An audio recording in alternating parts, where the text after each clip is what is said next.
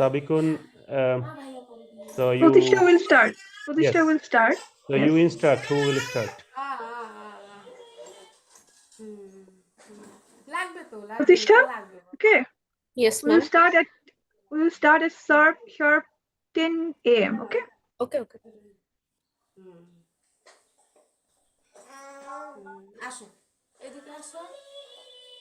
So Asanabib, if you could tell us when the live stream is starting, and Suchira, you have to, so it will be live streaming. So we try to keep our camera as much as possible, camera open, so that live sure. streaming Absolutely. can be, successful. Yeah. Yeah. Absolutely. And for your so we have only 23 people here now. Great. Yeah. So there will be 3-4 medium like YouTube and also other social media platform. It will be all live streaming. So yeah. Yesterday there were in total over 2,000 participants. 200. Oh, that's great. No. So in Zoom, after coming and going, it was like 1,300 in whole day statistics.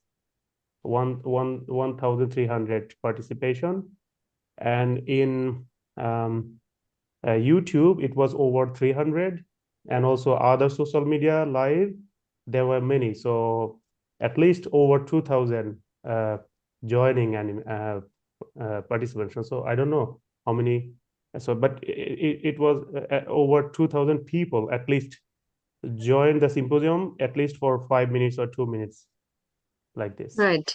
So it was huge yesterday. That's why we try to keep our camera on as much as possible.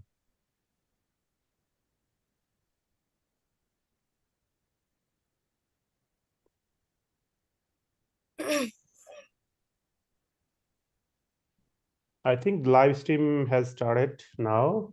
The notification came to my screen.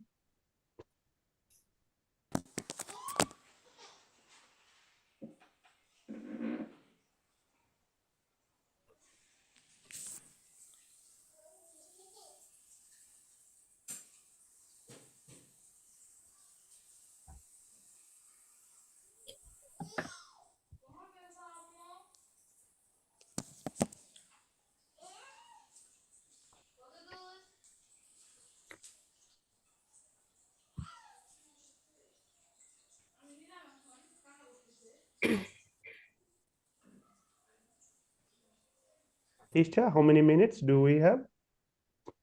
1 minute. Yeah, good.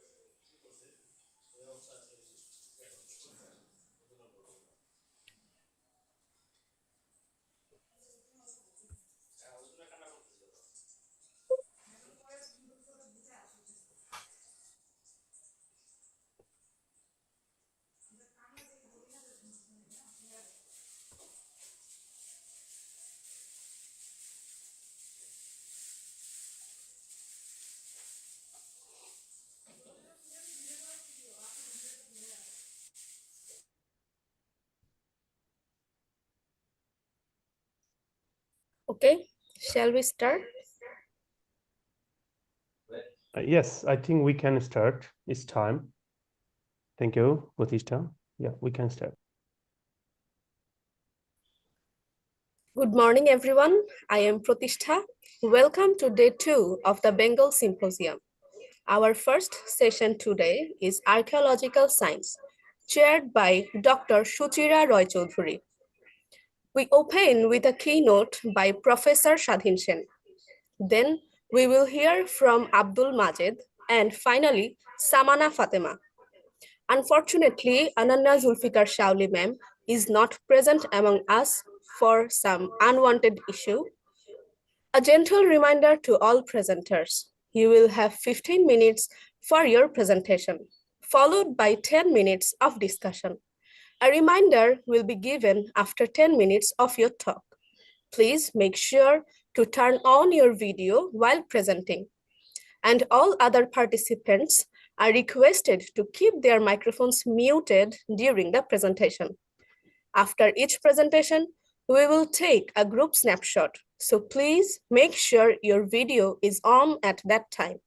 Let's warmly welcome our chair, keynote speaker, and presenters to begin the session.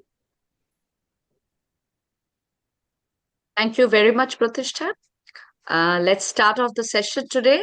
I thank Bengal Symposium for allowing me to chair a very important session, and that is archaeological science. Now, the first keynote, without going into much of the introduction, the first keynote is going to be given by our dear friend, Professor Shadhin Sen. And Shadhin Sen doesn't need any introduction, actually. But yet, just to give a brief, small little word, just to talk a little bit about him. He's a professor of archaeology at Jahangirnagar University and one of the leading archaeologists in Bangladesh, with over 2 decades of experience in field archaeology and archaeological theory. His research integrates excavation, survey, and ethnographic approaches to investigate human landscape water interactions in the alluvial environments of South Asia. He has directed major archaeological projects across northern Bangladesh, leading to the discovery of Buddhist monasteries and early Pala period temples, and has published extensively on the archaeology of early medieval and medieval South Asia, which has been not only helpful for the students of Bangladesh, but also, I think, all over South Asia. Now, keeping that in mind, he'll be talking about a very important topic. The title of his topic is How Should brackets not we engage with the archaeology and history of Bengal Delta, a manifesto from the margin. So over to Shadi for his very engaging talk. I think I'm audible, Shuchira. Absolutely, absolutely. Okay, thank you. Please. Thank you, Shuchira, for your kind Over to you. introduction. I think I don't deserve that kind of introduction. But okay, very good morning from me. And today is the traditional day of Nabanno in Bengal. So I like to wish everybody from the agrarian region a very happy Nabanno. And I think that is a kind of manner, but I am a part of the organizing team. But still, I am very privileged and honored to be here, and especially to be invited as a keynote speaker. And I would like to share my presentation right now.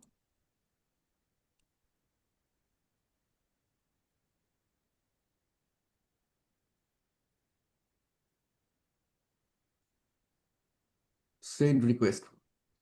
Please accept my request. Who is the host?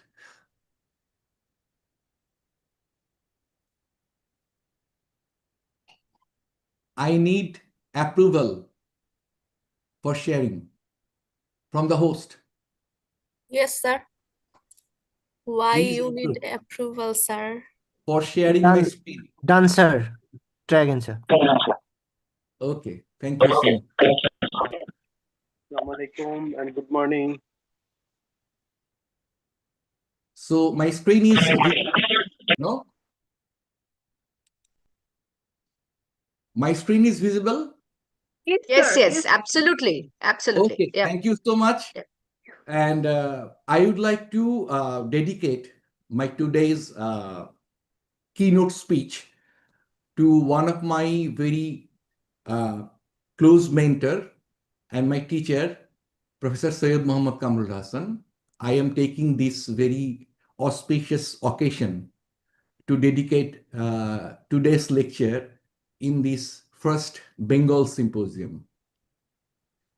And now, if I want to clarify some points before going into the presentation, I have to clarify that my lecture or speech will certainly, as has already been mentioned by Dr. Shuchira, will include a portion with theoretical issues and conceptual issues, as well as I will give examples or case studies to substantiate my arguments and my propositions. And I must also clarify that the term manifesto may sound a little bit political, and I must confess that archaeology was never non-political. But by manifesto, I have meant that this is not some kind of prescriptive or normative notions or ideas or discourses. Rather, I would like to present some of my propositions based upon our experience of working not only in the so-called undivided Bengal, but also in the context of South Asia and also in the context of the world. So this is a matter of the scale, which is very important in archaeology and history, but from different perspectives. First, I would like to raise the question, what does it mean by Bengal? And the second most interesting and important question, which we do not ask, is that when and where is Bengal? Because if we take Bengal as a territory or as a culturally specific territory in a fixed notion, then we will never ask this question, when and where is Bengal? But we have to remember that as the student of archaeology, as students of history, we must address any kind of identity of a territory or a land on a region on the basis of their historical transformations. So the Bengal we know right now was basically a territory which was constructed by mapping or cartographic gaze during the colonial period. We have to understand this very important notion of presentism. That is, we try to understand and interpret past on the basis of our present identity, our present territorial boundary, our present collaborative or non-collaborative, interactive or non-interactive perspectives. But if we go through the text, I will come later to the point of the text and material culture problem. Am I audible? Absolutely. Yeah. Absolutely. Okay, sorry. But some I was just disturbed by someone is keeping yeah, his or someone is not muted, most probably. yeah. So if usually archaeology and history in South Asia are regarded as some kind of supplementary discipline, but for me, archaeology is related to history as a discipline, but we have to consider also the fact that archaeology has some distinctive conceptual and methodological issues which are very different from history. Archaeology is not the discipline that was 20 years ago, or even during the last 2 decades. Many arguments and debates in different aspects of archaeology are very dominant in different academic and non-academic circles. For example, just before this presentation, I was listening to Professor Supriya Verma's lecture in JNU, which she delivered just recently. She was mentioning this problem of, for example, periodization and expertise on the basis of periodization. In South Asia, historians are subscribed to periodized expertise. For example, someone is expert on prehistory, or someone is expert on ancient period or medieval period or modern period and so on. But archaeologists can just transgress this boundary. And archaeologists are transgressing these boundaries. So the Bengal, if we read some of the dominant historical narratives or text, which are very popular in, I think, in both Bengal, West Bengal of India and Bangladesh, that Bengal comes from Bongo or Bangla, but we assume or imagine a continuity from an eternal period as the transformation of Bongo into Bengal. According to historical geographic understanding, we can see that different place names or different identities of regions were given not only by the inhabitants of that particular region, but also by the people who were residing or inhabiting outside the territory. And at the same time, many people came or traveled across the regions, and they also are given different kinds of identities or names to different regions. So Bongo, at the same time, we are finding Bongo in different kind of text, and we usually claim that this Bongo has been just unproblematically transformed into Bengal or unproblematically transformed into Bangladesh. But that is not the case. If we look deep into the critical understanding of the space and time, we will definitely see that, for example, Bongo, which was mentioned in Mahabharata, is not the Bongo which is mentioned by some Chola rulers from southern India or by some rulers who is issuing some coins on epigraphs where he or she in some dedicatory inscription mentions Bongo. The territoriality has been completely transformed.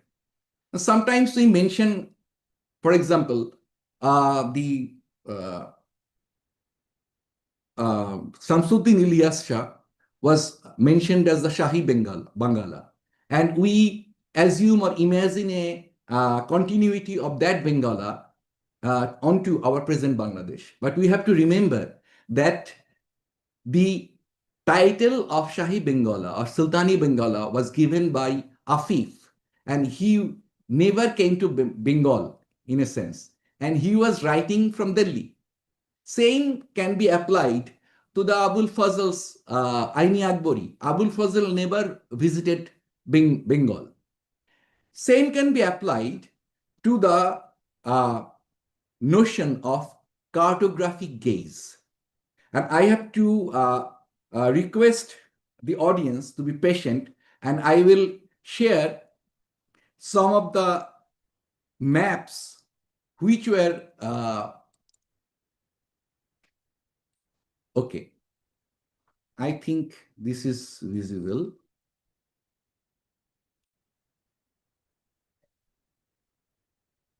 So mapping or cartography is a very important issue in history and archaeology, and in the construction of our conception or perception of a space.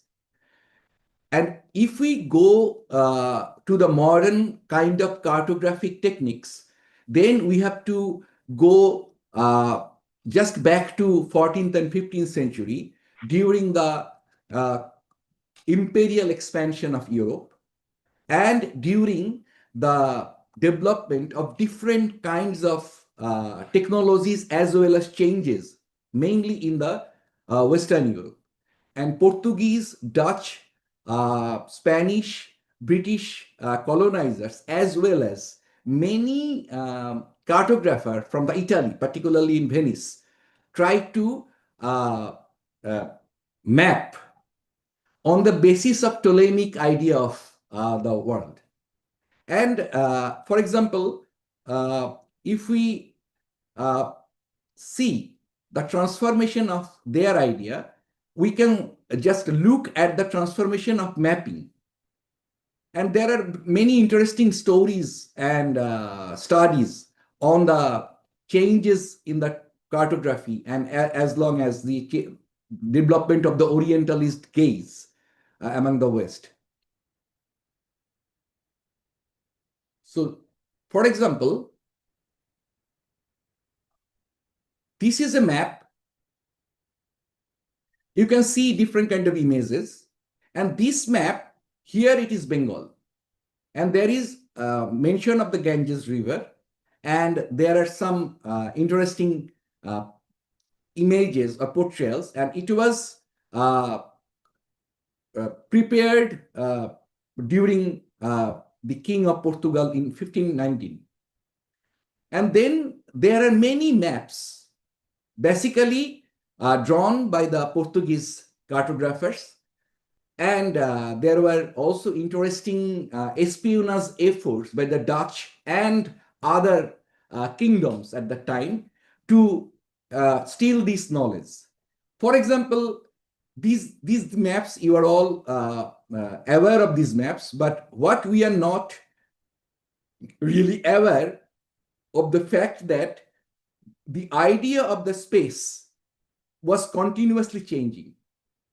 And I am just scrolling to show you the changes in the mapping or representation of the area or region, which is now known as Bengal. For example, this is a very celebratory map. Huaudi Baras, its name is related to the Portuguese merchant and traveler Huaudi Baras. But interestingly, Baros never visited the internal part of the Bengal. But after him, it was basically completed by several other workers, but we don't know the history of this map. And these are all maps, and the deltic part as well as the internal part are depicted in many different ways. And right now, this is also Buffin's map, where you can see the names of the Mughal emperors and the name Bengala. And the name Bengala for this particular reason is being used for the last 400 or 500 years.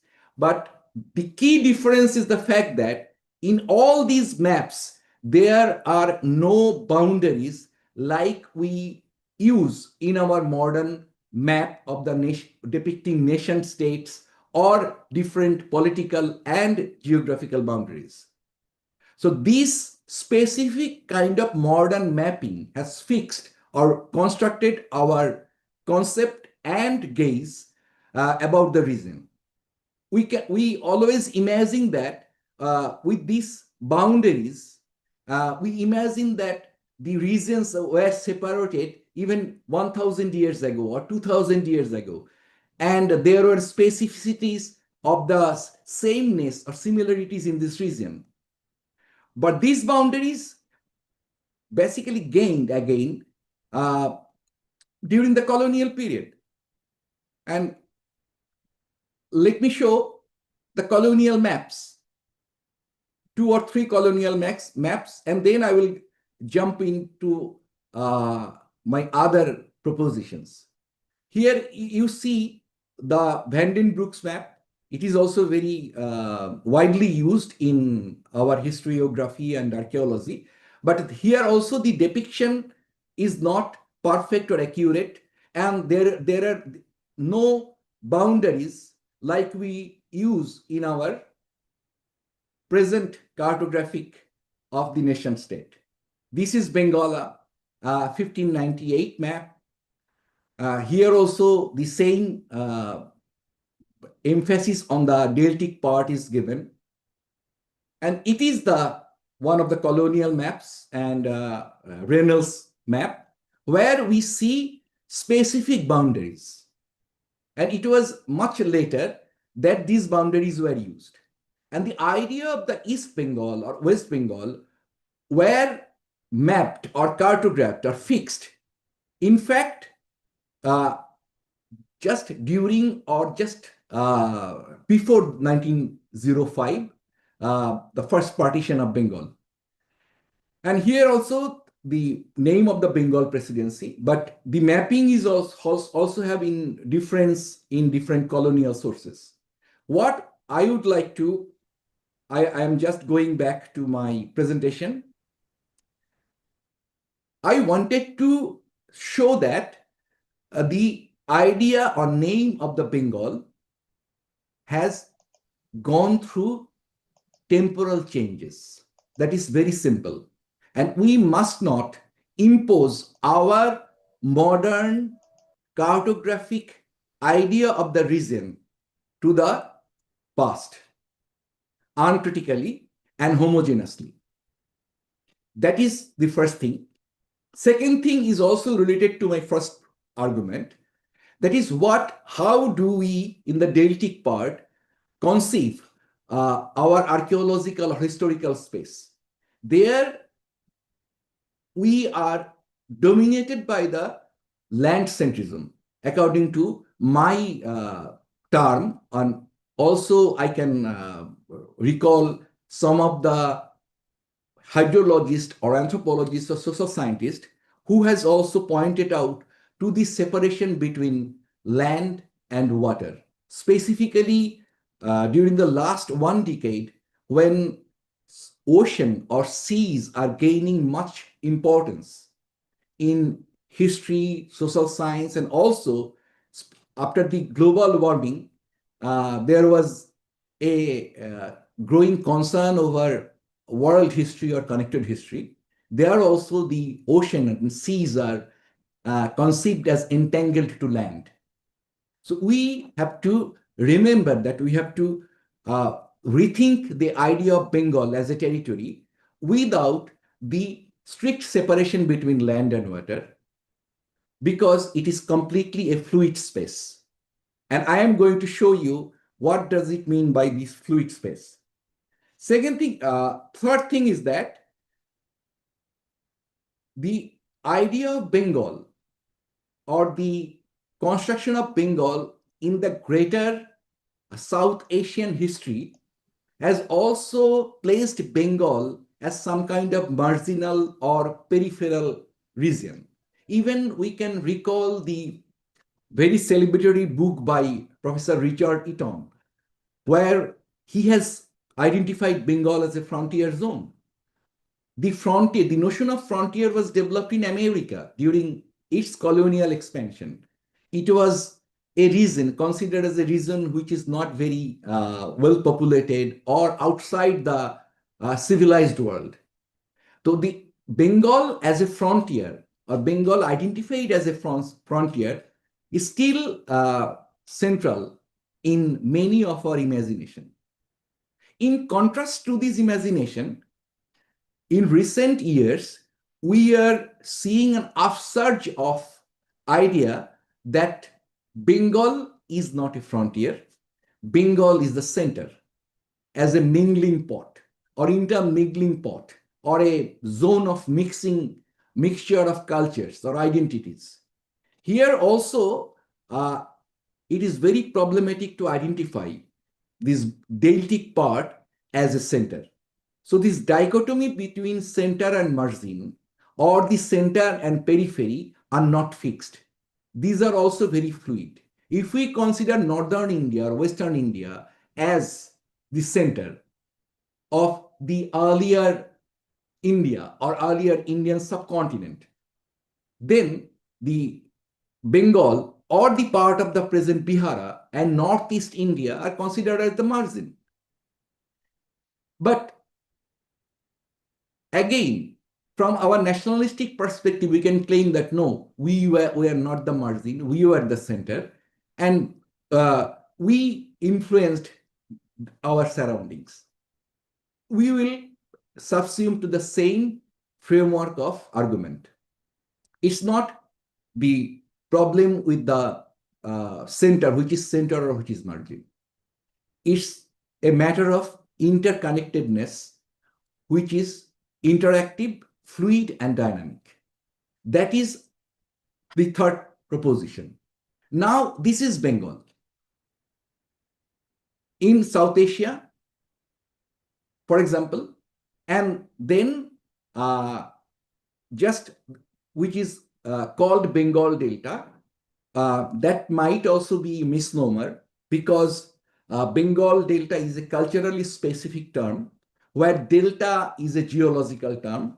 Both of these terms, one geological and one cultural, are not synonymous or coterminous with each other.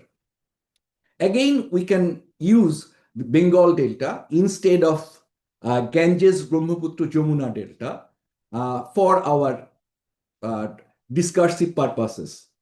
But again, we have to be critical or cautious about using Bengal Delta as a homogeneous or space or territory. And here, the deltic part is surrounded by many territories or regions or geological spaces which were interconnected with our deltic part. For example, the Himalayan part in the north, or in the eastern part, the Indo-Burma range or Purvanchal, and in the western part, the Chotanagpur Plateau, and definitely in the south, the Bay of Bengal. So there are cultural and political as well as human interaction across this space. We cannot specify some uniqueness to a particular space for a time immemorial.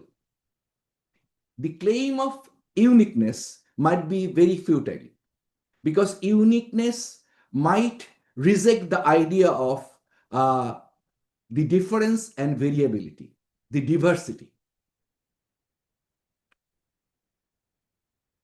This is one of our friends' big publication, and it is one of the rare publication in Bengal from archaeological perspective, living with floods. Here also we can question on the basis of this work, our assumed idea of this land and water, as well as our imagination of the Bengal Delta as a permanent landmass. Here, again, I am coming to our next point, that the permanency on Bengal Delta or deltic part is problematic thematically, because in many places, human settlements or human interaction with the land and water were very transient. It was continuously changing and dynamic. Here you can see the futility of separating land and water. On the left side, there is our map of Bangladesh during the dry season. And on the right side, you can see the map of Bangladesh during the wet season. So what is the boundary between land and water, which varies according to the seasons? And here I am just showing some photographs of the fluidity of the land and water in our particular space. The chores or landmass in Meghna. First, you can see it is just on the water, and on the right side in the bottom, you can see it is submerged. And we should not believe or think that people in the past didn't lived in such landscapes. And here, some of the infographics I have prepared particularly to convey my propositions more vividly or with more clarity. That is, the first thing is that the scales of history, we are all aware of these things, but sometimes we forget when we talk about our history. Local, regional, the scale of empire and the global, all are interrelated and all are connected. We can come from the top to the bottom, or we can go up from the bottom to the top. And on the right side, there is 6 years of historical understanding. I think in Bangladesh, we are not very aware of all these 6 C's. For example, we always conflate or co-terminate causality with correlation. we have to remember that causality is not, correlation is not causality, and causalities could be interpreted in many different ways.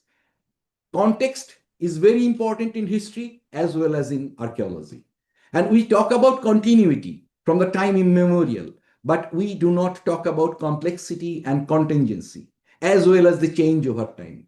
The periodization we follow is very problematic, and already many of the archaeologists in the South Asian historians have talked about these problems of periodization, specifically the periodization, tripartite periodization following the colonial narrative, that is ancient, medieval, modern.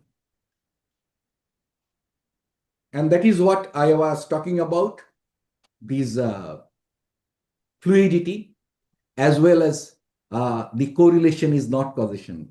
For example, I can give you a very simple one. NBPW is a famous or celebrated pottery in Bengal or in South Asia. Though the term is a misnomer, and Dr. Colin Lofra has proposed a very different term for this particular type of pottery. But overall, in the dominant narrative or popular narrative, we regard NBPW as a specific trademark artifact or marker for a particular time period. Not only that, NBPW is also considered as, for example, the sign of urbanity, as sign of Buddhism, as sign of external contact or trade. And in many different ways, we regard NBPW as a single most important artifact or pottery from early historic period, along with some other things, for example, punch mark coin. Again, there is problem with the identification of punch mark coin as a periodizing marker. But NBPW, when consider NBPW, we can easily make the error of correlation and transforming correlation into causation. That is, NBPW doesn't necessarily mean that it was used by the elites. We neglect the enormous or largest corpus of the common pottery during the entire period. We neglect different fabrics of NBPW from different regions.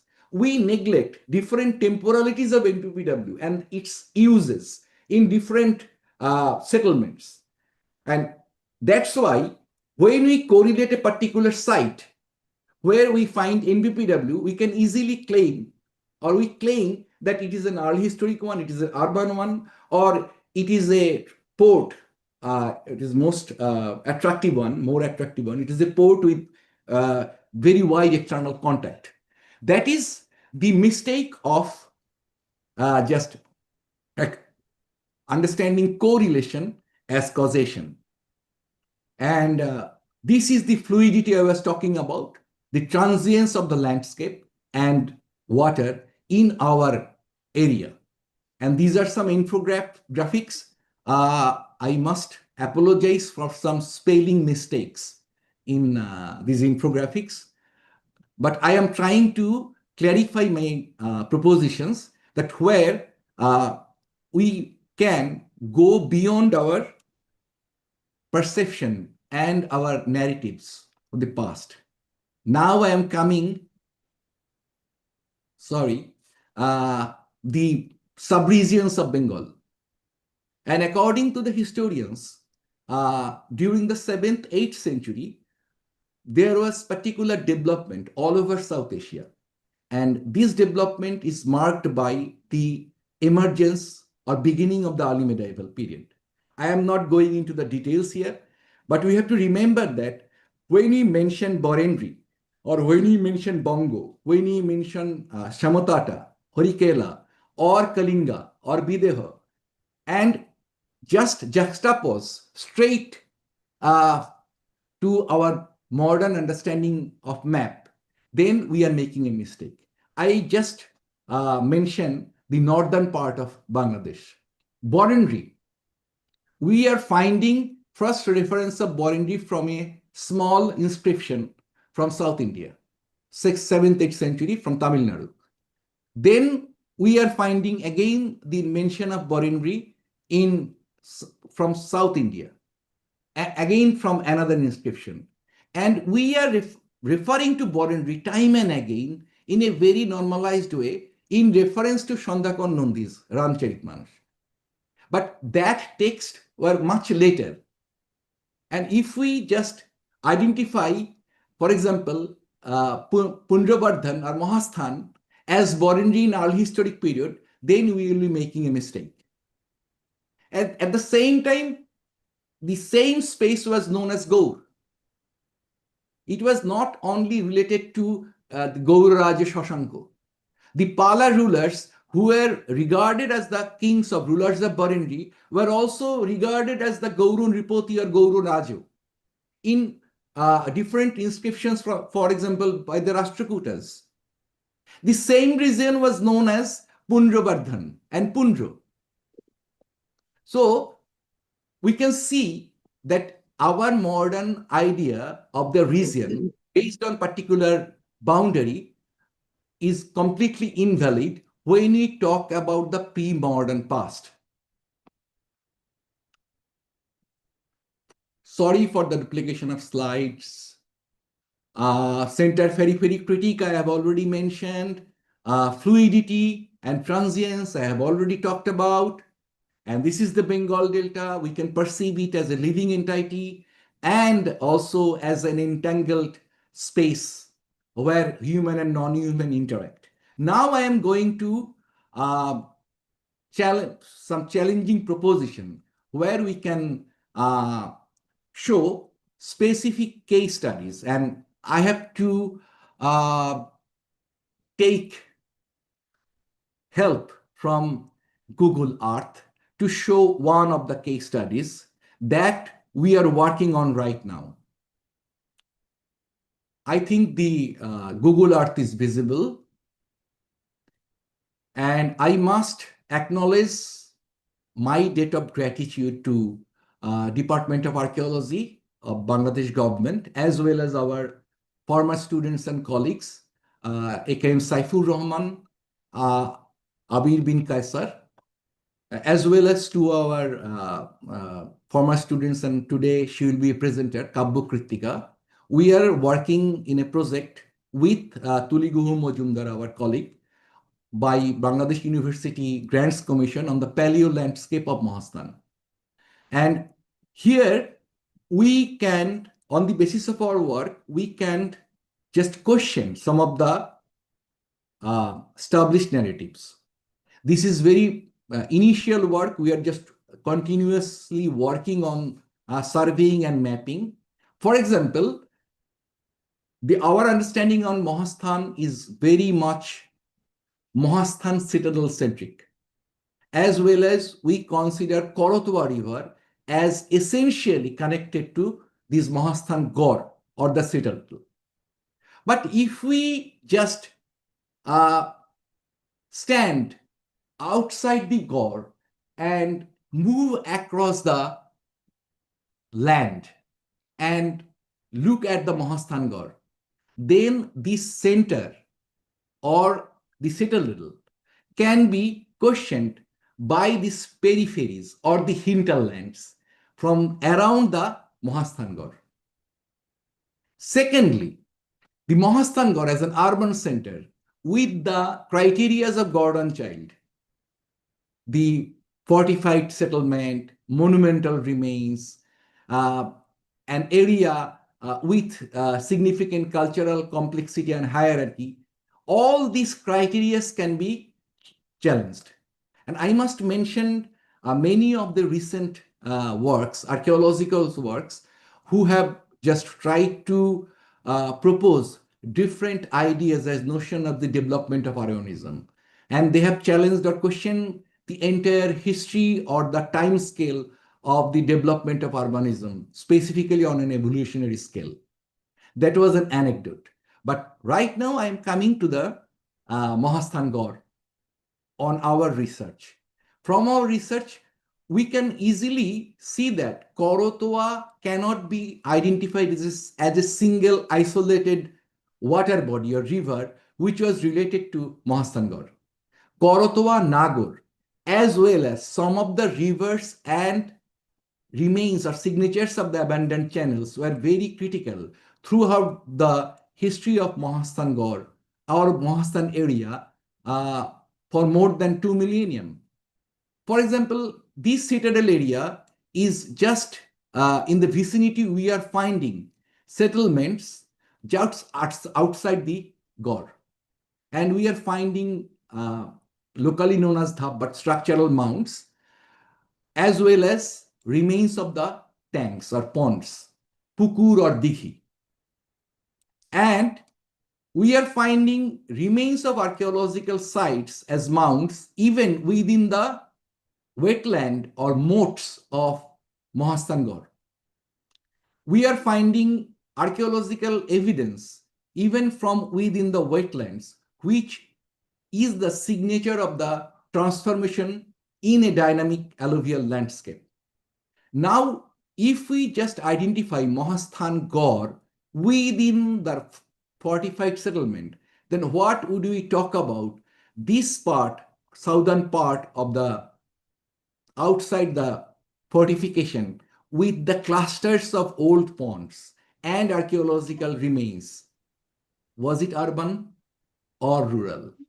Was it hinterland or urban? At the same time, look at the western part, look at the northern part.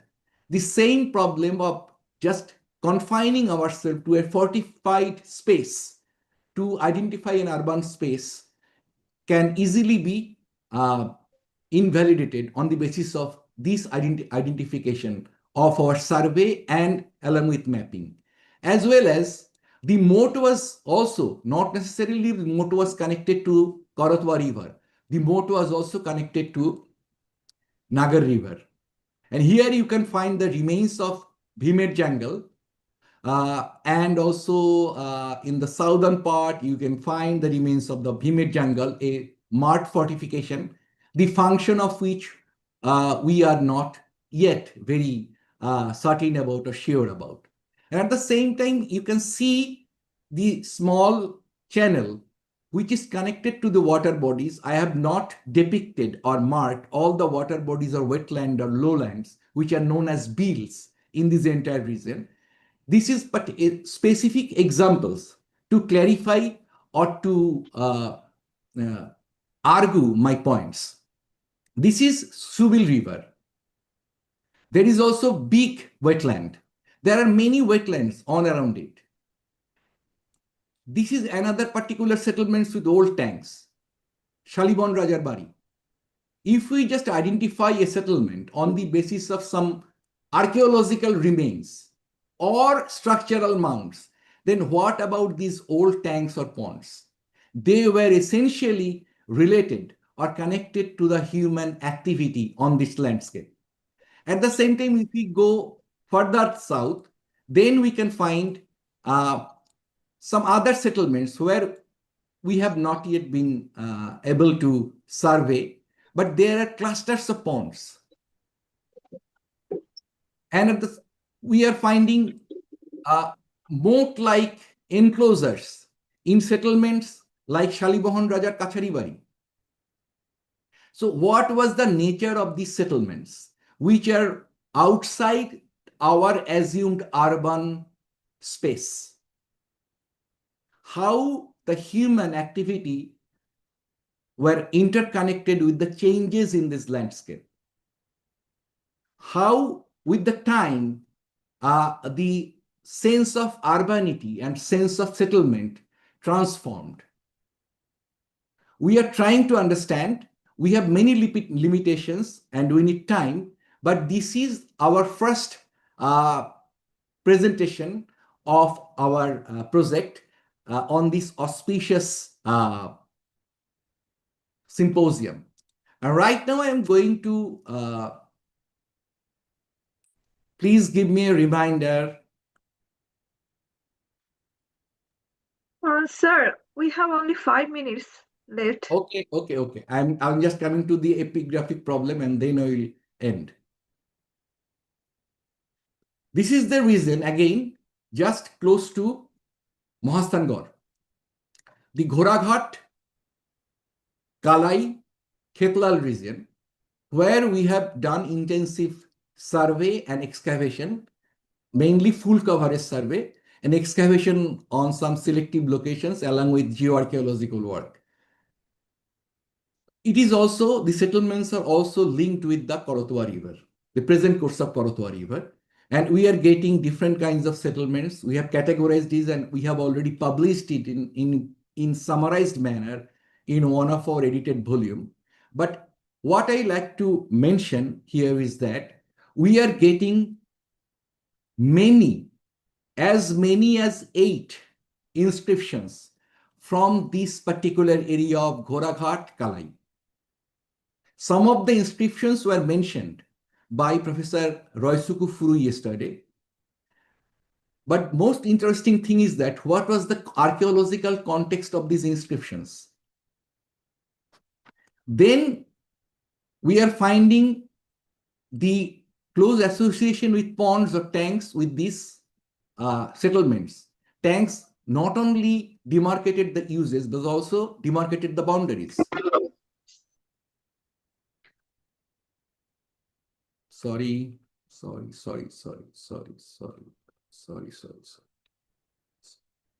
This is a very interesting gore, Nil Doria, and it was excavated by the locals. We have just cleaned it and took photographs.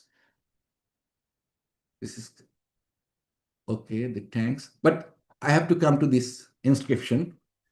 This Kucherpara inscription was discovered by the local digging of a particular mound in Kucherpara in Ghoraghat. I have shown the location.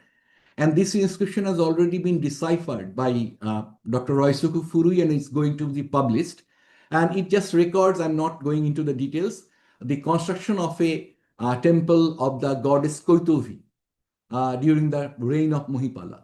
And close to this location, we have Belowa, a very important settlement from where 2 inscriptions, one of first Mohipala and the second one of the Bigrahapala was discovered and deciphered. We have excavated here and we have got a Brahmanical temple which was later transformed into different kinds of space throughout its biography for almost 700 to 800 years. This is the famous Damodarpur copper plate, which we mention here and there to prove that this region was part and parcel of the Gupta Empire. But we have already problematized this notion and shown that the Damodarpur copper plates were found in a location where we are not getting any evidence of the Gupta period archaeological material. At the same time, we have got 5 copper plates from a wide range of time, almost more than 100 years time, from a single location. The first question will there be why there were 5 copper plate inscriptions together in a single location. That is the problem with the provenance. So I am not going into the other details because I don't have time, but I'll just finish with our delta. Some photographs from the Celtic part close to the Sundarban. This is Borobari, now in Koira, Khulna. And you can see the present regional director of Department of Archaeology, our former students, A.K.M. Saifur Rahman. We are working together in that region. In Kopilmoni area, later they have excavated there. So the work in the Deltic, active Deltic part in the West Bengal area are much richer than our work in our Deltic area. Still, right now we are trying to understand the human land-water relationship in that region. These are all the archaeological materials, cowries, and many other things, materials from that particular locations, and the settlement continuity in the same space. Okay, this is the Borobari, and there are some of the many other sites which were discovered by Isme Ajam Riju, an amateur but very enthusiastic young man within the Sundarban. There are works on the salt making kilns in the Sundarban area. I know Saurav is here. He is one of the co-authors of one of the articles. So we are getting different kinds of ideas from different parts of the region we are calling Bangladesh or Bengal Delta. Bengal Delta was not also homogeneous. In Sylhet region, we are getting space-time dynamics in a different level, in northern part in a different level, in Rangpur in a different scale, in Chittagong in a different scale, or different mobility or connectivity with the sea or ocean. So these differences, these diversities, these variations must be taken into account and must be given proper emphasis to our understanding of the past of human land-water interaction in our territory, which we now call Bengal. Thank you for your patience and thank you for any inconveniences I have made. Thank you so much. That is the end. Thank you very much, Shadhin. This is definitely a very thought-provoking contribution, and of course a very important lecture. And it definitely, those who are working in Bengal archaeology, they should, again, by listening to your lecture, reconsider a lot of methods which will help us to understand the archaeology of Bengal Delta much better. Now, refraining from my own personal comments, what I wanted to say, because we are a kind of a paucity of time, I will ask the audience, whoever is present, to raise your hands and please start asking questions. Yes, we have Colin Lefroc. Colin, can you please unmute yourself and start asking questions? Colin, please unmute yourself and you can ask your first question. Yes, could you hear me? Yes, absolutely. Yes.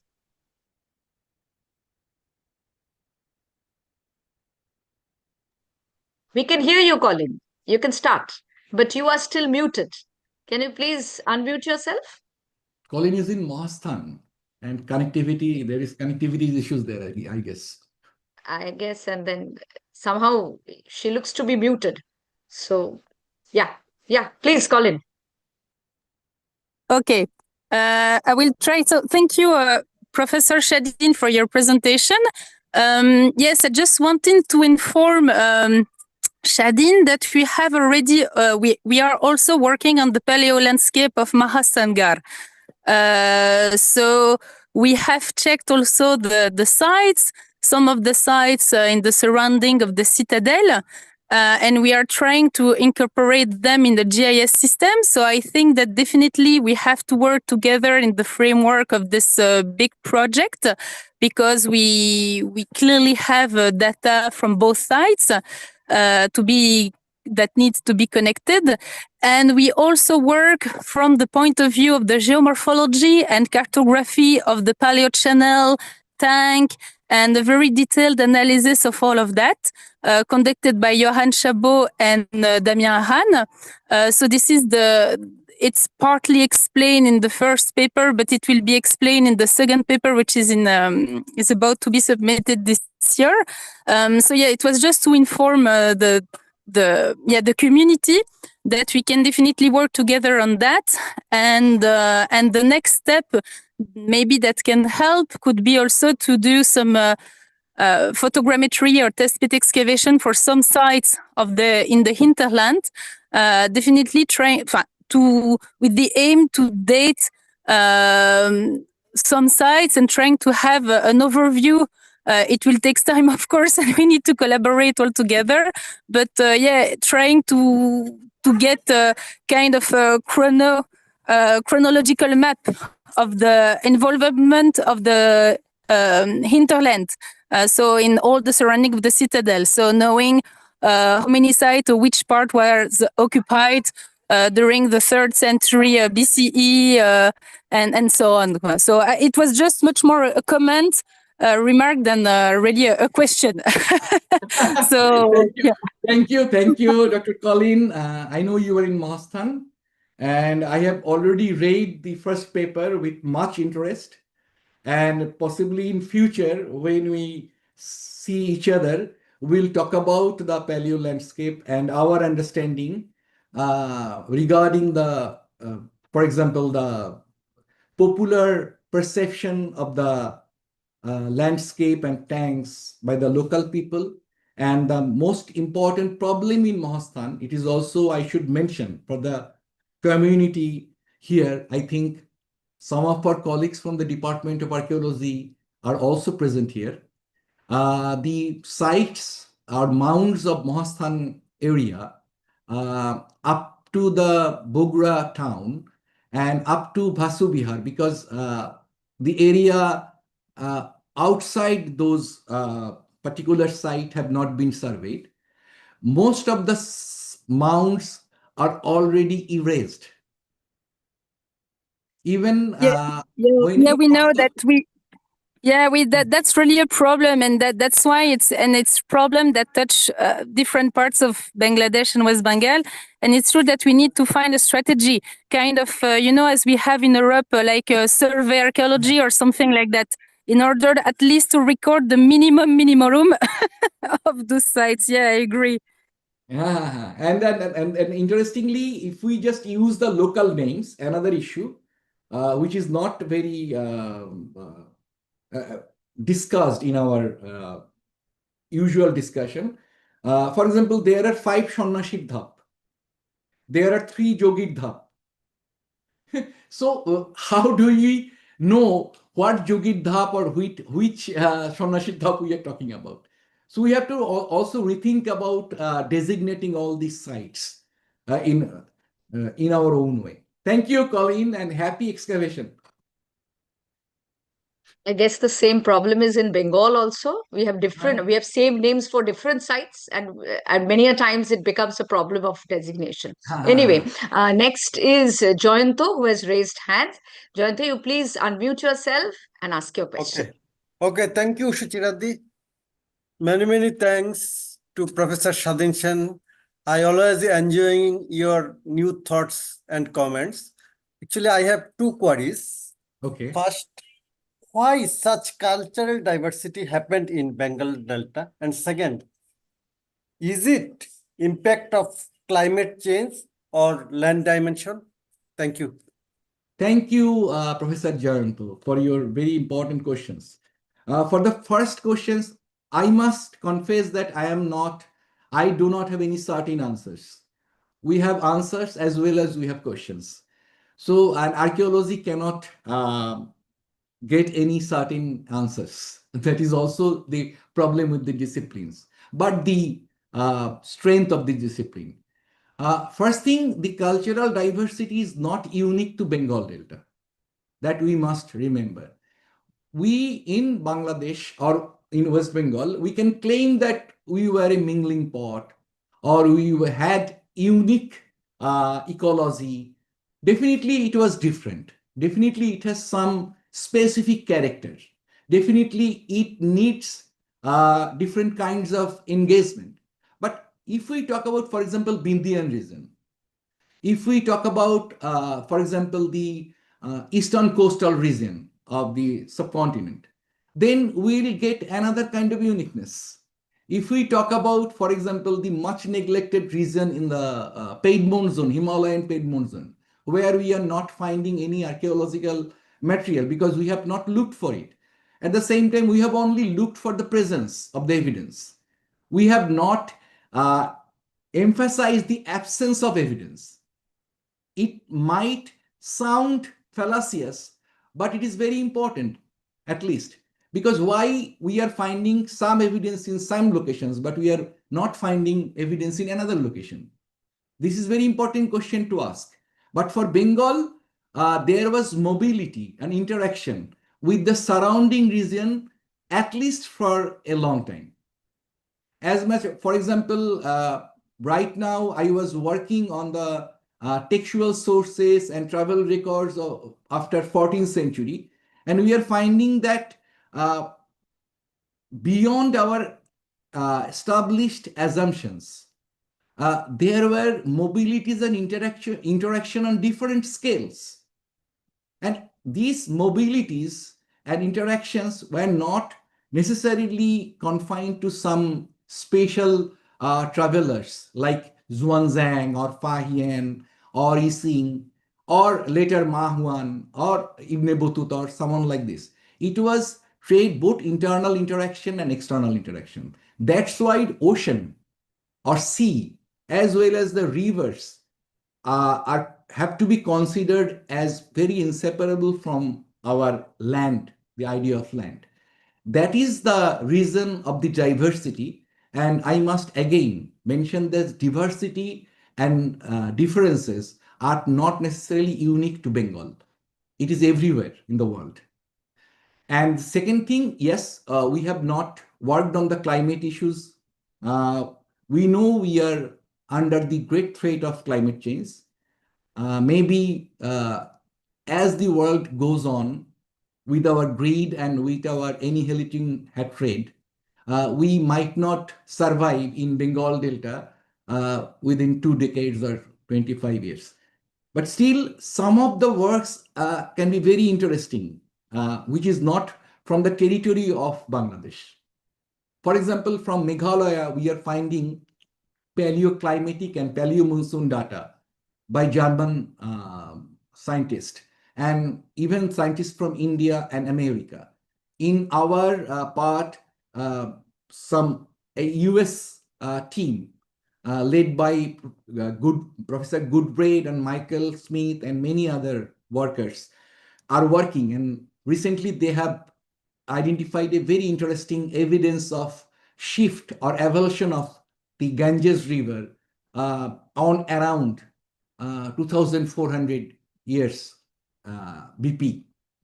So paleoclimate and paleoecological change is very important. We must emphasize identifying and locating proxy data sources from our territory. And we have to work on that, Professor Jayanto.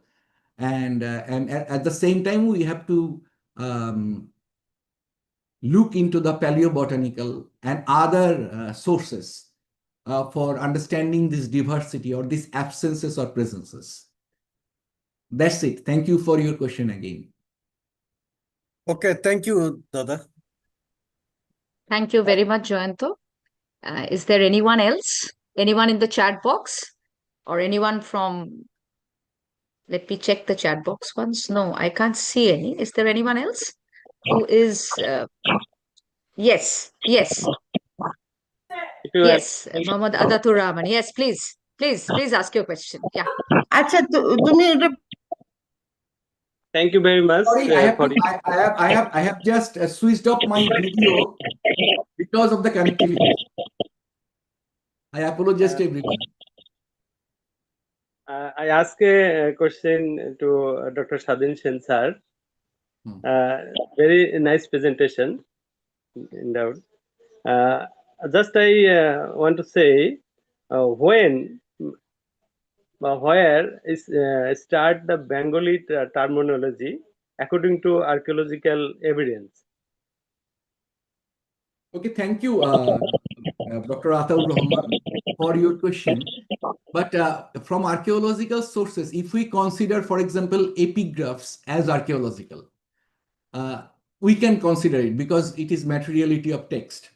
At the same time, we are getting many manuscripts on palm leaves or even in different kinds of papers from later period. But the term Bangla as a region or as a particular region co-terminus with our present Bangla was not found anywhere before the colonial period with this particular boundary. Bangladesh, even we are finding name Bangladesh in the Poschimbang inscription on which Tuli Guho Mojumdar spoke about yesterday. Even we are finding time Bangala inscription of Poschimbang inscription of Sri Chandra as even in the Vipuleshwari Mitra copper plate inscription of Nalanda, where both have mentioned the term Bangala in two different ways. In Vipuleshwari Mitra's inscription, it was mentioned that the army from Bengala or Bangala demolished and Shampura Mahavihara. And he was donating for the restoration of the Shampura Mahavihara and for the temple of Tara. That is Vipuleshwari Mitra. And for Paschim Bagh, the settlement, the two settlements, which were for which detailed Extremely sorry, donation was sir. We given. are running out of time. Okay, may I end this answer, please? Thank you, sir. Thank you, sir. Next time I No, especially. okay. But there also people are from Bengala was given land. I just wanted to mention. Thank you. Thank you so much. Sorry, sir. No. It's all right. It's perfect. We have Sharmin Rajwara who has also raised her hand. But Sharmin, I think you can have a personal chat with Professor Shadhin Sen, because as you hear that we are running out of time. Will that be okay? I understand. Absolutely. Okay, thank you. Yeah. Thank you so much. Okay. Yes. Okay. So we go to the next. Thank you, Shadhin, once more for this very engaging lecture. And let's move into our sessions. Okay, so let's move into our next session, which is the main presentations that we'll start with. So the first presenter is going to be a team by Abdul Bazid, Masood Imran, Sabiqul Nahir, and Bulbul Mahabad, all from Jahangir University, Jahangirnagar University, Bangladesh. And the title of the presentation is Crafting Heritage, an Ethnographic Study of Traditional Copper Alloy Ornament Manufacturing in Vakurtu, Bangladesh. Yes, over to you. Yes, will you please start your presentation? Yes, thank you so much. Am I audible and visible to you? Yes, you are audible. Maybe you can make your presentation full screen. Sure. It's not yet full screen. Yeah.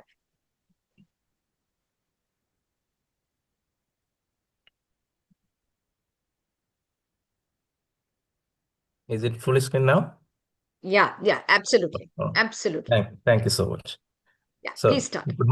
Good morning, everyone. My name is Abdul Majid from Department of Archaeology, Jahangirnagar University.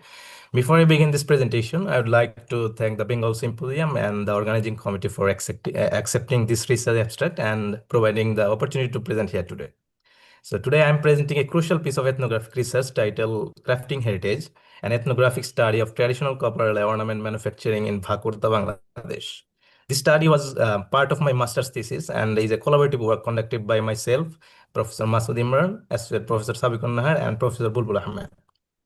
It explores a centuries-old craft that lies at the heart of communities' culture and economic identity, yet now faces significant modern challenges. So before moving into the details, let me briefly outline today's presentation. I'll start the background of the study, followed by short description of the study area. Then I'll explain the objectives and methodology applied in this research. Next, I will discuss the historical context, focusing on Bhakurta's long-standing metalworking legacy. And after that, I'll move to the traditional manufacturing process, which is the core part of this research. And finally, I will conclude with some key findings and reflections. Starting with the background study. So jewelry has always been more than just an accessory. It has long served as a powerful symbol of nobility and social status throughout the human history. While gold and silver often take the spotlight, ornaments made of copper and copper alloys hold a unique and historically significant place in Eastern India and Bangladesh. As you can see on the map, evidence of copper bangles found at early historic sites such as Senwar, Panduraja Dhivi, Gulabai, Sajan, Mongolkot, and Mostangarh indicates that copper metallurgy was widespread across this region. In the present day, we can still find a village where these types of copper alloy ornaments, including bangles, necklace, earrings, and other decorative items, are traditionally crafted. So our focus is on documenting the traditional techniques used in this craft in Bhakurta, Bangladesh.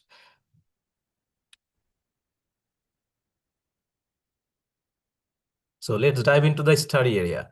Bhakurta is a picturesque village located on the outskirts of Dhaka. Locally, it is popularly known as Gohanagram, which means the jewelry village.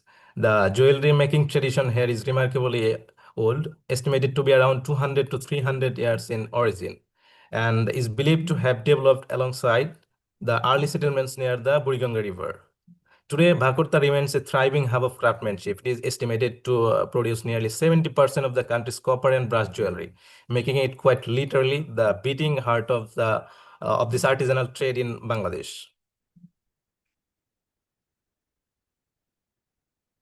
Sorry. So let's talk about the objectives and methodology followed in this research. This study was guided by two core objectives. First, and most importantly, to document and safeguard the traditional manufacturing process before they disappear. Secondly, to compare the current manufacturing process with those used in early historic periods and to draw meaningful insights from their similarities and differences. By shedding light on this age-old tradition, the research aims to contribute directly to the preservation of vital element of Bangladesh's intangible cultural heritage. To achieve these goals, we adopted a comprehensive ethnographic approach. This included extensive fieldwork using participant observation to fully engage with the daily activities on the workshops, and semi-structured interviews was taken with master artisans. The entire production process from sourcing raw materials to the final stages of trade was meticulously documented through written notes, interviews, and photographic evidences. So moving into the historical context, the history of metalworking in this region is truly remarkable. Copper alloy artifacts have been discovered from as early as the Indus Valley civilization and from several later archaeological sites in eastern India. In Bangladesh, the use of ornamental metalwork dates back to around 1000 BC over time. The styles evolved through the ancient, medieval, and colonial period, absorbing diverse influences from Mughal engravings to European design elements. Despite these shifts, traditional forms like Maduli and Shaka have endured for centuries. Bhakurta's own metalworking history reflects this long continuity as well as remarkable economic adaptation. Artisans who once worked primarily with the gold shifted to silver in the 1980s due to the rising cost and later transitioned to copper and brass in the 1990s when silver price increased. Though initially hesitant, the community embraced these materials, and today's copper alloy craftsman stands at the heart of Bhakurta's thriving metalworking tradition. So now move on to the core part of this research, the traditional manufacturing process of copper alloy ornament in Bhakurta village. Before diving into the detailed steps, I'd like to give a brief overview of the artisan and their workshops. So Bhakurta has an estimated 4,000 to 4,500 artisans, and workshops are found everywhere, not just in markets, but also within family homes. As you can see on the map, major workshops are located in Bhakurta Bazaar, Bottola, and Sholai Market. Interestingly, while this craft was traditionally practiced by the Hindu communities, it has now been mastered and embraced by the local Muslim community as well, highlighting its cultural resilience and inclusivity. So this slide shows photos of some workshop in Bhakurta Bazaar where artisan demonstrates the handmade production of copper alloy ornaments. If you look at the picture, see closely, you can see an artisan making copper alloy ornaments inside the workshops. So here I want to briefly talk about the key traditional and modern tools used by Bhakurta's artisans to make copper alloy ornaments. Artisans use traditionally or locally known as sholai rods to shape jewelry, straight ones for edges and carved ones for round design. Locally, they called tukna is used to stamp patterns, and small pieces are formed on a karshola. Rings and bangles are measured with a ring stand, while metals like copper and brass are cut with a metal cutter. Fine designs are added with a chisel. For accuracy and precision, they use a compass for drawing circles and a thread for measuring small parts. A brush is used for cleaning and polishing, and a Sharesh clamp helps hold hot metal safely. An iron plate works as a base for cutting, and a hammer helps the shape the metal. The ekoi, locally they called ekoi, gives the jewelry its final form. So modern tools like the gas burner are used for heating, soldering, and joining pieces, while pliers help in bending, gripping, and cutting wires. Together, these simple but essential tools allows artisans to turn copper and brass into beautiful handmade ornaments. So let's dive into the intricate manufacturing process of copper ornaments. I have divided it into 13 key steps. The process begins with the raw materials collection, copper sheets and mixed bars. About 70% of these base metals are imported primarily from India and China. Other essential materials include a special wax for molds, plaster powder or gypsum for investment casting, and borax or shuhaga, which acts as a flux to ensure strong bonding during heating. In the second step, the metals are precisely cut into the required size and shaped according to intricate jewelry design. In step 3, hard black wax is softened by hammering and then carefully shaped into detailed molds to accurately reflect the jewelry design. And as you can see in step 4, so here copper and brass pieces are carefully placed on the wax mold using threads, a precise task performed by both male and female artisans. Here in the fifth step, artisan carefully prepared a plaster mixture over the wax mold, covering it completely, and this plaster is left to harden for about 30 to 40 minutes, forming a solid and durable structure that will hold the intricate jewelry design during the next stages. After that, in step 6, the hardened plaster is carefully handled as the wax inside is removed, a process that leaves behind a detailed cavity capturing every fine line of the jewelry design. This step is crucial because any damage to the mold can affect the final piece.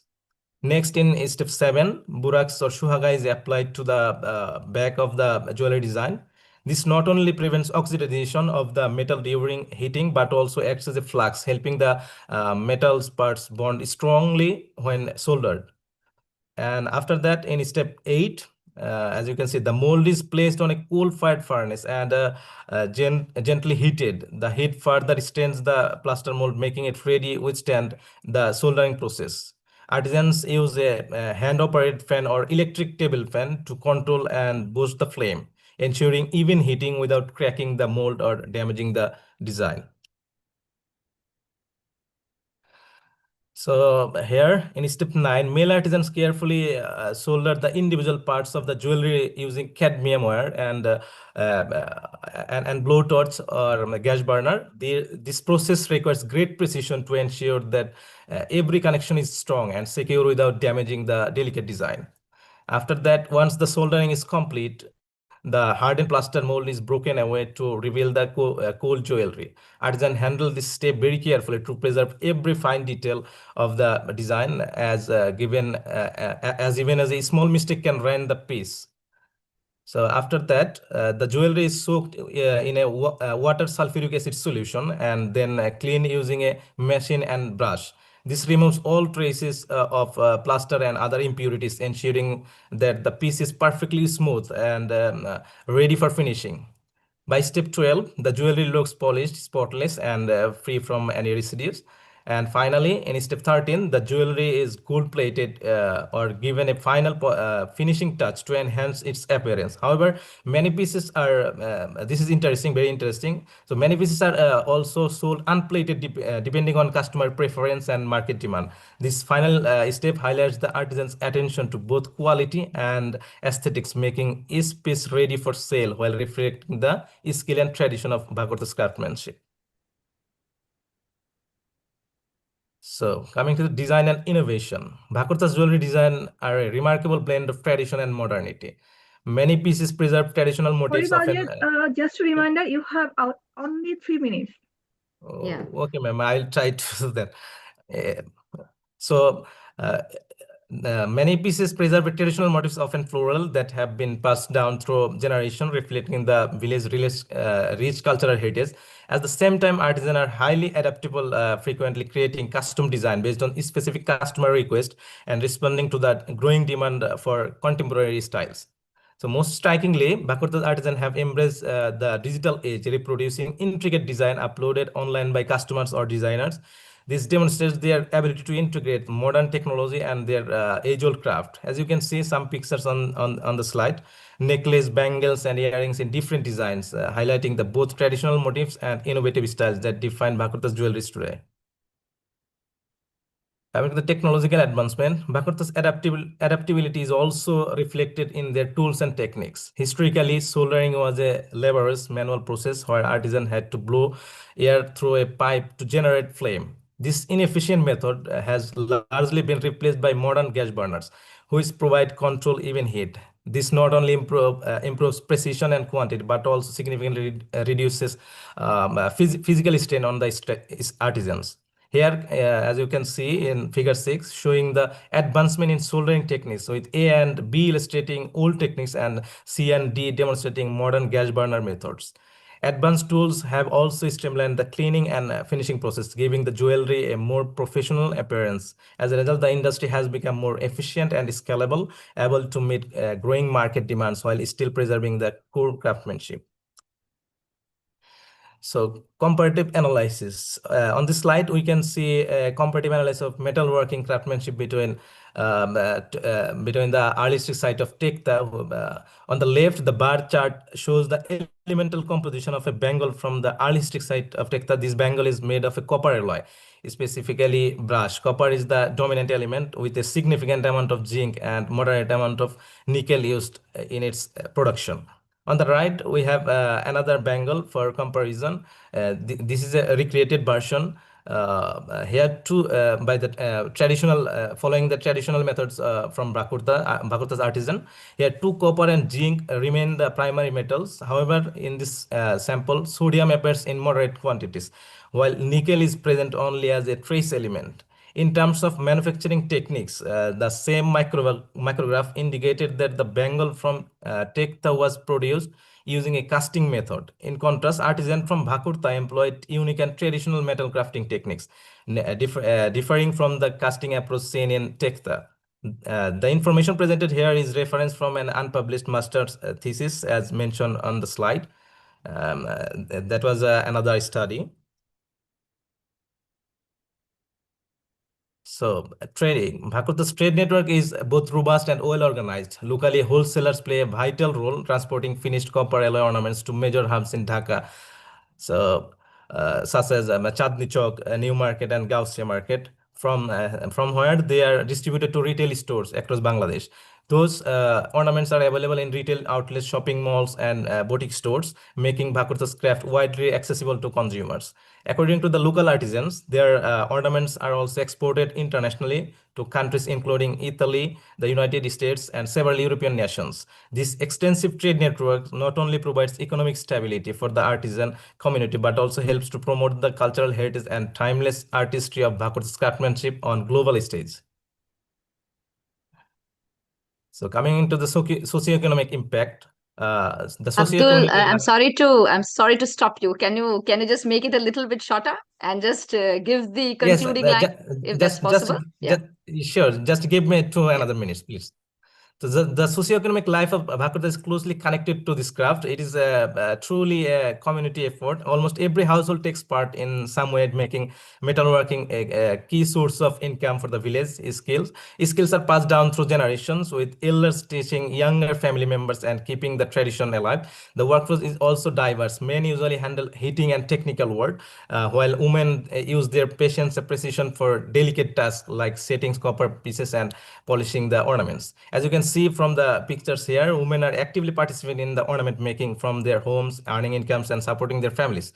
So children also contribute learning and assisting in smaller tasks. If you look at picture D, you will see a touching example, a mother and daughter working together, carefully placing copper pieces onto a wax mold. The daughter, who is currently a college student, helps her mother during her free time, reflecting how tradition and modern life harmoniously blend within this community. So despite Bhakurta's rich heritage and its importance, the local economy, the metalworking industry faced several challenges. First, the cost of raw materials like copper and brass is rising. The high import taxes reduce artisans' profits. Secondly, handmade products now compete with the cheap machine-made jewelry from China and India, which often takes over the local market. And another major problem is the lack of formal support.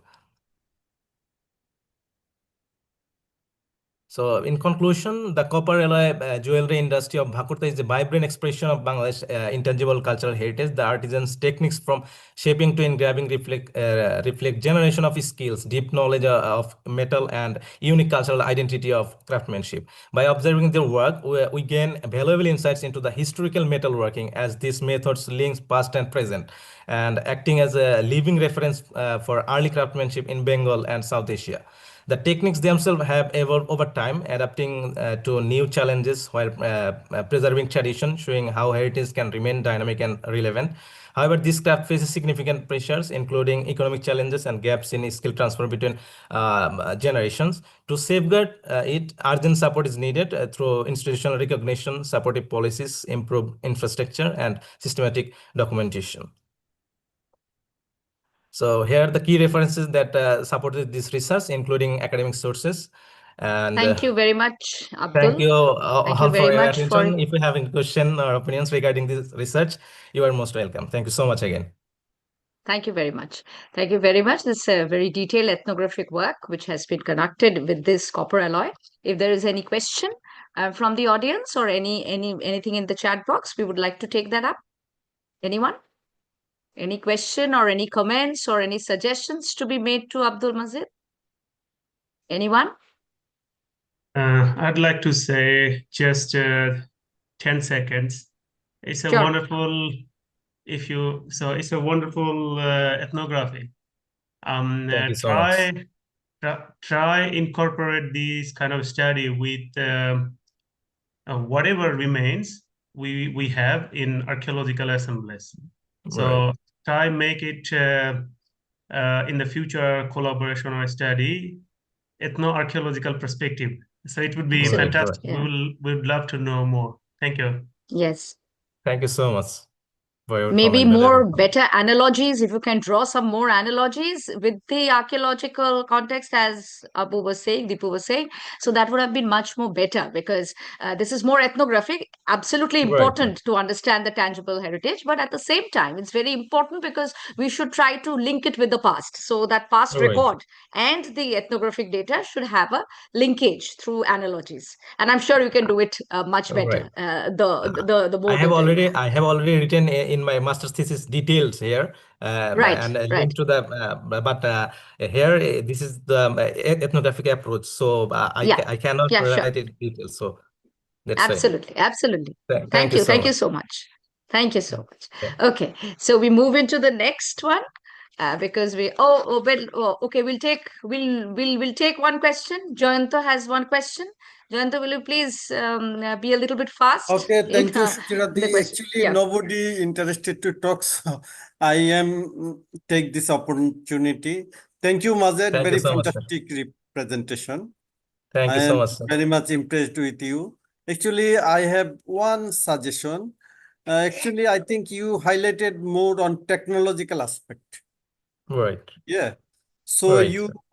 may add a word techno-ethnographic. This is my suggestion. Okay, thank you. Okay, sir. Thank you, sir. In the future, I'll try to do that. Thank you so much. Again. We'll take one more question. Atatur Rahmat, sir, will you please kindly make it very short? Yeah. Thank you, ma'am. Just I last 3 years passed in ethnological museum in Chittagong. For that reason, it is the supplementary, not a question. Are you visited in ethnological museum, Abdul Majid? Sir, in the not really in third year field work, I have visited in Rangamati, Rangamati Museum. But here I have seen that they demonstrate the tradition. Yes, I request you when you go to Chittagong in Agrabad, it is a very fantastic museum, and it is very traditional museum, and it is the outstanding museum in Asia, I think. you must visit, and then your article or your book in very rich. Thank you so much for the suggestion. I'll visit in the future, near future. Thank you so much. All right. Thank you very much, Abul Mazed, for your presentation. We move into the next one. That's the final presentation for this session. That is Samana Fatima, who's from University of Stirling, Scotland. And her presentation title is Intertwining Climatic Change and Intangible Heritage, a case study from Khalifatabad, Bangladesh. Samana, will you please start your presentation?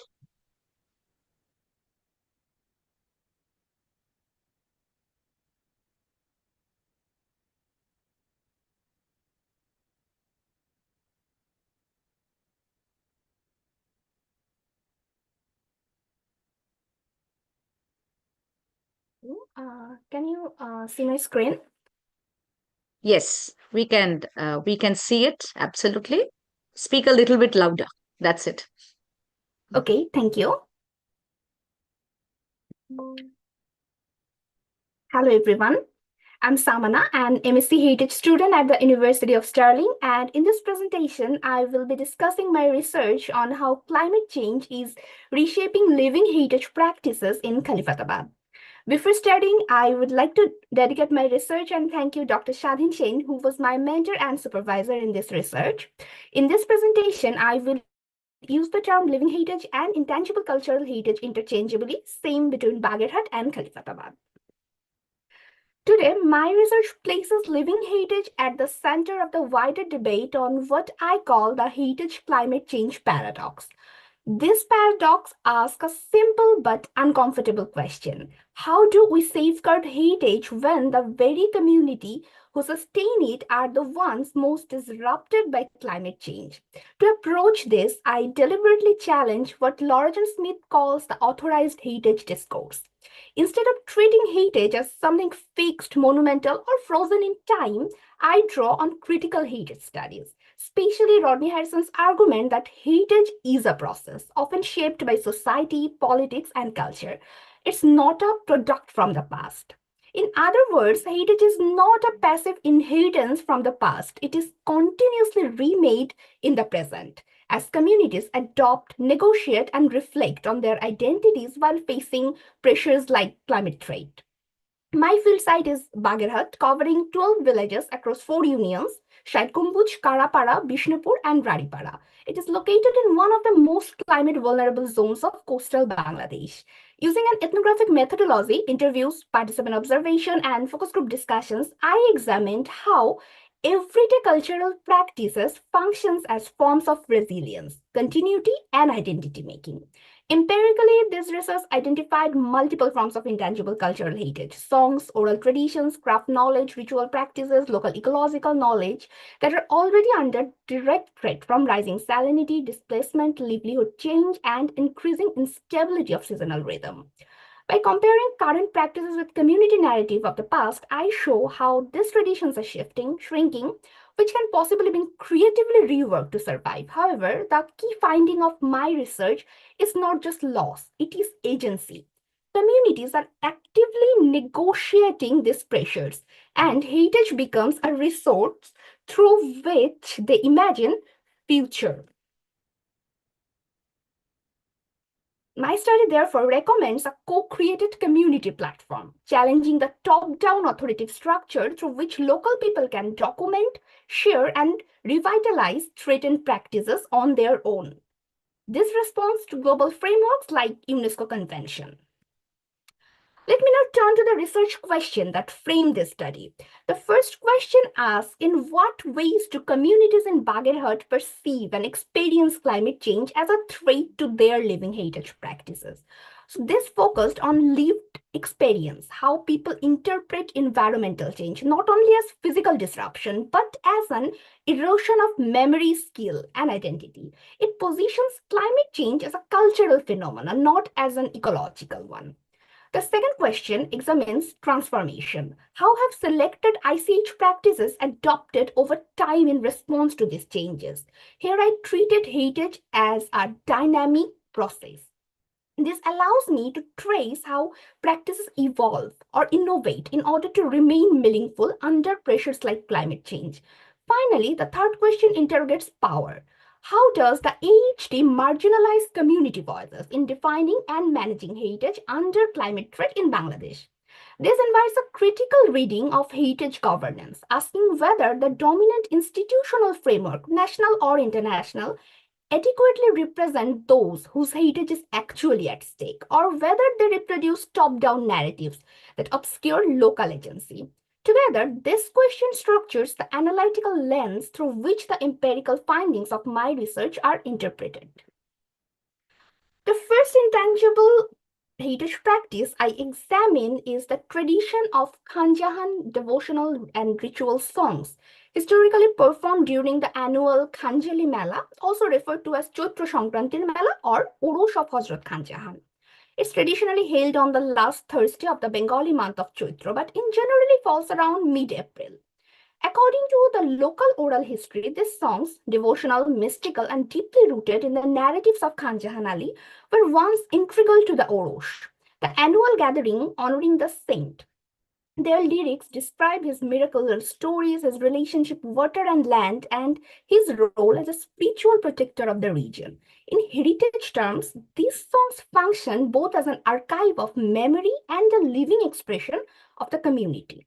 During my field work across villages, over 62% of interview participants, particularly elderly age group, state that these songs were once the emotional center of the Mela. Many recall that in 90s and 1990s, performance could last all night with over 5,000 to 7,000 visitors gathering around the site.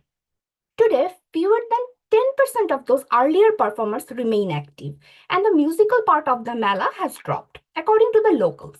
But the decline is not only cultural, it is structural. First, the reason is climate pressure. Across the last 2 decades, rising salinity in Bagherhat has increased from an average of 8 to 12 ppt to nearly 20 ppt in dry seasons. This information is collected from Bangladesh Water Development Board data 2023. A 2024 study by Kuwait shows that our field area lies in a district where freshwater scarcity already affects 15% of households. Soil and river salinity are increasing at a rate of 100 to 450 microsiemens per centimeter in many exposed sites. According to my field data, there were more than 80 local melas yearly in the study area before 2010, but now it's limited to 15 only. These melas were central place to Khanjali songs performance. Before 2010, there were more than 100 people directly associated with performing these songs in my study area. But now only 18 professional performers can be identified. More than 60% performers have changed their profession over the last 15 years. Change in agriculture has shortened festival time, disrupted preparation, and pushed many hereditary performers to change their profession. The ritual cycle has become unstable because seasonal patterns are no longer predictable. Here, I'd like to connect my research data to the work of Harrison 2013 and his argument that heritage is continually reassembled through present-day condition. Climate change is reshaping not just the environment, but the temporal structure of ritual life, forcing these practices into new, uncertain forms. And the second reason was the political pressure. Heritage is always political. In 2025, the performance of these songs was unofficially prohibited in the Orosh after being labeled unreligious by local authorities. Interviews reveal that this ban is influenced by political factions who want to align the festival with a more orthodox religious identity. Local political actors frame them as disrespectful and incompatible with contemporary religious norms. This reflects what Smith calls the power of the authorized heritage discourse, a process where institutions or political voices redefine what is considered underquote appropriate heritage, often silencing more fluid lived tradition like this one. This is where theoretical framing becomes crucial. Beyond Smith's AHD, my analysis also engaged with frameworks like Winter's concept of heritage governance under pressure and Logan and Reeves' dissonant heritage, reminding us that heritage becomes contested precisely where multiple value systems collide for here, spiritual, political, or environmental. Internationally, this pattern is also mirrored. In Morocco, Sufi Hadra performances have been limited during religious festivals in 2020. In Indonesia, a 2018 study showed that over 40% of local mystical song tradition were restricted after being classified as improper by conservative groups. This comparison shows a global phenomenon while environmental vulnerability meets political issues and intangible heritage becomes fragile from both sides. In my research, I have collected 5 different Khanjahani songs. What makes the Khanjahani songs irreplaceable is not only their devotional content, but also their distinct structure, historical association, responsive rhythms, cycles, improvisational lyricism, and embedded environmental metaphors. Losing them would erase a form of local ecological knowledge, spiritual identity, and communal memory. The second intangible heritage practice under threat in Bagherhat is the tradition surrounding mustard cultivation and kashundi making, a practice that historically combined agriculture, oral tradition, seasonal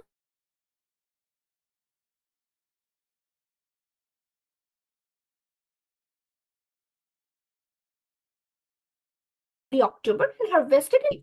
This seasonal rhythm formed the basis for the production of kashundi. Making kashundi at Akhoy Tritiya was associated with There is a gentle reminder, you have 5 minutes of your presentation. Okay. From my ethnographic fieldwork, I have found that 13 Hindu families dominantly in Shaidgumbuj village who were directly associated kashundi production before 2010, but now they just buy it from the market.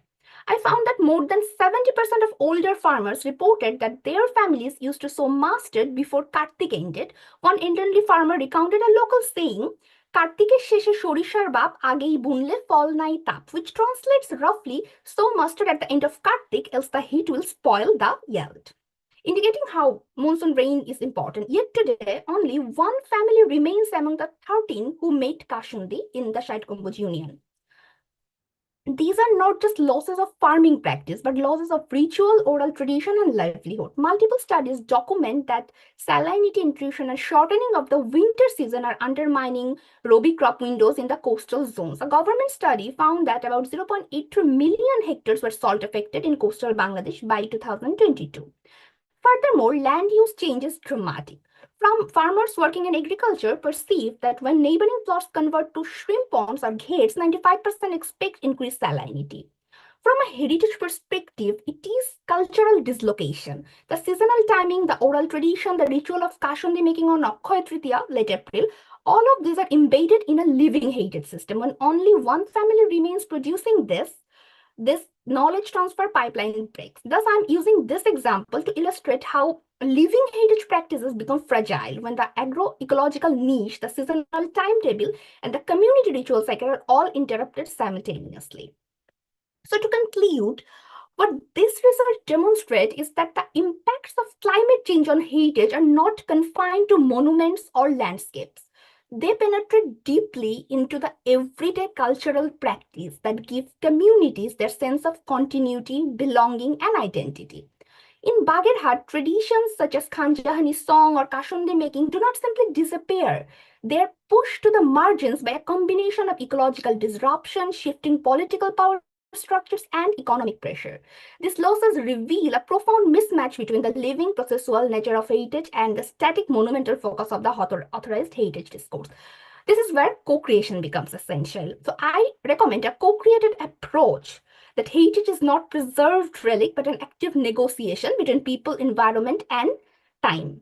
And co-creation, like a community-based platform, will also respond directly to the problems that community is facing. In Bagherhat, this might mean co-created platforms that allow singers to record their devotional songs, communal mapping of where masters can still grow, or intergenerational workshops to transmit kashundi making techniques even when the agricultural cycle shifts. By placing community at the center of decision-making, co-creation rebalances heritage power dynamics. It challenges the exclusion of the AHD, respects lived knowledge system, and ensures that policy responses are flexible enough to accommodate changing climate realities. Thank you, everyone. If you have any question. Thank you very much, Samana. It's a very interesting presentation of something which is extremely important. I mean, as you say, that monumental only monuments and big monuments are not the only way to understand heritage. Of course, these very important cultural practices needs to be preserved, or we should do something to as a community effort to understand how these can be safeguarded. It's extremely important. Anyone with question? I think Joyanto has already raised a hand. So let's have Joyanto's question. Yes, Joyanto. Okay. Thank you, Chuchiradi. Samana, many thanks for introducing folklore and archaeology course. I think you use many thoughts and ideas from those courses. Yes, And sir. you know, there is no available literature in Bangladesh context.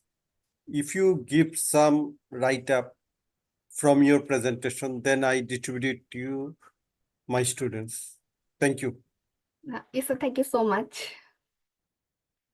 Thank you, Joyanto. Anybody else who would like to have a question?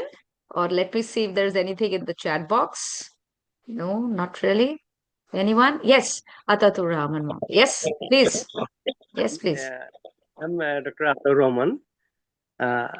Just I recommend to Samana, first please you introduction to Khalifatabad. When your article is complete, maybe it is needed to Khalifatabad. What is the Khalifatabad next Yes, time? thank you for your suggestion, as this is a very limited time, so I skipped that part actually. Yes, thank you. Is there anyone else questioning? Any other questions? Not really. Not really. We don't have any more questions, neither in the chat box, I If you guess. allow, I'd like to, in this scope, share an announcement. Sure, So absolutely.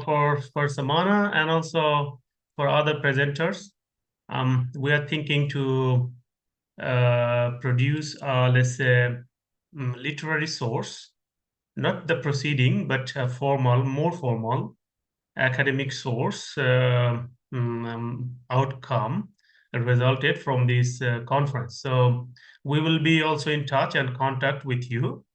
And it will be a very wonderful international publication. So it will be available for everybody to get a grasp, get information from your work and also other people's work from the symposium. So just I wanted to announce this in this occasion. Suchira, thank you.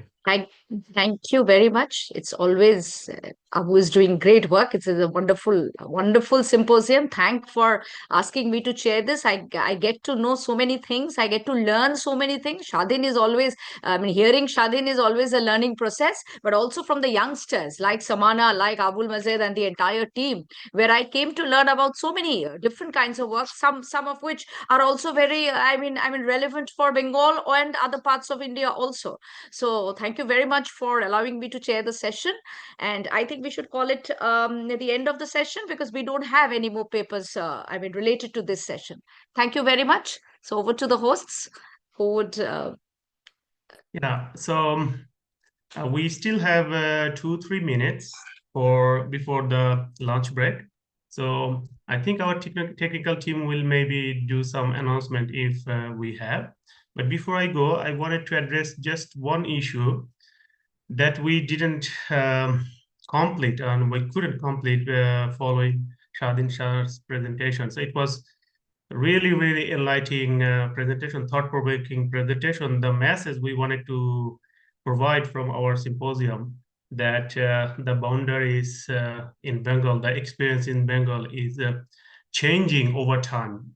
So now 50 years, one boundary, and 100 years, another boundary. But the life experience and the interaction between culture and society and also natural environment is the same. That is the core message from the beginning. And I think Shadin Shen wonderfully presented this.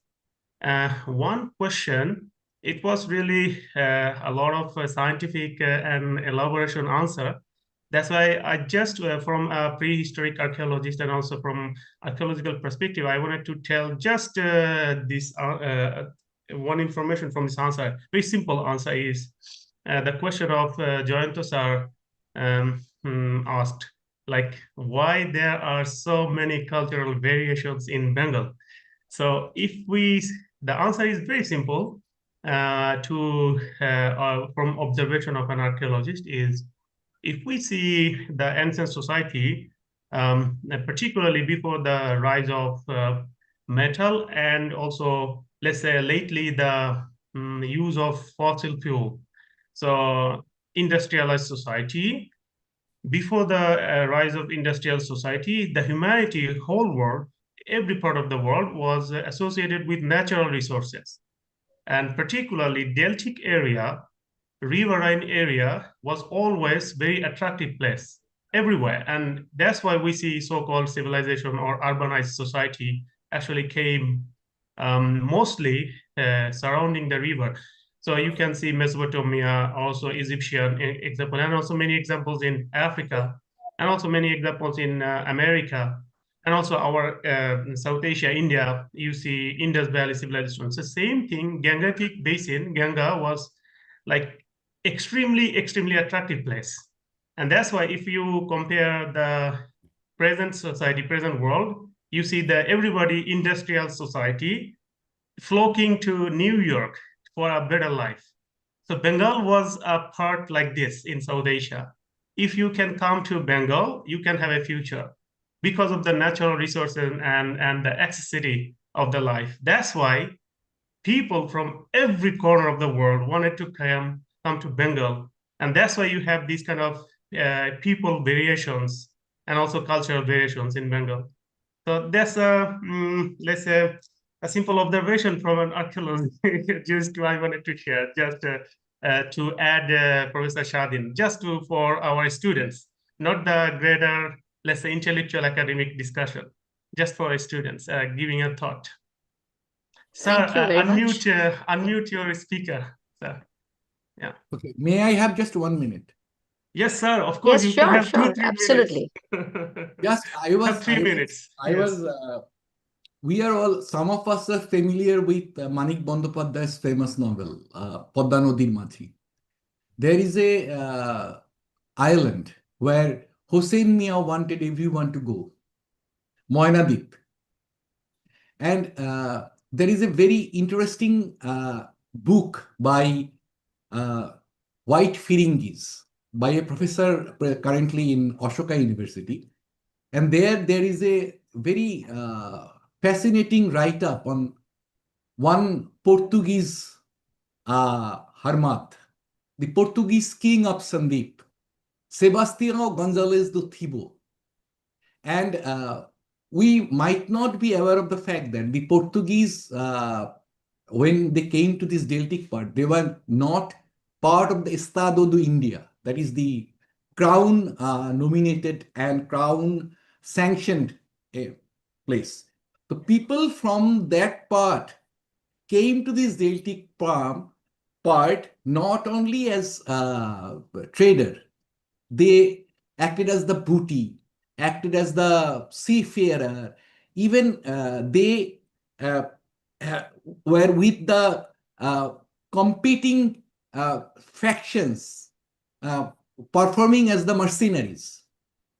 So in reference to Dipu, we fondly call Abu Siddiq as Dipu. Dipu's point, I want to add that many people from the western part of Europe came or just cross the ocean even before Columbus for the change of their luck, to get something. Yeah. So that's it. Yeah. Okay. Thank you, sir. So, So I think sorry. Yeah. thank you, dear all presenters. Now let's take a snapshot please turn on your video so we can take our Peter, snapshots. welcome. Peter, if you can turn on your camera. Also, Peter. So Peter from Bulgaria joined us. He's one of important member of our scientific committee. Thanks for showing and for your help. Peter, if you're available, join us for this snapshot. Okay, okay, everyone. I'm taking the snapshot.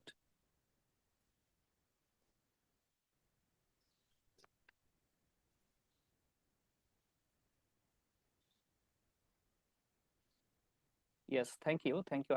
I'm done. Thank you, Nazmul. Thank you, sir.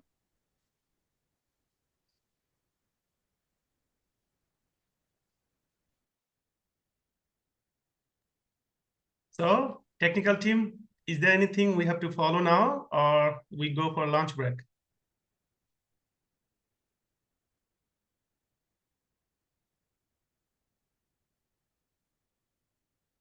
Hi. Sir, I think session five is over now, so we can go for lunch and then So now it's rejoin. lunch time, right? So, okay. So what time we are coming back? We're coming back at, yes.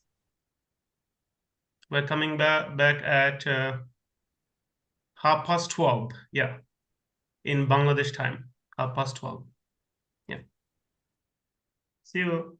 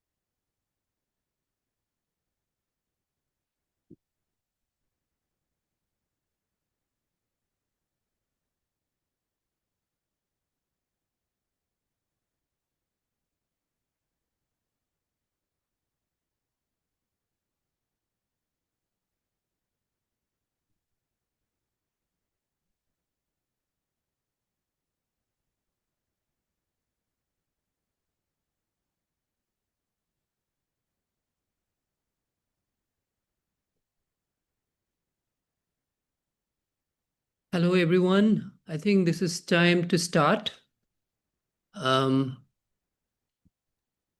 Professor Mizan is here. Hello, sir. Good Hello. morning. Hello Good Iftekhar morning. ভাই Hello, স্বাধীনদা কেমন আছেন? এই তো আপনি কেমন আছেন? জি ভালো, অনেকদিন পরে।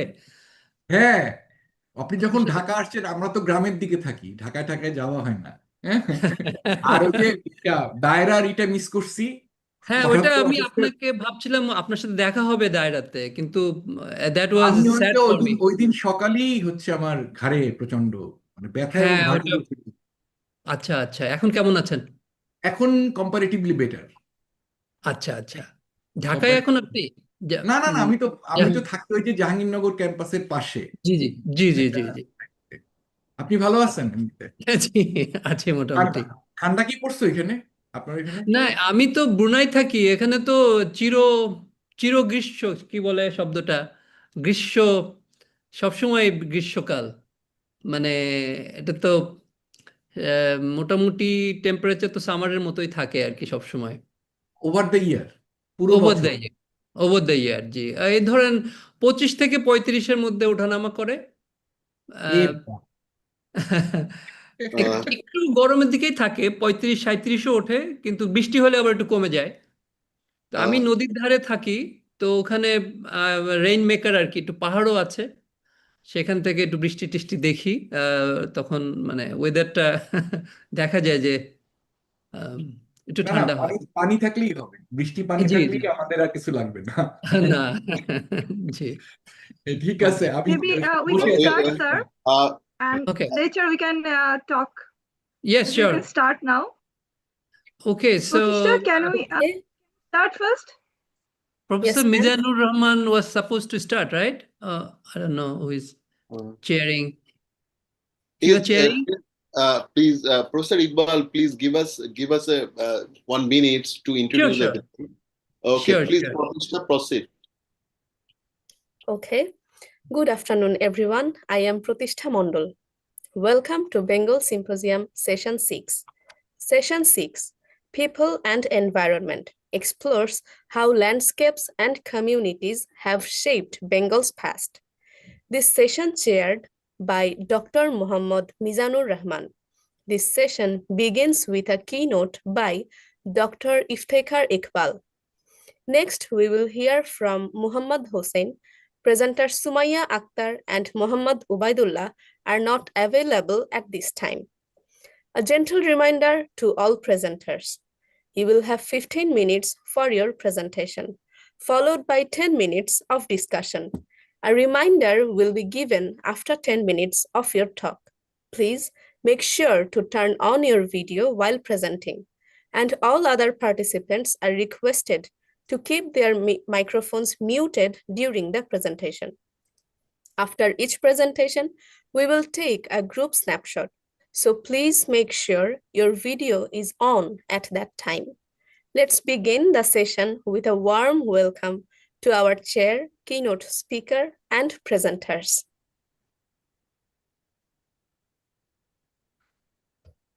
Thank you, Pratishtha. Am I audible? Yes, sir. Are you hearing me? Yes. Okay. So, welcome, ladies and gentlemen, in the Bengal Symposium, Archaeology, History, and Heritage Beyond Colonial Divides. I have the pleasure of chairing this session titled People and Environment. Thank you all for being here. We have an excellent set of presentation lined up today, and I am looking forward to the discussion they will spark. Before we begin, let me briefly outline how the session will run. First, the keynote speaker, Dr. Iftekhar Iqbal, will deliver a speech followed by a discussion session. After that, each speaker will have 15 minutes for their presentation, followed by 10 minutes for question. I kindly ask all presenters to stay within their allotted time so we can ensure everyone has a fair opportunity to share their work. For those in the audience,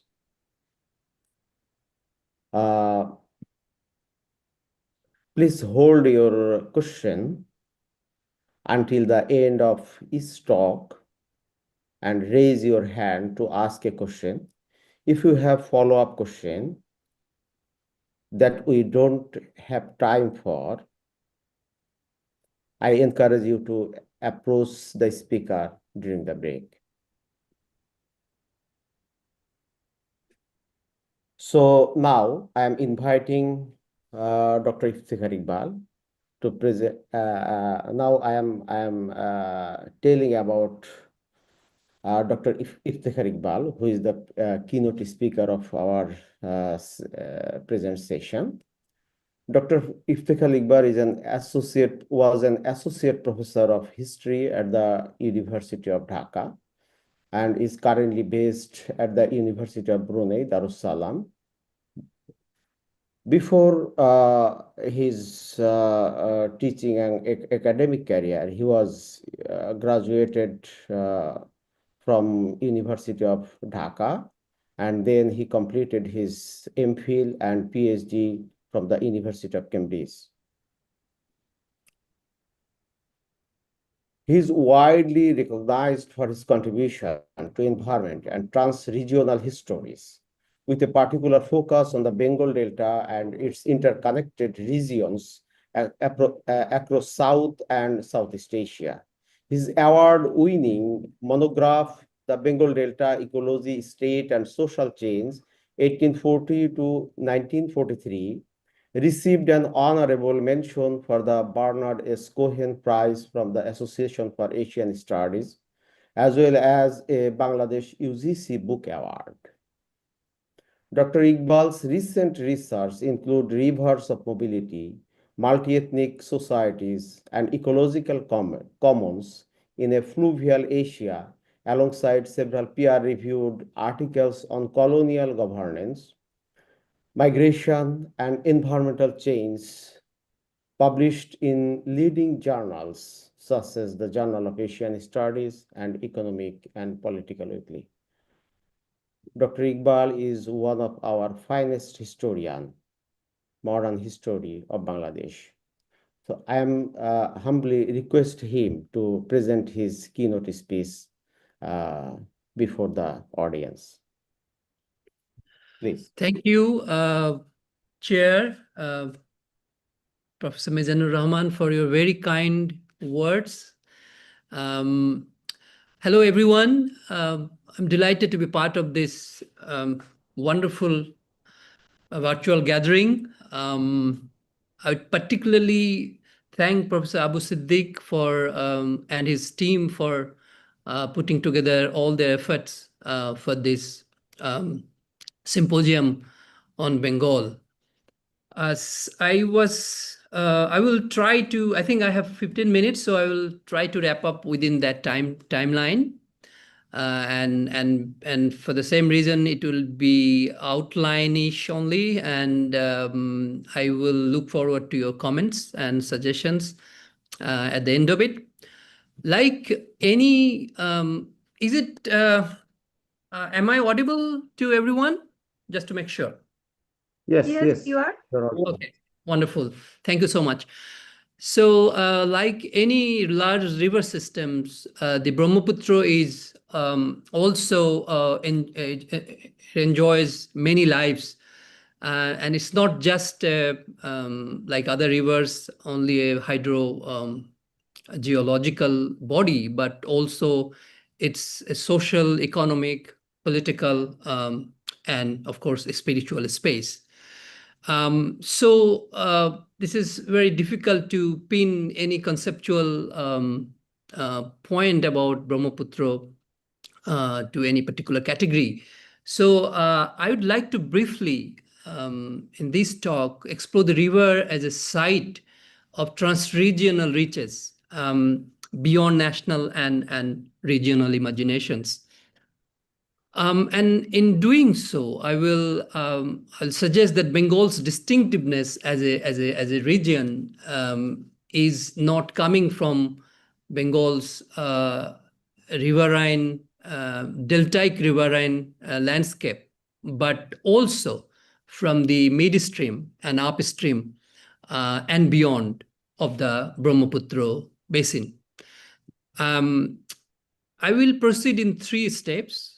First, a very short historiographical sketch, and secondly, through a look at the Brahmaputra as a liminal space of entanglements of multiple actors. And thirdly, a reflection on what this means for how we think Bengal as a region from the lens of its past, present, and future. I will largely draw my conversations from a book that I just published. Actually, this is hot from the press. It's called The Range of the River, a history of empire, a riverine history of empire across China, India, and Southeast Asia. It will officially come out on December 2nd, but some advance copies are with me. So this is the first kind of public talk I'm giving, connecting to the book. If we look at this, can you see I think these letters are very small. Could you read the place names in the map? Is it? No, we're not here. We're not the seeing your slideshow. presentation. No, it's Please too small. kindly zoom it, typically. Yeah. Let me.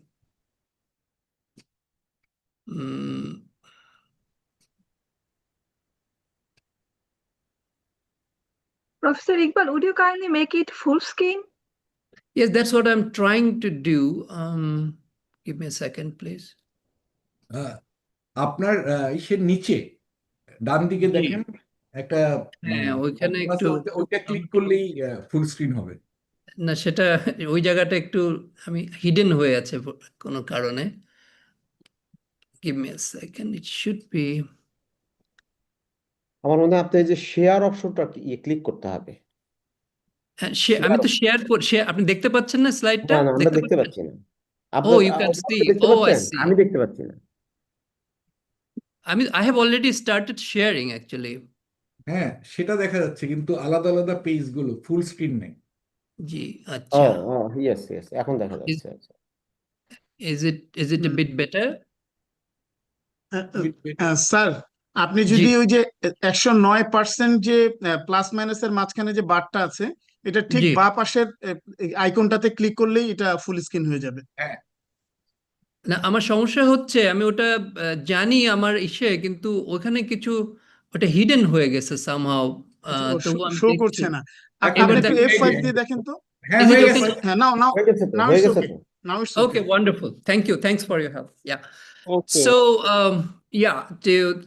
sorry about that.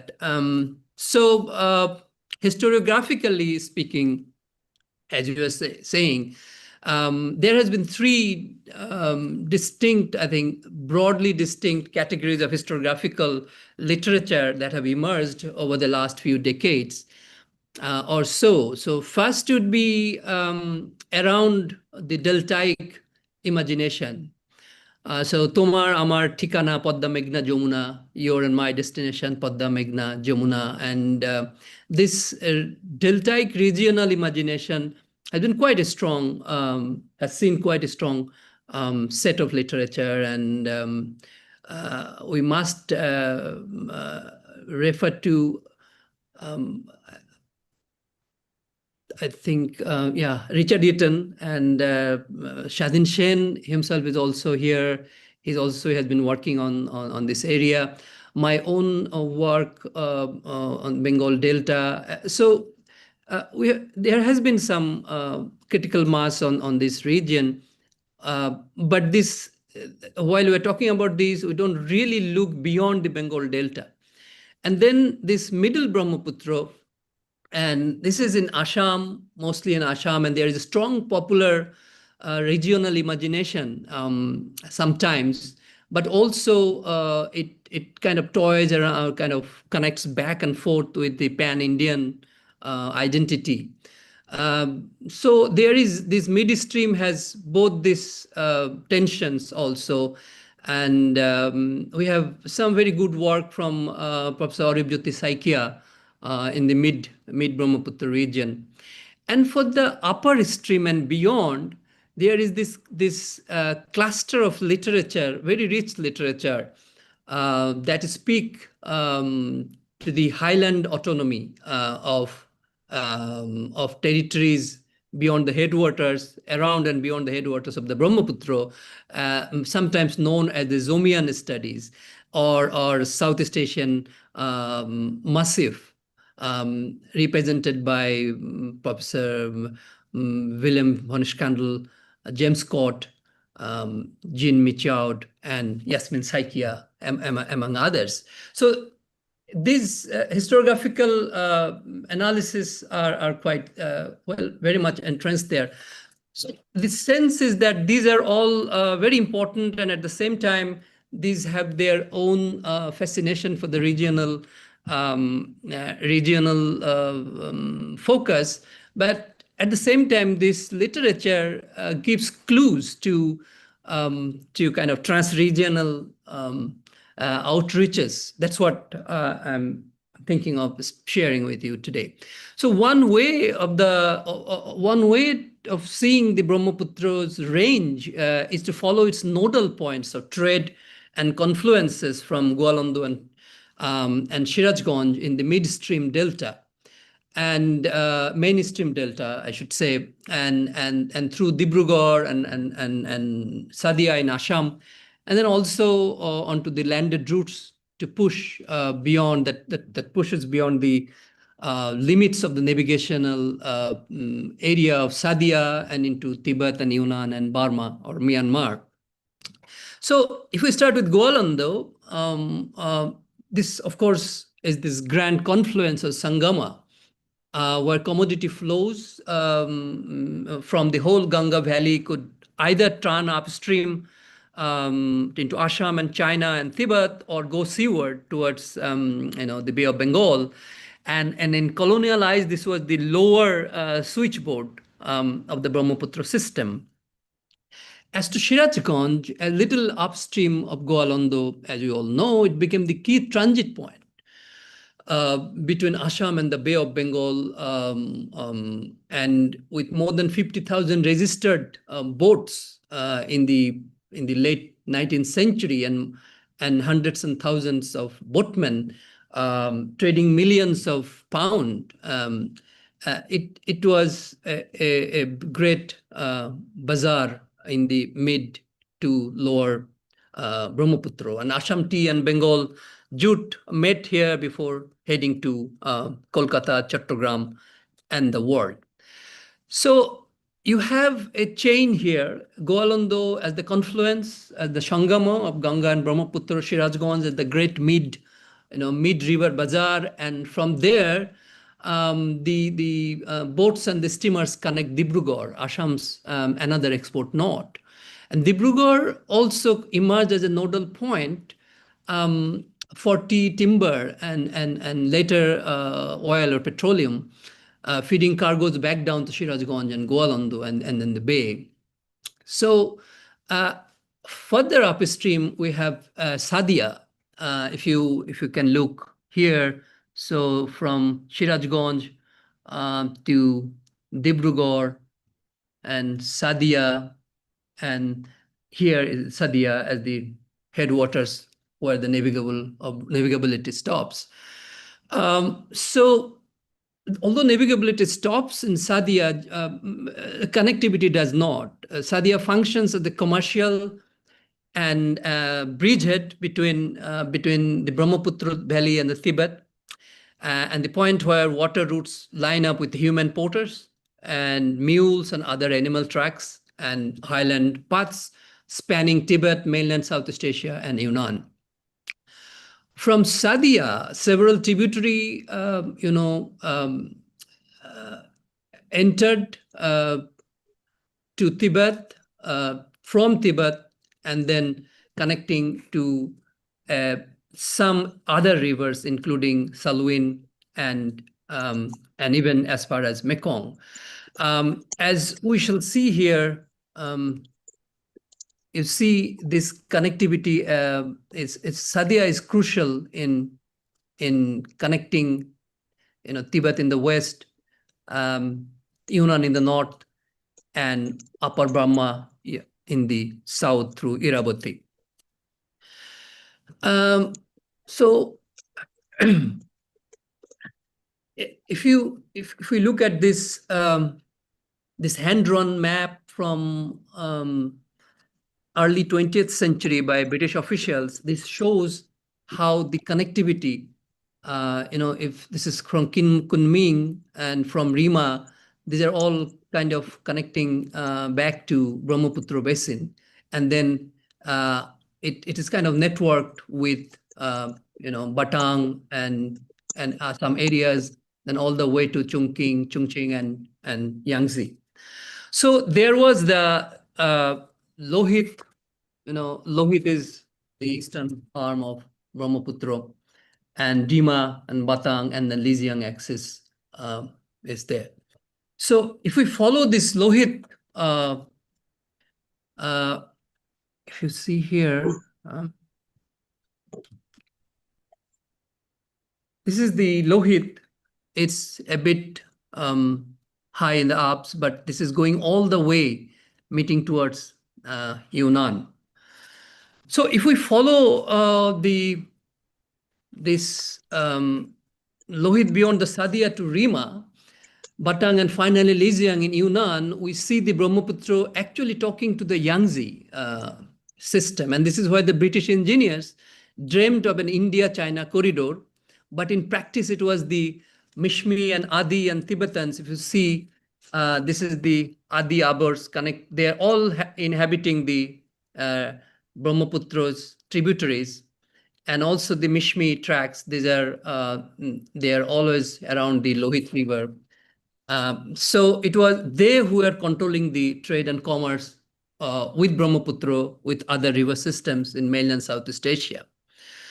And so seen from these confluence and nodal points, Goalando, Shirajganj, Dibrugarh, if we come over there, Dibrugarh and Sadia, and then upland routes beyond the Brahmaputra looks like lays a Bengal river and happens to rise somewhere far away, and more like an inter-Asian connector whose upstream worlds, make ecological and historical condition of life in the Bengal Delta.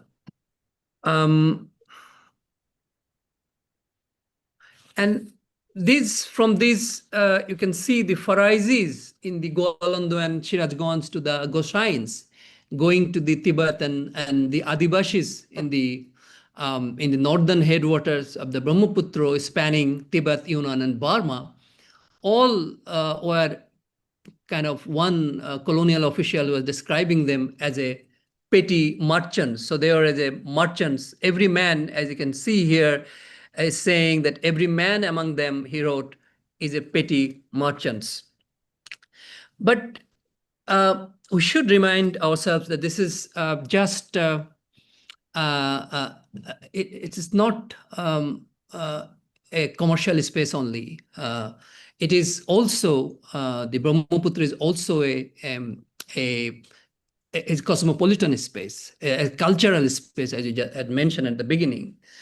And as you can see, at different nodal points that I mentioned, each of these nodal points are a mingling space of mingling of different groups of people and from different commodities. As you can see, I will take 2 minutes to read from the book about this cosmopolitan space. So for Shirajganj, for example, it is said that this is a town without houses, and it's a display of one official saying the bright headdresses of the Marwaris from Rajasthan afford a lively contrast to the white robes of the Bengalis and the riding costumes and pith hats of the Europeans. Then on another occasion, there is one official, Thomas Cooper, is saying that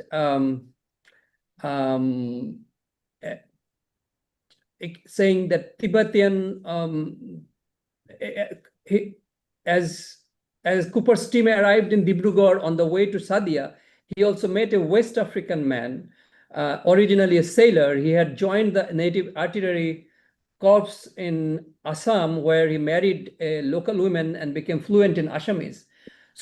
So from Rajasthan to all parts of India, even African people were found in late 19th century liminal spaces of frontier Brahmaputra headwaters. And there is, let's say, one more example of this is that from another official is saying, his name is Kaulbach, who wrote a book in 19th century, mid-19th century, I think, a book on Saluin River. So he came around this place, and then he's saying that at the end of their meal, he was invited to one of the fairs in north of Assam. At the end of the meal, Kaulbach was served vegetables and popcorn, where he had always thought be exclusively from America.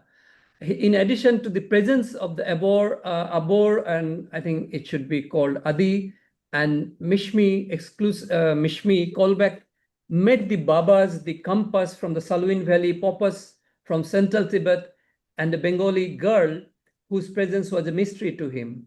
A profusion of ethnic mingling combined with the diverse array of human activities and commodities was reflected in the use of numerous languages. Colonial official Lambert noted the presence of 10 interpreters among them, collectively speaking 15 languages, different languages. So these are another example of how these cosmopolitan spaces were nurtured in different confluences of the Brahmaputra. Now, what were the political ramification of this economic and cultural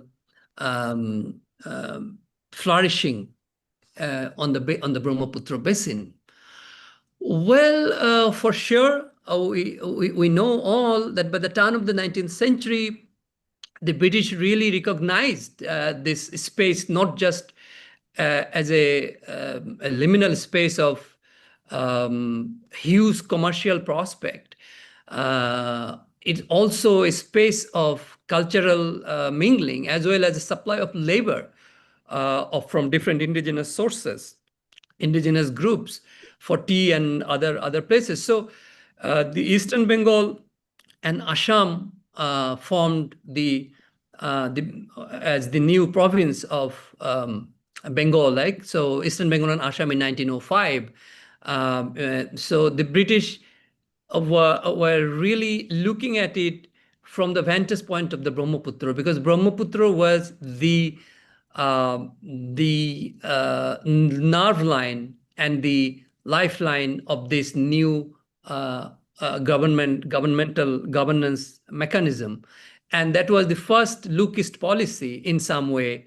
I mean, in terms of modern times, maybe for ancient times that's a different case. But modern times, there was the first Lookist policy from South Asia, and it was Brahmaputra which enabled that imagination. Although we know that province didn't work out. So I think in conclusion, since it is 15 minutes, I think we are running out of time. I would suggest that this province of Bengal, that this, as a political ramifications, as a political result of the economic and cultural and social flourishing, it was, of course, a imperial project, but the imperial project was a derivative of what was happening around the Brahmaputra. So in a way, I would suggest in conclusion that if we look back retrospectively to the question of culture, question of cultural mingling, cosmopolitanism, question of commercial vibrancy, and the political reimagining and reconstitution of the Brahmaputra space around all these changes, what kind of message that it gives to our own time? What do we really, if we look back in the imperial times, what do we really get out of this? So there is much to say, but to suggest, I would suggest that probably the British made a mistake in the sense from, I mean, of course, they made a lot of mistakes, but they could have gotten Bengal, Western Bengal within the Eastern Bengal and Assam thing. So if it were Assam and Bengal province, I think it would have been much more legitimacy. It would have seen much more and received widely. And that would probably have given the Brahmaputra-based special ecological configuration a much more stability than the original formation of Eastern Bengal and Assam. And this also speaks to the contemporary realities of how Assam, West Bengal, and Eastern Bengal could signal an interesting political ecological framework in which we could invest some of our academic thoughts. So I will stop there. Thank you very much for all your patience, and I look forward to have your responses. Thank you. Thank you very much, Professor Iftikhar Iqbal, for his very informative discussion. Is the Brahmaputra in and beyond Bengal, reaches, outreaches, and entanglements.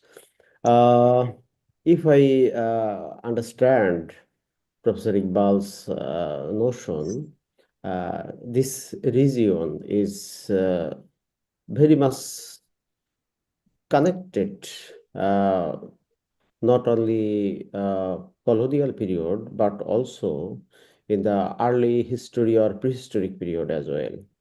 And Bengal's history is deeply entangled with the history of the Brahmaputra Valley, I think. So now we'll open this session. Floor is open. If anyone wants to ask question or participate to discuss, please raise your hand.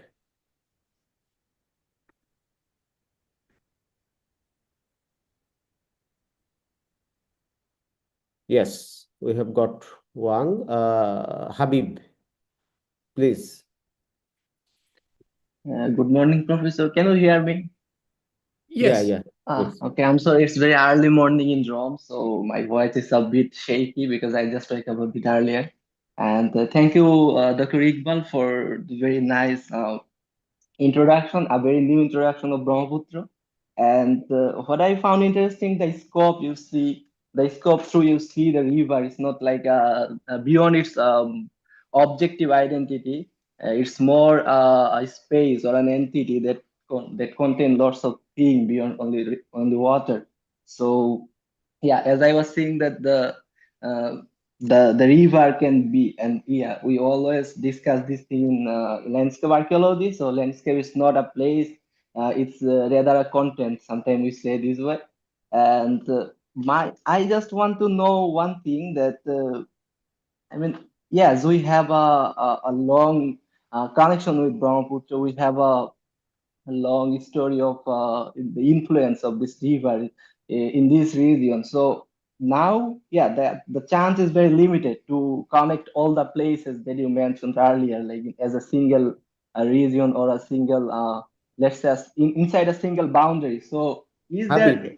Habib, Yeah. would you like to ask a question or just discussion? We Yes, have yes. really limited time. Sorry.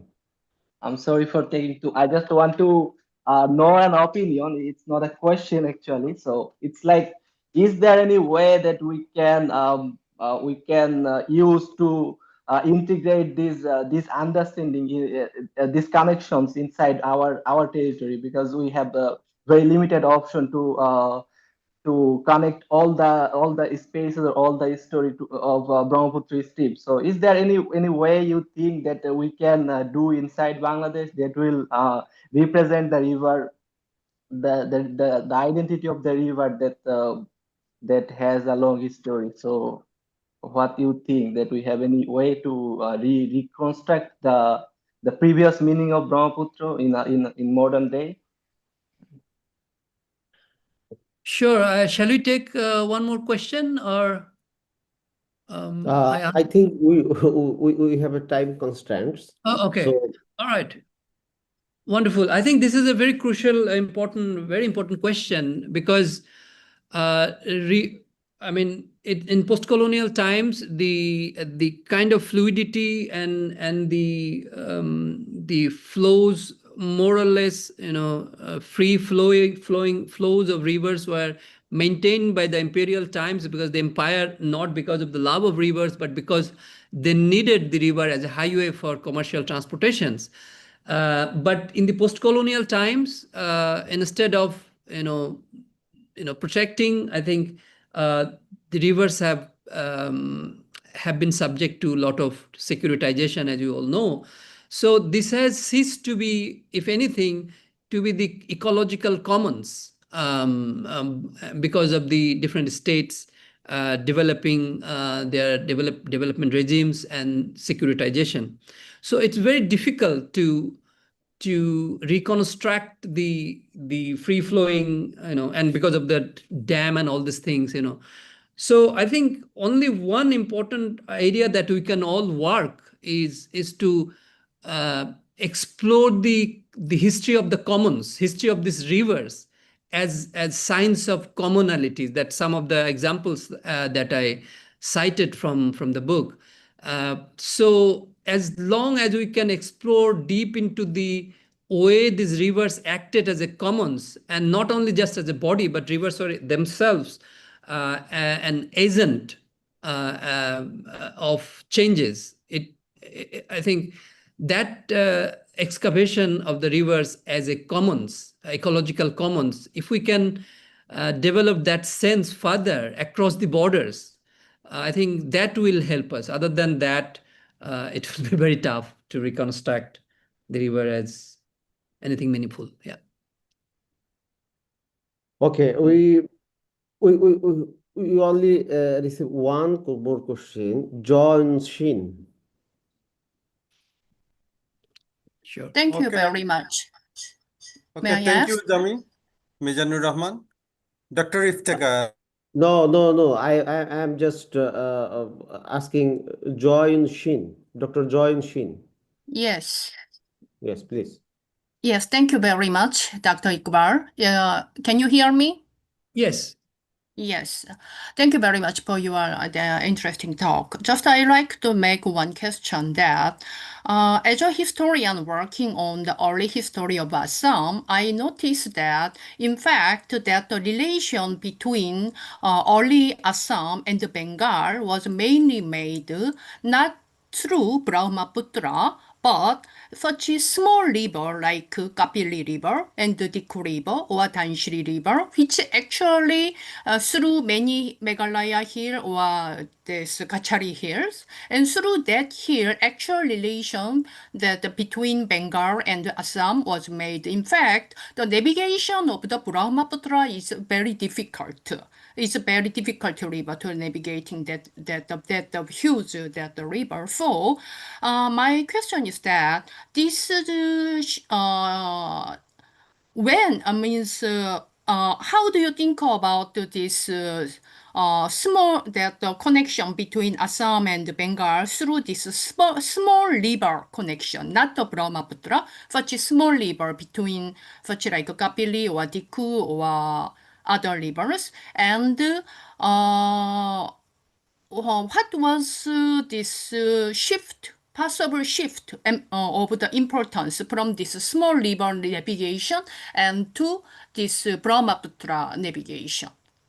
Okay, thank you very much. And that's also another important question. Okay, very briefly, the Brahmaputra, I think like many other Tibetan rivers, so the Brahmaputra, if you take a bigger lens to it, zoom in, we'll see that Brahmaputra is an umbrella, right? So there is an umbrella, I mean, and the spokes of this umbrella are the smaller rivers. So the tributaries are you're right, the tributaries are the lifeline of the Brahmaputra. So there is several dozens of, mid-sized rivers around both sides of the Brahmaputra and at the headwaters.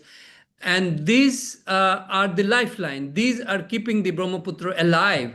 And these rivers were actually good for translocal interactions, and there has been some work on this translocal interactions through this smaller river.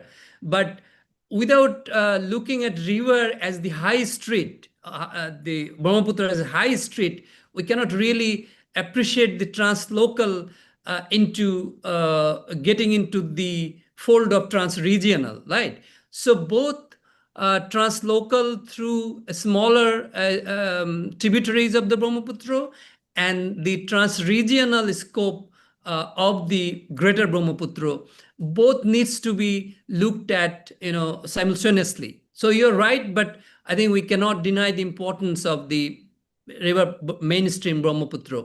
So yeah, that would be my brief answer. Thank you, Professor Iqbal. I am extremely sorry. There are several audiences who raised their hands.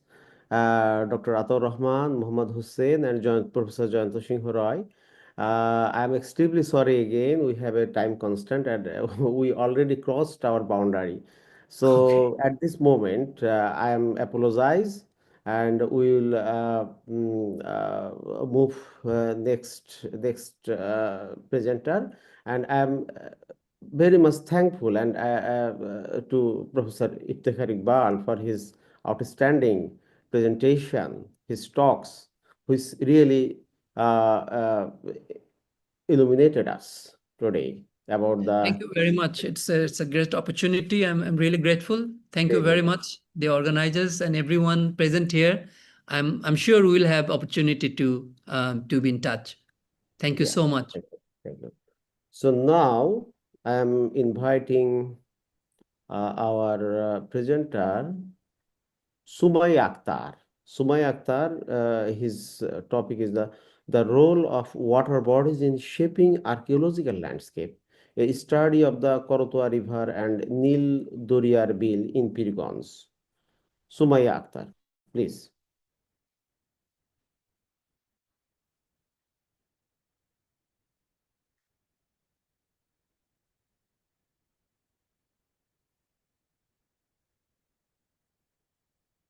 Your time is 15 minutes, huh? Assalamu alaikum, everyone. I am Sumaya Akhtar, currently a postgraduate student at Department of Archaeology, Jahangirnagar University. My topic is the role of water bodies in shaping archaeological landscapes, which is basically a study of Korotwa River and Nil Doriyar Bill in Pirganj. Before I start reading my paper, I'd like to acknowledge my teachers, Professor Masud Imran Mannu, Associate Professor Shikdar Muhammad Zulkarnain, and Assistant Professor Tuliguhu Mujumdar, who were my supervisors during the field work based on which I have prepared this paper. Also, I'd like to thank Associate Professor Sabikul Nahar for her encouragement and Professor Shadhin Shen, also Assistant Professor Anna Zulfikar Shauli, for their guidance. And a special thanks to 49th batch, who were my mates during the field work, and they have equal contributions in this paper. Thank you. And this paper is based on an academic fieldwork conducted as our classwork in September 2022. So I'd like to introduce my study area, which is the fieldwork at Neil Dorrier Bill, found that most settlements are positioned near riverbanks. As I said, that the study is going to explore the role of Korotwa River, Neil Dorrier Bill, and the other surrounding water bodies. So we can already see that the settlements we found were actually near the riverbanks and bill margins to maximize the water access of those sites, which also supported their agriculture, facilitated their transportation. Also, the seasonal flooding that happened there at Neil Dorrier Bill determined not only what people were settled, but also the distribution of agricultural fields, the cluster of sites that we found in the preliminary study, and sustainability of our communities. So these patterns were directly observed at Neil Dorrier Bill and the surrounding area, where hydrological features shape not just economic practices but also strategic decisions for fortification and habitation, which is a wonderful example of man and land relationship. Now, to my second slide, why this area was selected.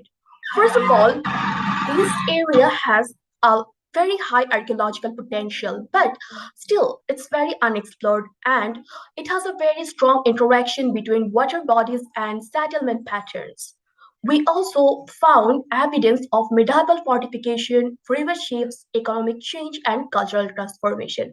However, there is no evidence of any extensive fieldwork by Department of Archaeology or any other organization here in this site. All we have found is Mahmoud Zakaria's book as our literature and Dr. Shadi Chen's book, also another book called Manchitra Bangladesh by Professor Shahnaz and Professor Masud Imran Mannu, but we really don't have any extensive fieldwork being conducted here, which is very needed. And here we found a bunch of sites. However, this place has a connection with Punro Janapad, which has cultural layers from Gupta, post-Gupta, Pala, and other periods. Also, a very important cultural significance because it is associated with Shah Ismail Ghazi, who is often mentioned when we talk about Islamization in the region of Chautra and Ganj. Chautra and Ganj.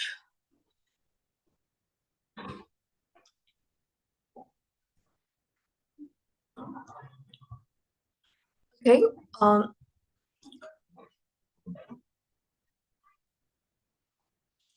So here I have presented my methodology based on which I have prepared this paper. As pre-field work, we have gone through the basic things like literature review, referencing, building a theoretical framework, but in the field, first, we conducted a systematic spatial ground survey, then we had a pedestrian survey along with GPS survey, and we operated also recorded cultural sections and profiles.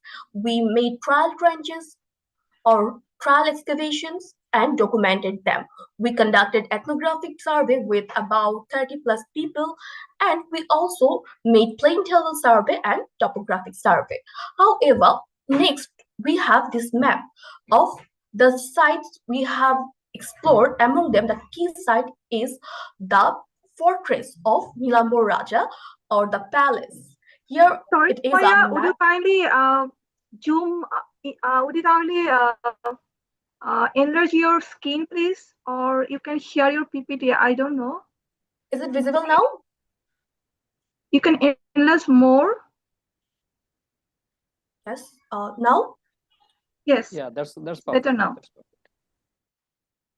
I guess she's using PDF. That's why. So it's all right. No problem. Yes, We can see it. Yeah, you carry on, Sumaya. Yeah, carry okay. on. So here you can see the TV or mound. TVs or mounds are basically the unexplored archaeological settlements. We don't know what are buried within them, but they are basically mounds of mud.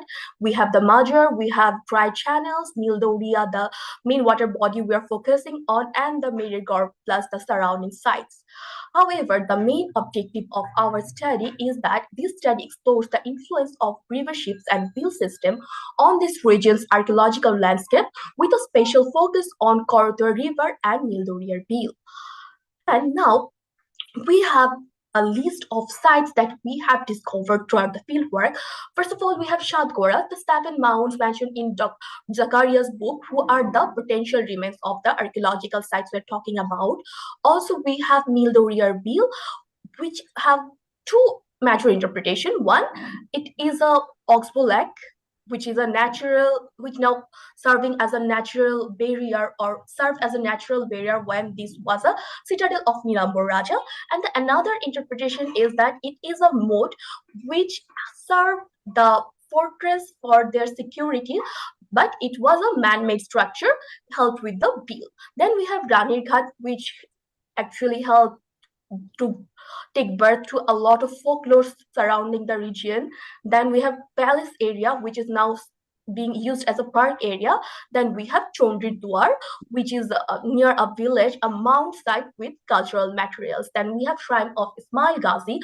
Ismail Ghazi's lore is associated with Nambur Raja's lore, which is the main oral tradition of this site. Then we have Meridgar, another elevated mound, which is probably a settlement that needs to be excavated.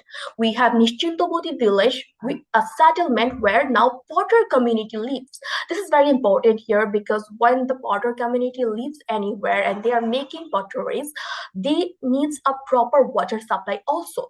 The transportation at that area by road is not yet developed. They are still using the river and the Beal as their main transportation channel. So if there are Potter communities now, probably there were Potter communities in the previous time as well, and the river and Beal helped them to settle down here. I have archaeological proofs later on. Then we have 9 unnamed mounds, the cluster of 9 mounds with artifacts. So now the next one is what are our key findings, what we found there. The strategic placement of these sites, we also found defensive function, which I have mentioned, that the fortification wall and the moat surrounding this, which have multiple interpretations. Then the seasonal impact, how it is serving to the agriculture of this land. The socio-economic core, I have mentioned about the agriculture, the pottery industry there, also the material evidence. Now, here we have 2 photos here. We can see that the first one is what I have mentioned as park area or palace area. We have found multiple mounds there. If we excavate them, probably they are likely to give us answers that we are looking for. And to find them, we actually excavated as a test part and took this section adjacent to Mildoriar Bill, and you can see that it is exposing a few bricks there.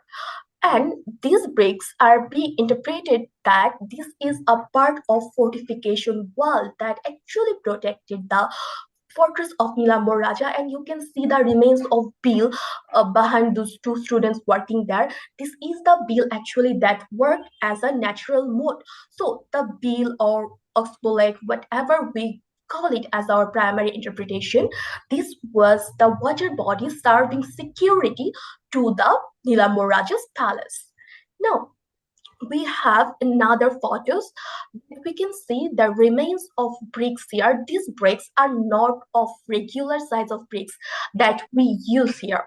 Rather, they have resemblance to the bricks that were used in Mohastangor.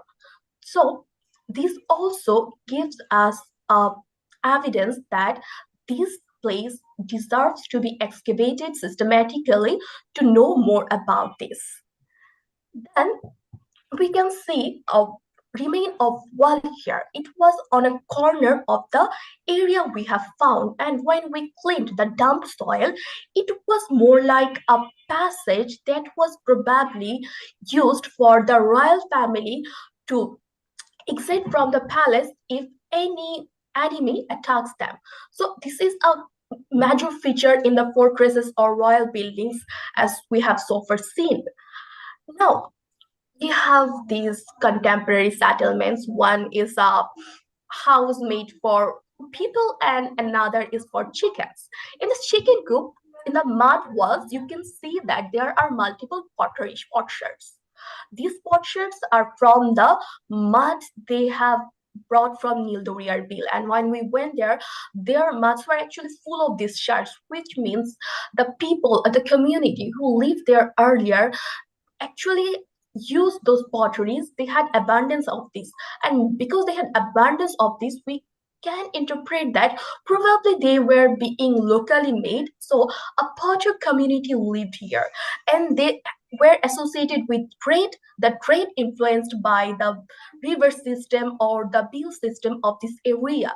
We can see another contemporary house where the bottom layer of this house is actually made with bricks taken away from the fort area. The local people, they are actually Sorry, renting. Sumaya, for interrupting. We have 2 minutes left.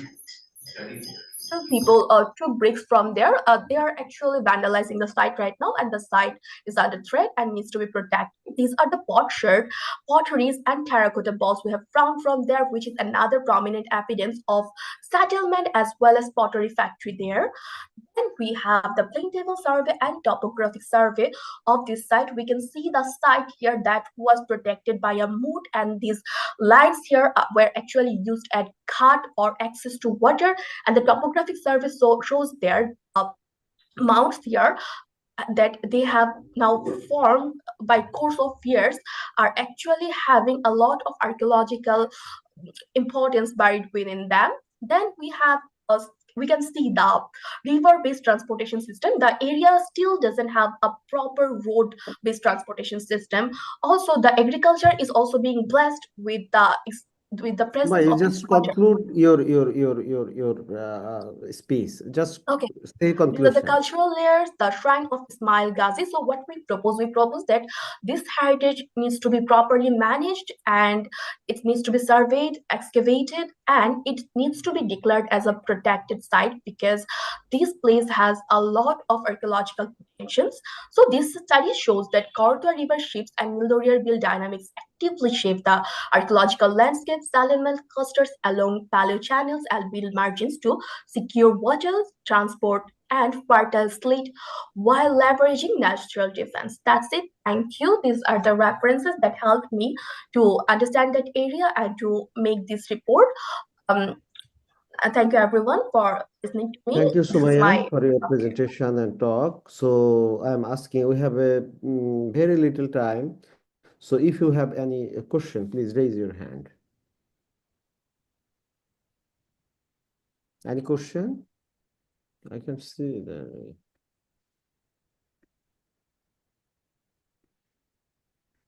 So if you don't have any question, okay. Dr. Adar Rahman, please. Unmute your. Thank you, Chair, to opportunity to say something. I have no question, just a recommendation, because she's a newcomer to research, maybe. Reference book number 3, writer name and book name is wrong, both. Correction. And your presentation is nice, because it is the relation with bill and river. And Nildoria, it is very ancient name in Bengal. So thank you for your new dimension of presentation. Yeah.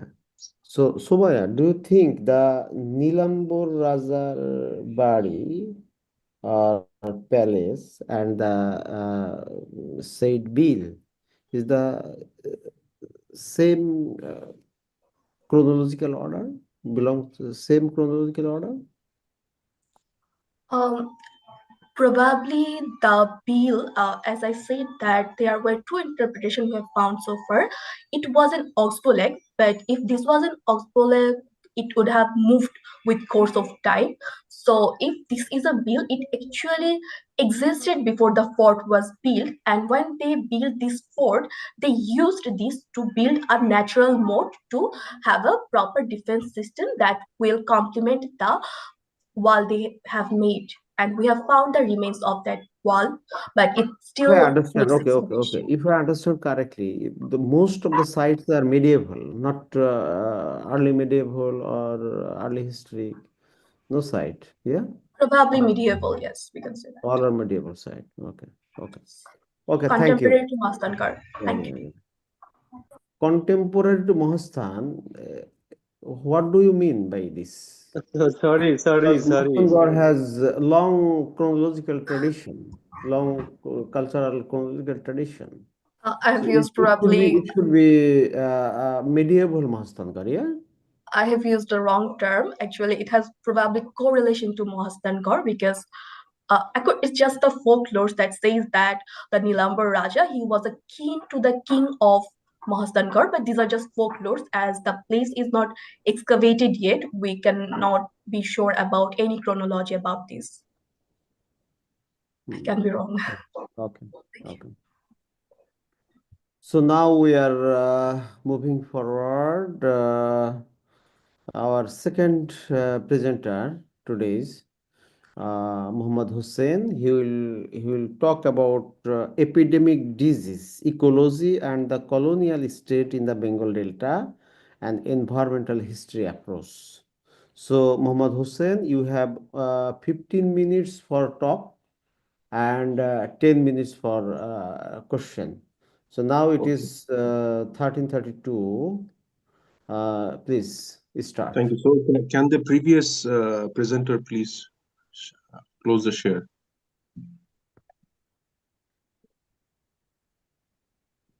Suma, close your, yes.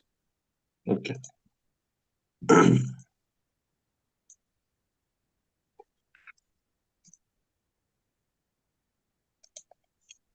Okay, so sorry for this. So hello everyone. Thank you to the organizers for this conference. My name is Muhammad Hussain. So even though I'm from Bangladesh, I study at Turkey in Ibn Khaldun University. So the topic I'm presenting on is based on my master's thesis. I have actually moved on since then, so now I'm in Ottoman studies. But I still did not want to miss the chance to meet up with a lot of young and promising scholars, as well as hear from the experienced people.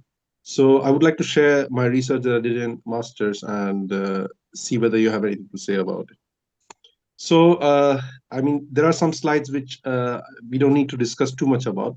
So the specific idea of the dynamic nature of the Bengal Delta and the fact that it plays such an important role in the study of Bengal region and the Bengal Delta region.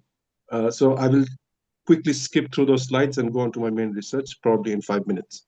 So as we know, the Bengal Delta is the largest delta in the world. The Ganga, Brahmaputra, and Meghna Delta. So it has a lot of dynamic processes which can form the focus of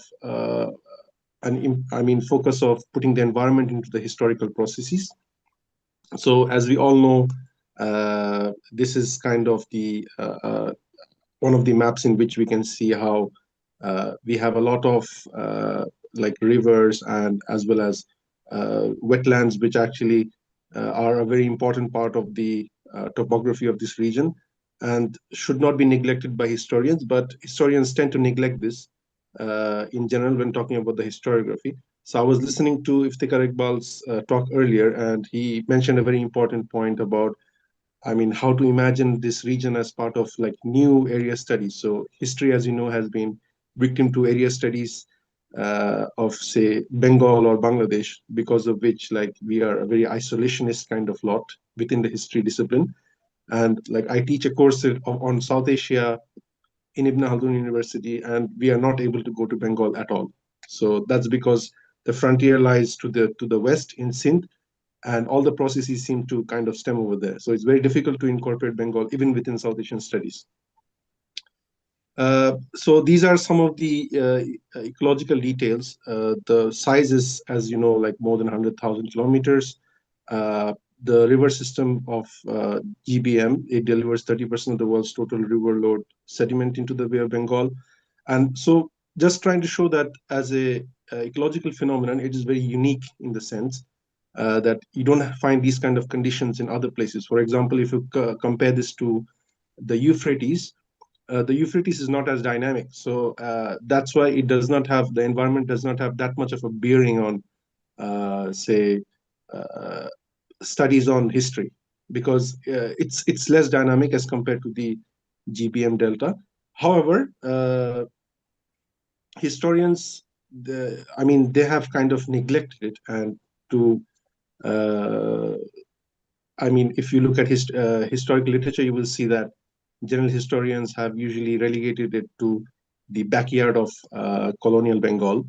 And this is also the case within environmental history tradition, because environmental historians, the initial wave, at least initial 1 or 2 waves, they usually tend to study how human actions have kind of caused deforestation or destruction of nature. However, they do not tend to locate environment and ecology within the general historiography. However, as I mentioned earlier, I think the environmental history framework is a very good way in which we can kind of extract the Bengal Delta within the kind of Department of History or the study of history from the clutch of the isolationist area studies. And I just wanted to connect this as a comment to the earlier lecture by Iftikhar Iqbal. If you look at historiography, Richard Eaton is one of the first people who actually attempted to locate the Bengal Delta in socio-political history. And he was able to kind of link the dynamic ecology to agrarian growth and rise and spread of Islam. Iftikhar Iqbal, he was one of the later wave of historians who actually built a framework of locating ecology in general historiography. He incorporated the ecological by viewing the agrarian as consisting of both ecological and social aspects. So his framework has been kind of an inspiration for other historians, so who have also kind of incorporated this dynamic nature of the fluid landscape, such as in Devjani Bhattacharya's work, and also like my thesis, so if that counts. So this is a kind of picture on which we see these dynamic processes. For example, the earlier tributary of the main tributary of the Bengal Delta was earlier in West Bengal, but then over time, it actually shifted towards the east. And because of this shift, this has had a lot of impact on the economic and political landscape of this area. And historians usually do not incorporate this kind of idea into their works. So these are other maps showing the same processes. Okay, so coming back to, since I don't have much time, I will try to make it as short as possible. Environmental history has 3 general aspects. We look at the impact of nature or environment on man or human populations. We look at how man impacts nature through anthropogenic activities. And we also look at how the ideas regarding the environment, such as environmentalism, climate change, etc., kind of are written in literature as well in public policy, etc. So these are 3 aspects on which we look. So if one were to look at the Bengal Delta from the impact of nature on man, so they would have to look at a lot of dynamic processes, which again, as I want to reiterate, does not exist in many other regions, such as say Euphrates, or it will be in some places more, but in the Bengal Delta, it's exceptional in that sense. So if you look at the upstream parts of the Bengal Delta, you will see that sedimentation and river avulsion are quite important in terms of shifting landscapes. So, for example, we just saw a picture of the Ganges avulsion beforehand, and also like the Brahmaputra avulsion also occurred between 1776 and 1830. So, to give a kind of comparison, I asked one of the historians of, say, Euphrates River, who works on the Ottoman Euphrates, and he was only able to pinpoint one avulsion in, say, the late 17th century. So the frequency is quite important to note in case of the Bengal Delta, increased frequency. And also, if you look at the coastal areas, there are these coastal processes such as accretion and erosion, and also the delta is tide dominated in the coastal regions. So this issue of flooding and issue of siltation are quite important because we know about the formation of chores. And as Devjani Bhattacharya showed, like this was an important aspect in, say, legal history of Bengal or even the colonial history. And salinity, as we know, is also a factor because presently we have the issue of climate change, and like this kind of exacerbates the conditions of the delta and is making things worse as we speak. So the fact that we think about the impact of man on an environment is evident in how we speak about a lot of things. For example, the student revolutions of 2024 are spoken of as like monsoon revolution. So we think of the importance of the inevitability of the impact of climate on human activity in this place, in the way we speak about events in the Bengal Delta. And also, if people look at the epidemic disease history, which I'm going to look at in a moment. So several of the first waves of the Great Cholera pandemics actually started from the Bengal Delta region. And that's why it holds a very important place in the world history of disease in the 19th century. So going on to the second aspect, the human impact. So that is something that has been more well studied. And there are other historians who have studied as well. So like Iftikhar Iqbal, he was also quite important in his book in kind of focusing on these human-induced ecological changes, such as the building of railways, introduction of hyacinth, etc., which all led to kind of worsening of the situation within the Bengal Delta. And he also uses something more important, something important, that is the idea of the zone of anomaly to the Eastern Bengal region, in which he actually shows that the initial gaps of colonial knowledge and authority actually led to a later incursion of the British colonial authority into, or later penetration of the colonial authority into this region. And that is why like the land management practices were different from the permanent settlement. So all of this, which has a kind of interesting set of events that make the Bengal Delta a bit separate as compared to other places within the colonial administration. So regarding the colonial imagination, we have not actually had too much work on this. I have not actually found a good work. So the issue of medical topographies in the early 19th century, it's also connected to the miasma theory that was prevalent in the early 19th century as up till the the germ theory in 1880s. So that's when they thought that forested and low-lying lands are disease prone. Tropics, subtropical regions are unhealthy places, and this was kind of nudged on by the high death rates of the colonial troops in India. So my understanding is that the colonial period actually failed in kind of grasping the dynamism of the Delta. So they saw this as something to be conquered. They saw this very dynamic nature as something which had to be conquered. And this led to disastrous consequences. So many people have shown this in various ways, but I've seen this through the lens of health infrastructure. So my case study looks at the health infrastructure ecology in epidemics in Dhaka between 1858 and 1947. So it's more of how the anthropogenic activities in Delta actually led to a more hyper-endemic cholera crisis. And the fact that the colonial authorities were quite inadequate in terms of the health response made things worse. So, as you know, Dhaka is situated in the Bengal Delta, and environment it is suited for the cholera bacillus, and it's endemic to the region.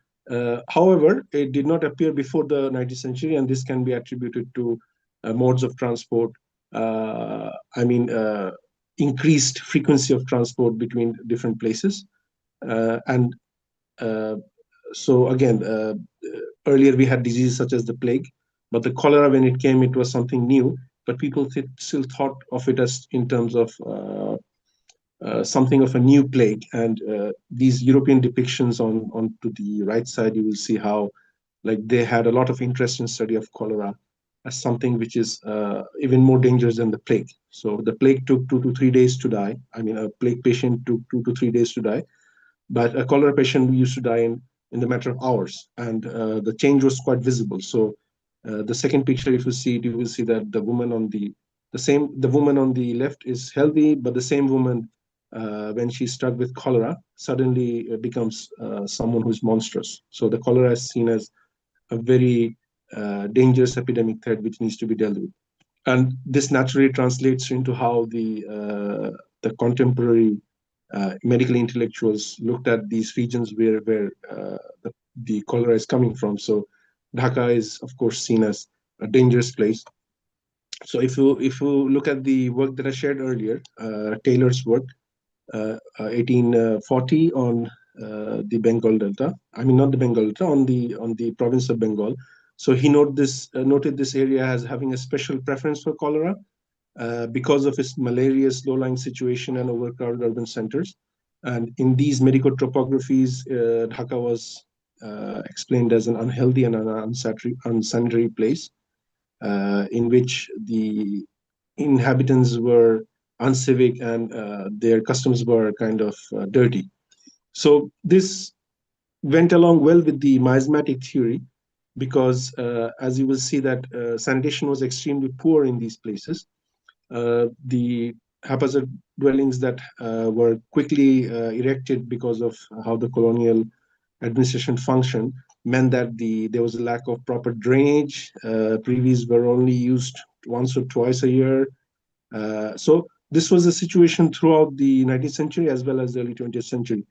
And even though the administration, the Dhaka Municipal Committee actually introduced some modern waterworks, however, these were very limited, and the authorities largely neglected the other crucial aspects of public health, such as city planning and implementation of a proper drainage system.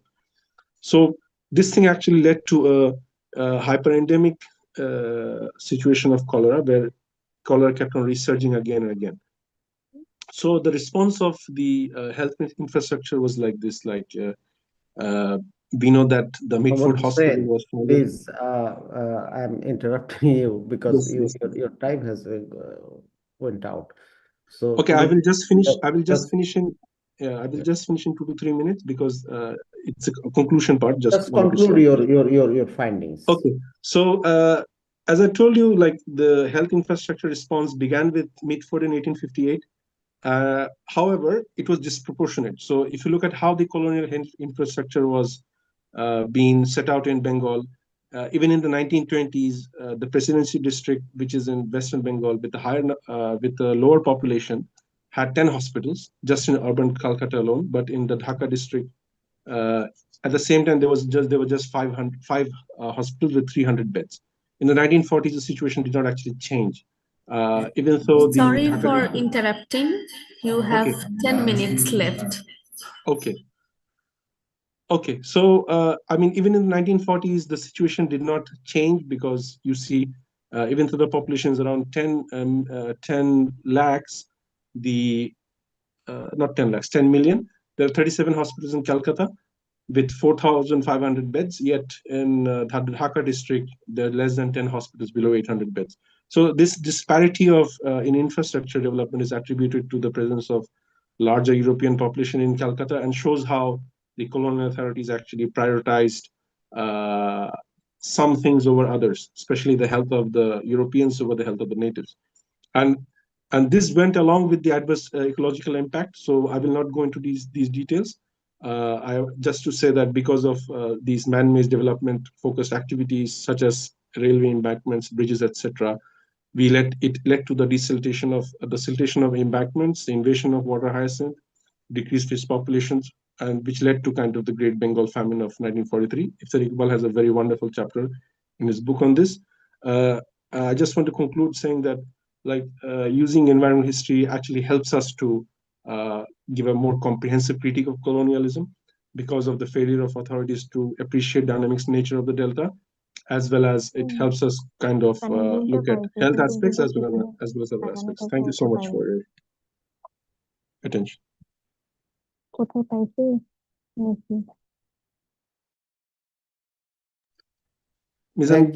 Thank you, Mohammed Hussain, for your wonderful and insightful talk and presentation. which interconnected with the environment and disease, public health, lots of things. So now I'm offering opportunity to ask a question to Mohammad Hussein. If anyone interested, please raise your hand so I can offer you the floor.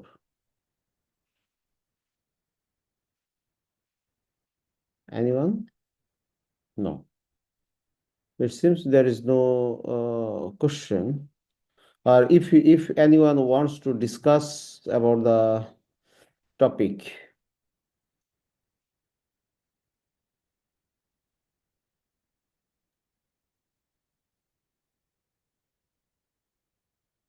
So, if you allow, I'd like to say one or two sentences.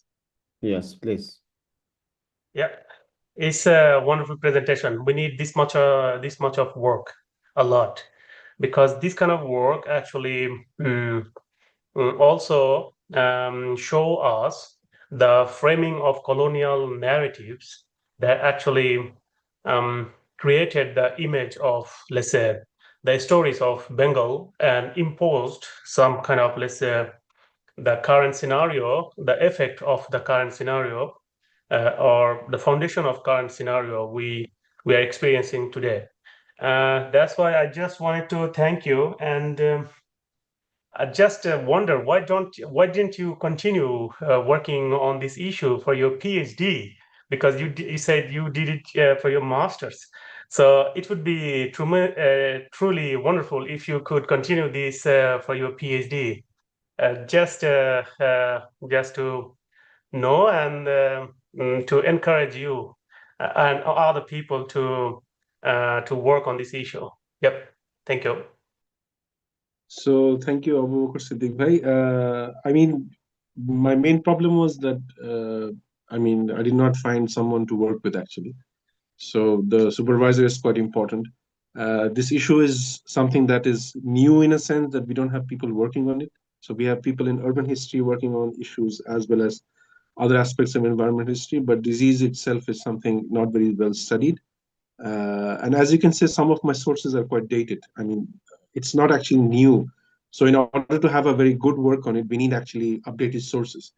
And I was in Istanbul, so I took the opportunity to actually do something in which I found there was a lot of lively discussion, and it seems that is why I did not continue. But it's not something I'm putting on the shelf forever. So maybe later when I will have more time, I will develop this into a much more better narrative.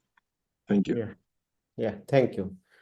Thank you. So now we are moving forward. Our next and last speaker is there Muhammad Ubaidullah. Is it? Yes, sir. Present? Yeah, okay. Okay. So now a topic: Kanasha Katha Nikari, alleged insult, hidden history, reconstructing the struggle of a marginalized community in Bangladesh. So now Muhammad Ubaidullah will deliver his speech.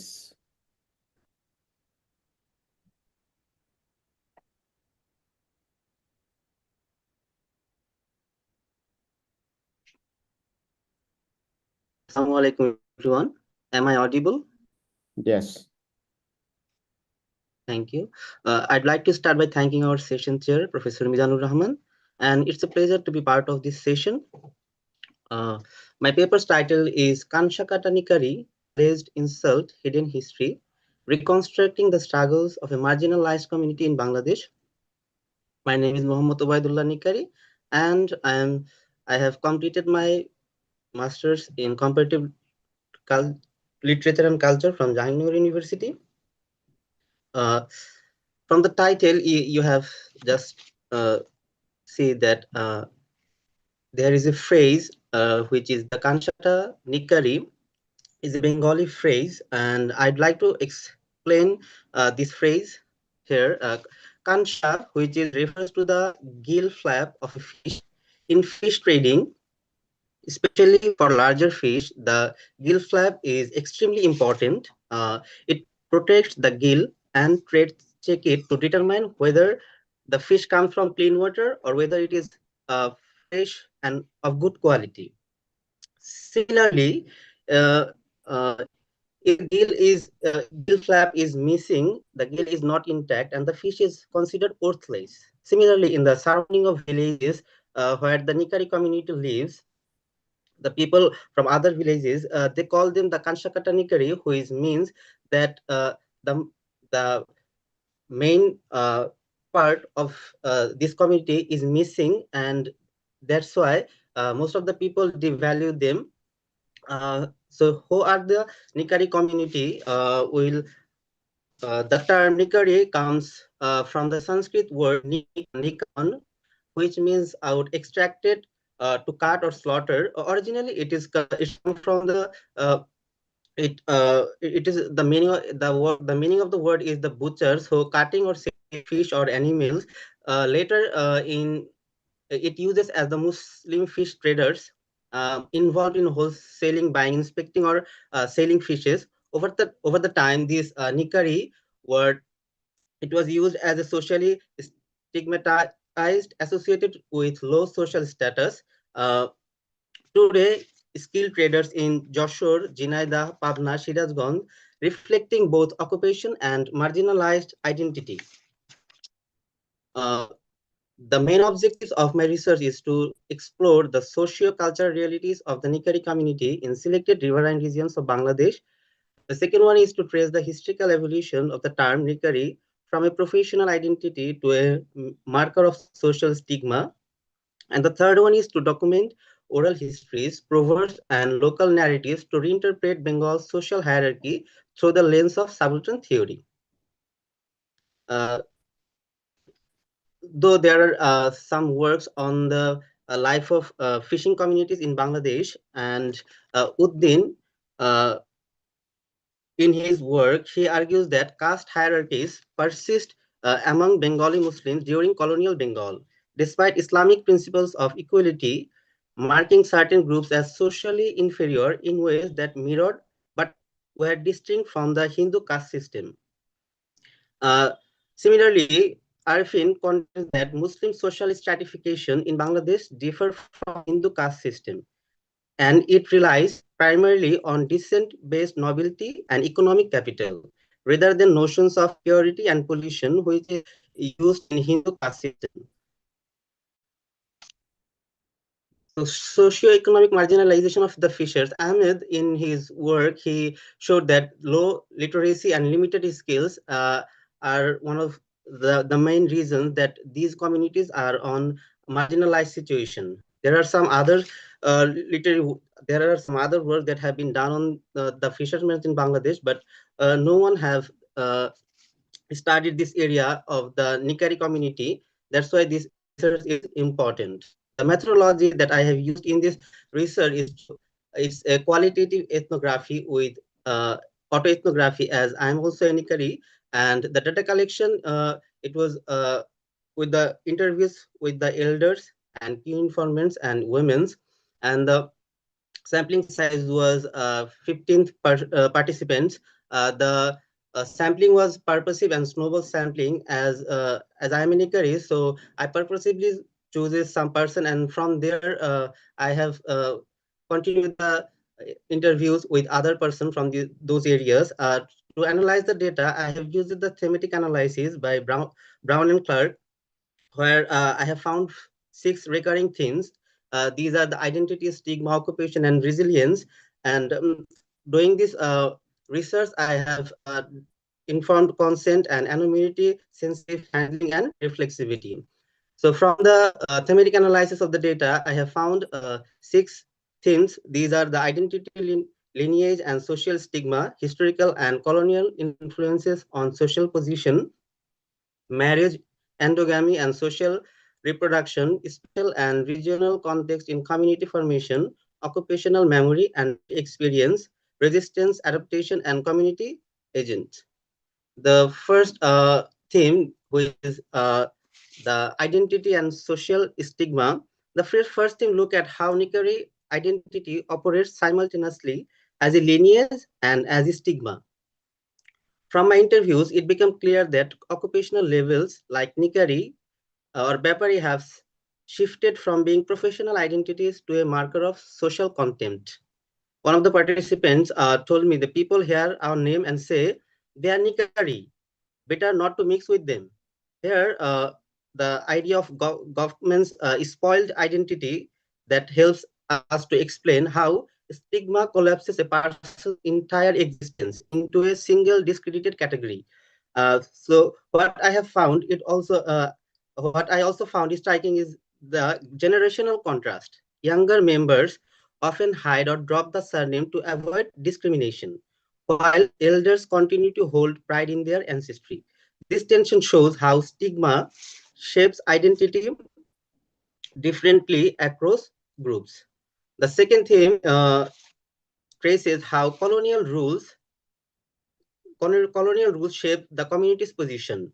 British administrators classified the Nikari into hereditary occupational roles, fixing them in categories that later function like caste boundaries. Colonial dictionaries and census descriptions even redefined them for the skilled fish traders to a devalued group.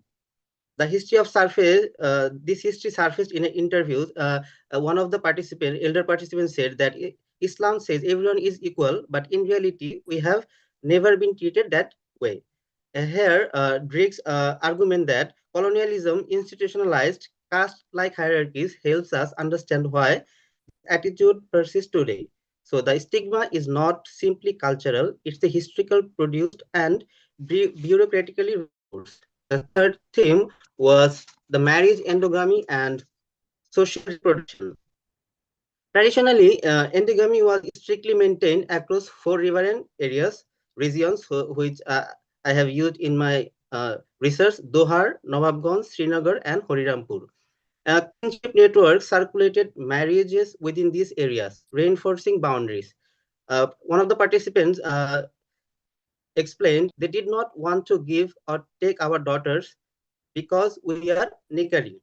Drawing on Burdus, these practices reproduces social hierarchy and protect symbolic boundaries. However, these norms are now shifting. Migration, education, and aspirations for higher status and bringing new possibilities that challenge older marriage restrictions. Younger generations, especially the younger generations, are negotiating between the tradition and upward mobility. The fourth theme is the cultural practices and life experiences. Here, the cultural practices and the memory of river-based livelihoods, even though many no longer work as Nikari, the memory of fish trading remains central to Nikari identity. Elder recalled river journeys, fish markets, and boat roads as defining elements of who they are. So, fish, rivers, these are their daily experiences, which is now vanishing. And one of the participants say that our whole life was the river and fish. That was the identity of Nikari.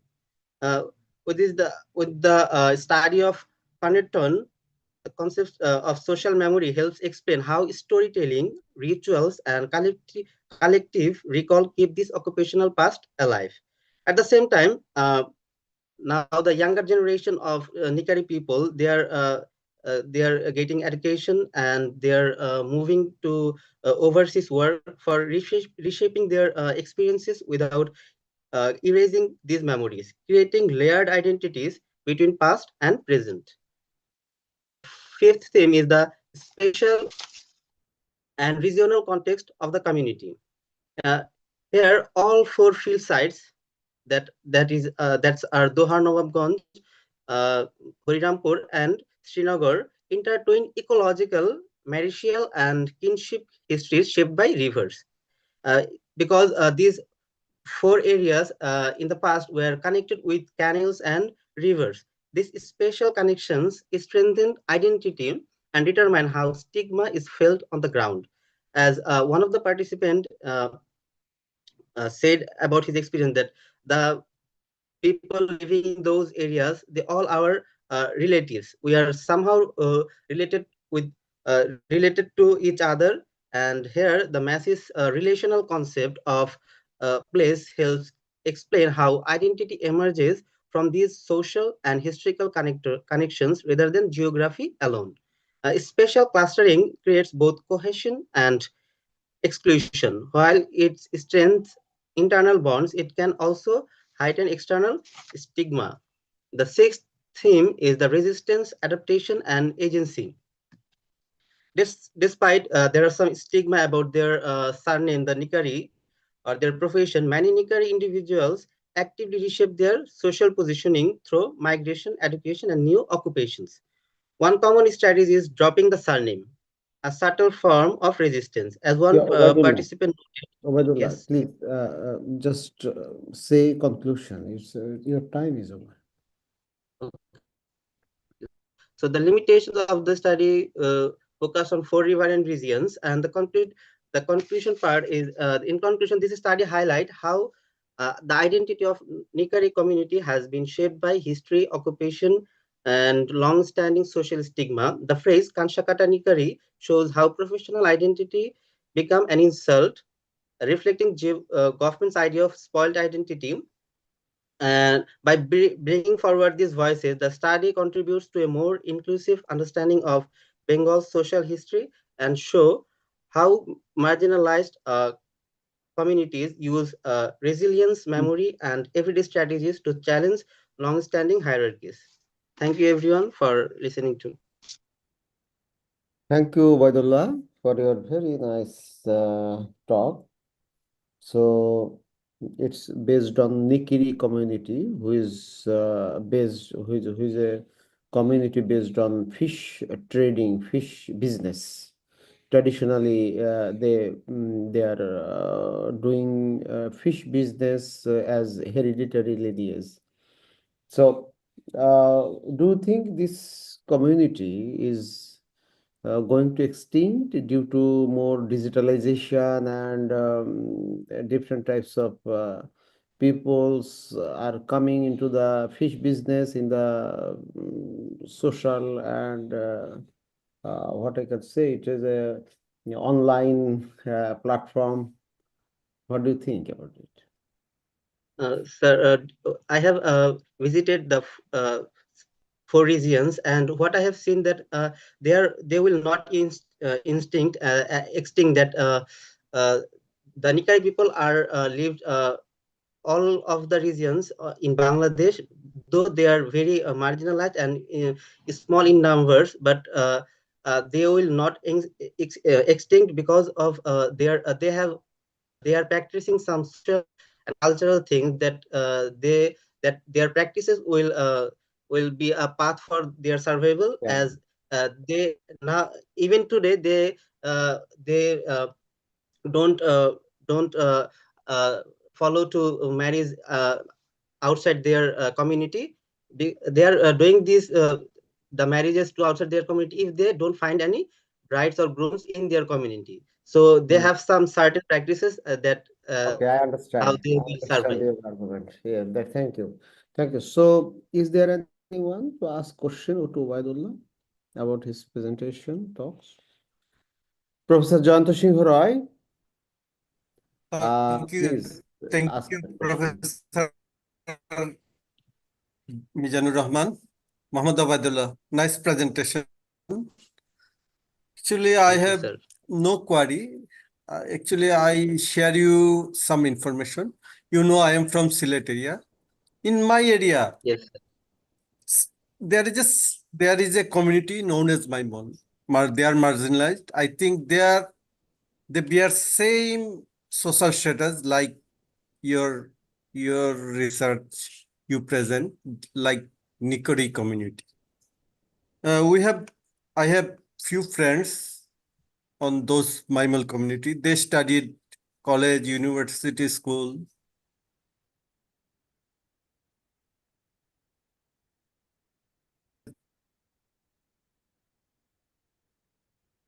Hello.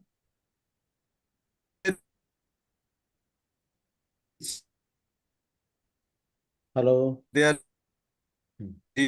rich. They have enough money, but in our region, nobody cannot make any kind of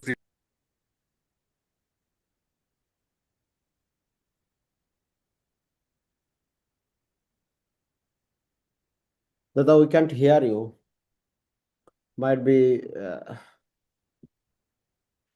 due to your sound problem. Problem. Yep. So maybe we can proceed. Yeah. So, do you have any other questions? So we have no time as well. So this was the last presenter for this session. Now I'm Sorry, Jami leaving. bhai, there's a hand. Maybe 1 minute you can give time. There's a hand raised. Kabba. There's a person. Oh, I We can't hear. have a couple of minutes. Okay. 1-2 minutes we have left. Yes, Kabo. Hello, am I audible? Yes.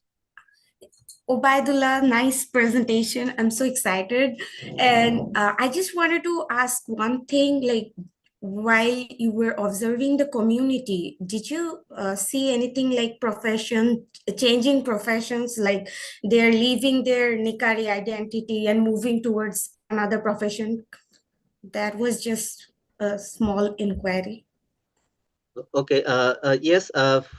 Especially the current generation, they are no longer selling fishes to the markets. Even they are getting education, but they are especially they are very much want to go to the overseas foreign countries and earning monies.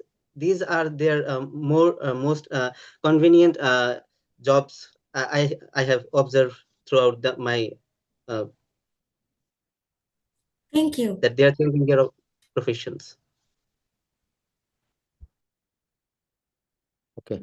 So thank you for joining this session, and I am leaving the um, thing to Abu Bakr Siddiq. Deepu, please. Oh, this is your session. We are doing some technical help. There's nothing here. So you can conclude it, and then our system is after every session we take snapshot because you maintain this session, and after this session we take the snapshot, and then the session is over. We take for a break. So if you have something to conclude, overall assessment of your session, you can do it. Then we go for snapshot and end the session with a yeah. Thank you. Thank you, Deepu. I'm truly honored and feel happy to chair this session and having not chair but also a listener. I'm enlightened to hear from Professor Iftikhar Iqbal, Shumaya, Muhammad Hussein, and Ubaidullah as well. And basically, environment, people, landscape are very much interconnected. And when we understand the past of humankind, we must consider all the human history as a whole, a entity with those things. And if we try to understand the history of humankind separate from the environment, separate from the soil, agriculture, that really fragmented and partial. So this session give us some very important insight to go forward to study the history of Bengal. And if I understand correctly, the most of the thing comes here prioritizing colonial Bengal. But we have the same phenomenon in the early prehistoric, early historic, medieval period. So if we there are lots of opportunity. There are lots of opportunity to work for reconstructing the history of the Bengal Delta. And Bengal Delta, as we know, it's a very distinct landscape and the human as well. So from the prehistory to the colonial period, I think we need to more exploration, more organized way to understand our past. So now I'm concluding this session, and I'm just requesting to the concerned person to go forward. Okay, let's take a The snapshot. So for everybody should turn on their camera so that we can see you. And our so we have our two respected keynotes here, Professor Shadin Chen and Professor Iftikhar Iqbal. So yeah.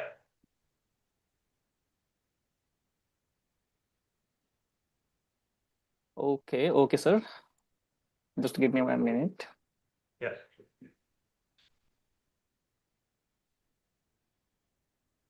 Done, sir. Perfect. Thank you. Thank you. Thank you. Thank you so much. Thank you very much indeed. Iqbal bhai, Iftikhar bhai, thank you. So yeah. So now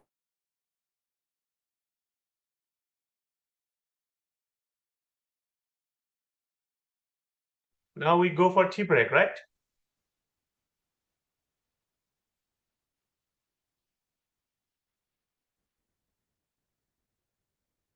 Yes, so we go for a tea break, and then we come back at 2:35 Dhaka time.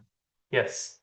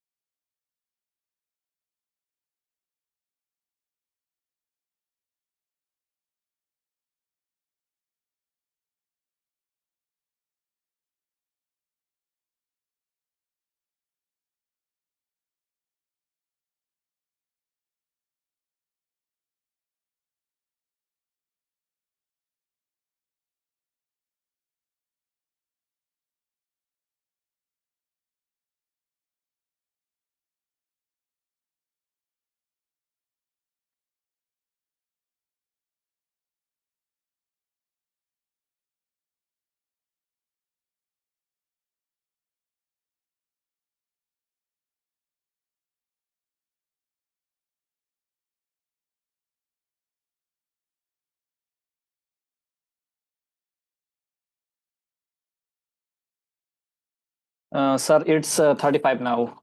May we start? I think we can still wait 1 minute, let's say. Yeah, must, sir. People are joining. What about our chair? Is our chair? Sir, session I'm chairs, here. Sharmin I'm Rezwan here. ma'am is here. Yeah, I'm here. Okay, so Sharmin Rizwana, could you please turn on your camera so that we can start our session? Okay, just a minute. Yeah.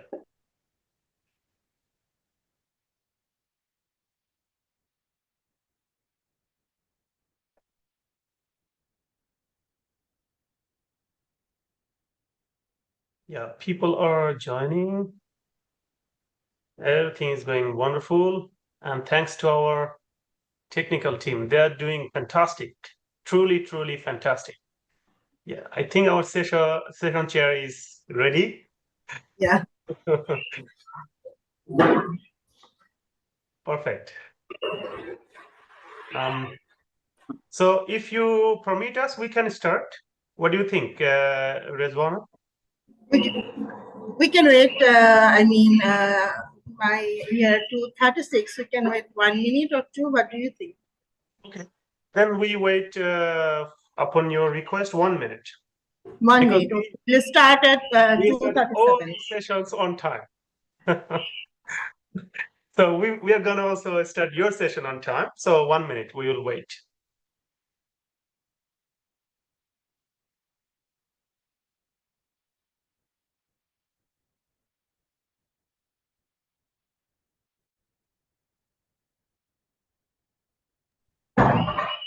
Did you have technical team? Did you have lunch? Did you had a chance to have your lunch? A little bit, sir. A little bit. A little bit. Okay, we A little have bit, only, sir. we have two sessions left only. So yeah, you are doing wonderful. Yes, sir. You are doing wonderful. Thank you. Yeah. Thank you, sir. So shall we start now? Okay. Okay, thank you very much for giving me such an opportunity, Sorry. especially There is introduction, ma'am. So a session chair, there will be our technical team will do something. Then you start. Perfect. Yeah, thank you. So we were waiting for your permission. I am taking back my thanks.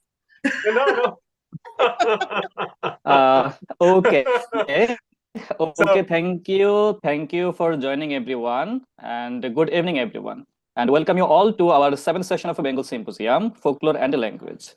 This session focuses on Bengal's vibrant oral tradition and linguistic heritage. This session is chaired by Sharmin Rezwana, Assistant Professor of Department of Archaeology, Kumilla University. We will hear from Shulagna Bhattacharya, Kabbo Kritika, and Tarek Mohan Hazari. A gentle reminder to all presenters, you will have 15 minutes for your presentation and 10 minutes for your discussion. And a reminder will be given after 10 minutes of your talk. Please make sure to turn on your video while presenting. After each presentation, we will take a group snapshot. So please make sure your video is on at that time. And all other participants are requested to keep their microphone muted during this presentation.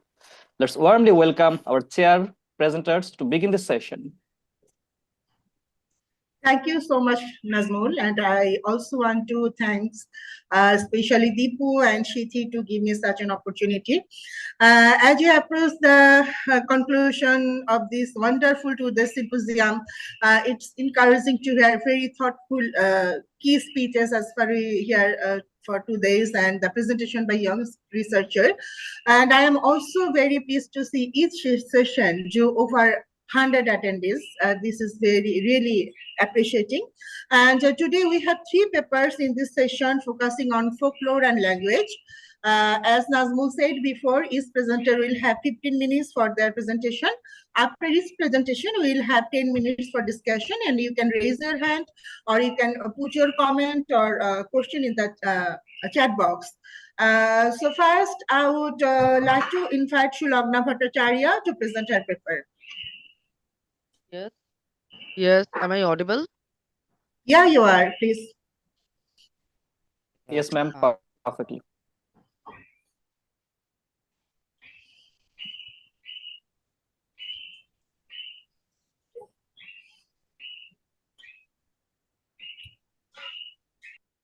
Is it possible that please share my PPT presentation, what I have sent earlier?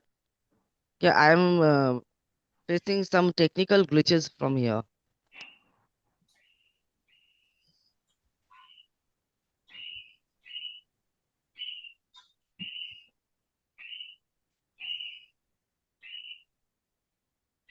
So, Najmul, do you have her presentation? Can you share it? I need think I just can do it. just I think I okay, can do okay, it. sir, Just a please, bit. sir, please. I'm doing. So it will take this cupboard, right? No, it's Shilogna Bhattacharya and she'll talk Yeah, about okay. the bowl. Yes, all right. So there you go.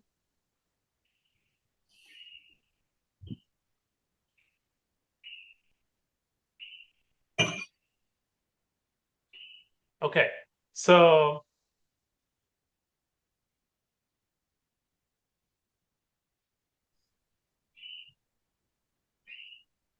Shulagna, you will tell me next and next, then I will change your slides. Okay. Thank you, sir. Thank you. I was also trying to share my file from here, but I'm facing. It's okay. Okay. So, pranam everyone. I'm Sulagna Bhattacharya. I did my PhD from Navnalanda Mahabihar, Bihar, India. So my paper is Baul, the Bengal patrons of Sahayana. See, we Bengalis all know what is Baul and how it is living now. If we see Baul songs now, then we will find that it's a very syncretic form or tradition that in one song in one as we said that pod in Bengali, we found that they're using both the name of Allah and Radha Krishna and other folk divine characters in their uh, uh, poetry. But here my point is how the Sahajiya concept or Sahaj concept emerged in Baul. So first, all Baul poetries came in light, I mean in intellectual light through Pandit Shriti Mohan Sen, who was very close associate of Rabindranath Tagore. In his work, Banglar Baul, he composed as far possible from uh, as far it was possible for him and on that contemporary time he composed all uh, uh, poetries of bowls and all their songs. So and even Kitimohan Shastri also elaborate baul as Shohojiya. Later, of course, we found that Sufi culture was also emerged in baul, but that was different. Here, my focus point is how Shahajiya concept or Sahaj of Buddhism emerged in Baul. So I'm starting my paper from abstract.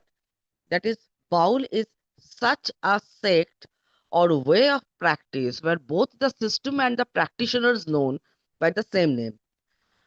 It became popular among the urban intellectuals by the name of Lalan Fakir when Gurudev Rabindranath Tagore came in contact with Lalan Shai.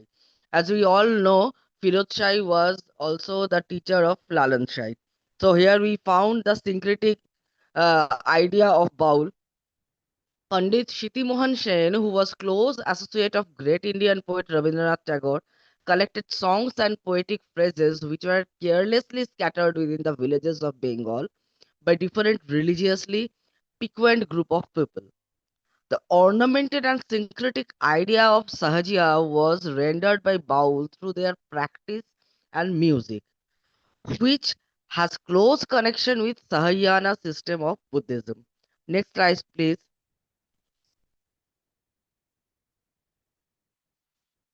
So, what is Baul? The only sect where both cult and practitioner are known by same name. Sometimes they are explained or defined as nomadic group, but their nomadism comes with their livelihood, not their whole culture. Basically, Baul never. Sometimes we see the Baul settlements in any particular place, but they are roamer basically. Often Baul are known as fakir, but it's not the particular term because fakir term is very much associated with Islamic faith. But Baul is the assimilated form of different mode of sadhana or religious practices who are associated through the concept of extreme unconventional spirit of religion. These cult people are popularly known for their songs and music as they demonstrate their of life through songs and music composed in simple native languages. The language of Baul songs are so simple, but their inner meanings are very obscure and ornamented too. They used symbolism in all their poetry. As Chader Gaye Chad Legeche, we have found that line. It's in, of course, who we are Bengali, we understand these lines, but it has very obscure meaning. Now, geographical distribution of Baul. Baul sect is very much Bengali sect. Sect is associated with medieval bhakti movement, and mainly their roaming area was the all over undivided Bengal. Perhaps their philosophy, way of living, and style of devotion resembles with fakirs and awliyas of Islamic order, but they are different from the order because with the march of time, this group assimilated with Vaishnavite cult. In undivided Bengal, their distribution occupied many places, but the name of Kushtia is associated with the name of Lalanshai, Rangpur, Jashore, Nadia, Birbhum are some notable name of their settlement. Even we know Kenduli Mela here in Birbhum, it is very much popular uh, by the name of Baul Mela. Baul faced Islamic oppression and it was a totally political dilemma of that time. And after partition, uh, some Bauls, not everyone, some Bauls who moved here to West Bengal towards India and they settled Balurghat, Dakran, Mashpara, Gangarampur, Nodia, and some area of Krishnanagar. And even they divided into various sects like Korta Bhaja and like this.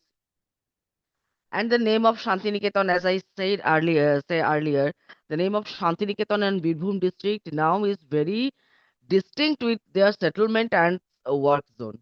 And we know in recent days the name of some popular bowls, like Purno Das Baul, Gautam Das Baul, Parvati Baul, are some notable bowl figures. Next slide. Their philosophy of bowls. Etymologically, the word bowl derived from the Sanskrit batul, which means madman or the person who is affected by wind. In other sense, it also said that the root word is vakul, means restless. Philosophically, it could be said that bowls are those persons who are restless for their right vision and moved by the wind of their kind of sadhana. They protest the orthodox system of religion and religious ritual. Their parampara tradition based on guru shishya parampara, guru teacher and student tradition. Baul always accompanied by female companion as sadhan songi. Next slide. Their initial philosophy decoded through deho tattva, that is spiritual body, prem tattva, that is spiritual love, guru tattva, that is spiritual teacher, para tattva, that is transcendental knowledge, buddha tattva, that is esoteric knowledge, monoskaro or monoshikha, that is a self-realization. Status of woman in Baul tradition is equivalent of Pragya or Shakti like Buddhism and Hinduism. In Baul tradition, female consort is known as Shohoj Sangini or innate practice mate. The way of Deho Sadhana executed through the yogic practice, or sometimes people omit that term yogic practice, that is known as union practice of male and female phenomena to reach the point of paratattva, or to reach the point of transcendental knowledge, which is the part of Gujjo or esoteric practice.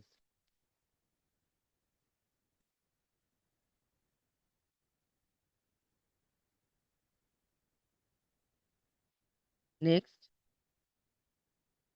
with the development of syncretic culture, they adopted the Vaishnavite concept and the Bhajana Tattva worship, Bhakti Tattva mindful devotion, and Lila Tattva playfulness of divinity included in them. The concept of Lila Tattva, divinity in playfulness, executes with the songs and music, which demonstrates the divine love of Radha and Krishna. Manashkar or Manashikha, self-realization, is kind of Shunno sadhana of Buddhism. Guru Tattva, spiritual teacher, is the most notable part because a practitioner always receives initiation from guru or teacher, and the connection between teacher and student has been projected as spiritual or supramundane connection. Next slide, please. Now, what is Sahaj or Sahajana? There is no mention of term Sahaj in any Buddhist intellectual text, which are associated with directly with Buddhist philosophy. But the controversy arises from the Chinese tradition text Hebajra Tantra and the text named Sahaj Siddhi by Queen Lokinkara, which are the work of circa 8th century but popularized during 10th and 11th century.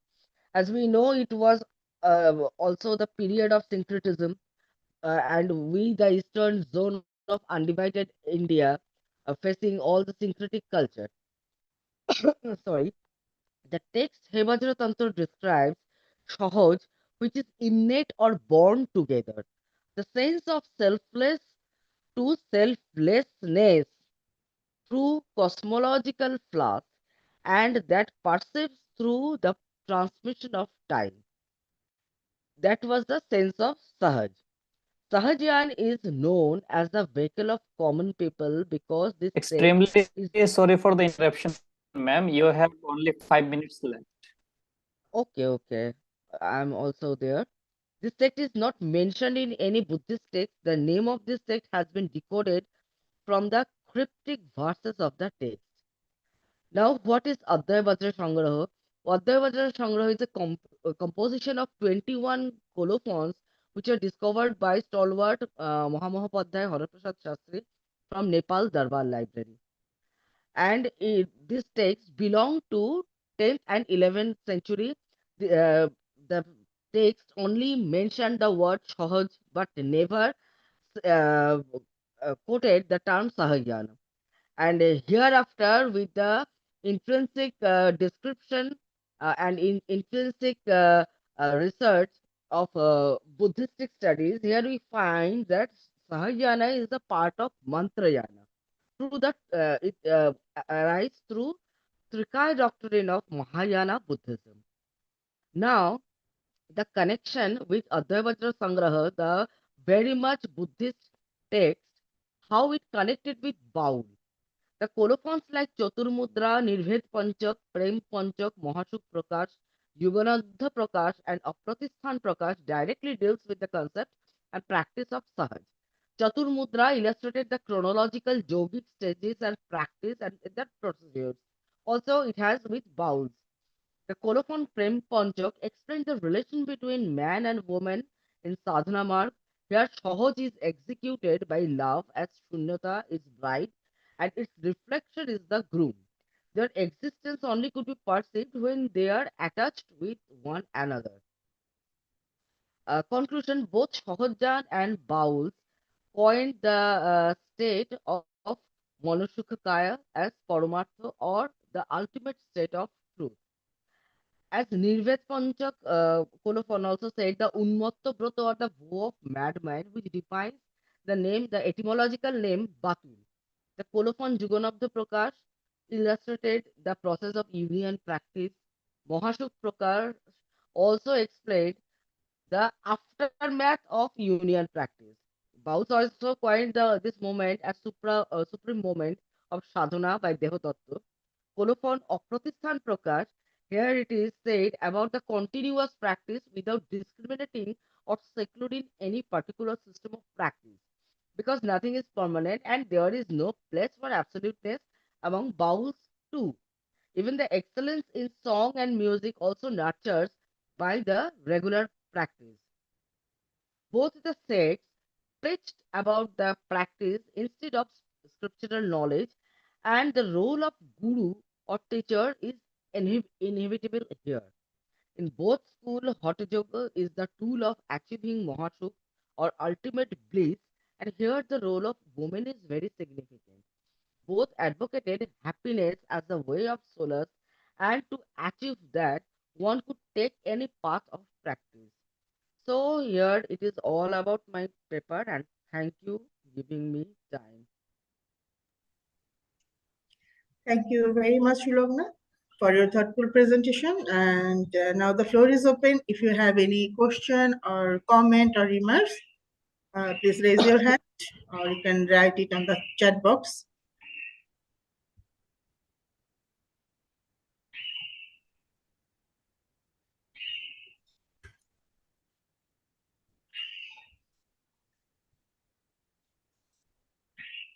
Vajra Sangraha. As you know that Advai Vajra Sangraha was only edited one, edited text, but no such comprehensive work or no such illustration was there. So I did a critical edition under Asiatic Society, and after that I did my PhD in Silk Road Buddhism. So my whole work includes this system, art and archaeology to Baul philosophy, you know. Perfect. Perfect. I just wanted to know another thing, right? So these philosophical aspects of, actually, I would say the philosophical aspects of Baul is the philosophical aspects of the, let's say, the most common people who are deeply rooted to, let's say, root level cultural tradition. Exactly. So that's why I wanted to know, what about the research community? Do you have a lot of people working on this, or you a minority group are doing on research on this? See, if there is a classification, if we see that practitioners are there in different level and who are doing research, as far I know, we know the name of Parvati Bahul. As far I know, she's trying to do some research both through philosophy and through pragmatics too. But whenever, actually, I am talking about present situation. If we see them, they're just practicing song and their way of life. That's it.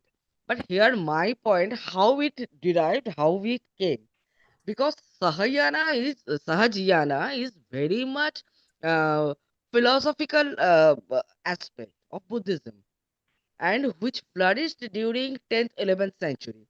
And after that, now what we see as Baul, and we know that there is a monumental work of Dr. Shashibhushan Dasgupta of Oscar religious cult. It is a very lofty evidence of his work that how Armenia, Momin, Sufis all syncretized in a common thought, and Baul also, and how they fetching one another's philosophy. Here my point was that how Sahayana came with their philosophy in their starting point. Yep. Thank you. So it's wonderful It was perspective. my Thank point. you. Thank you. Thank you. Wonderful Thank perspective. you. Thank you. Thank Thank you so much, Deepu. I have a little question, quite inquiry. Actually, I don't know. As per we know, Hebrew Tanto, it's deeply rooted in the tantric Buddhism, Yes, ma'am. which you interlink with the Baul, because Baul needs Yes. female companion in that way. Yes. Yes. Okay, and with the Shohojan, we know the practitioner we might call Gorakhnath. Those Yes, ma'am. who practiced Shohojan. Okay, there is a small community of them in Bangladesh also, as far I know, and northern part of Bangladesh. So this you found the similarity of Shohojan and Baul. Mainly from their philosophy or their practice, everyday practice. Maybe their everyday practice, as I said, that they are singing a song, that you will find the name of Radha Krishna, the name of Allah, the name of other, that is Dokhin Rai. These all our folk divine characters too. But what you are telling, ma'am, Gorakhpanthi is different thing. It comes from Nath culture. Bowls are little bit different from them. Maybe you find some similarities with their verses, but their practice is totally different. If you see in India, Gorakhpanthi are very much inclined towards Shaivism. That we all know about Gorakhnath and other Nath teachers too. Particularly, Gorakhpanthis are very much Gorakhpanthis are very much inclined towards Shaivism. Even they follows the path of Minonath. But Shahajiyana is absolutely a Buddhist feature. Somehow we can found some similarities with Kolachar when we see to Nepalese tradition, but Bauls adapted in their inception whole Sahajiyana philosophy. That is the point. Maybe Okay, knowingly or unknowingly, but thank you so much, Shilogna, for your very thoughtful exploration of the Baul tradition and its connection to the Shohojan concept. This work will contribute to understand the Shohojan tradition and Baul tradition as intellectual heritage. So our discussion session, our time is over, and it will be our next paper presented by Kabbu Kritika. Kabbu, are you here? Oh, she's sharing her screen. Okay.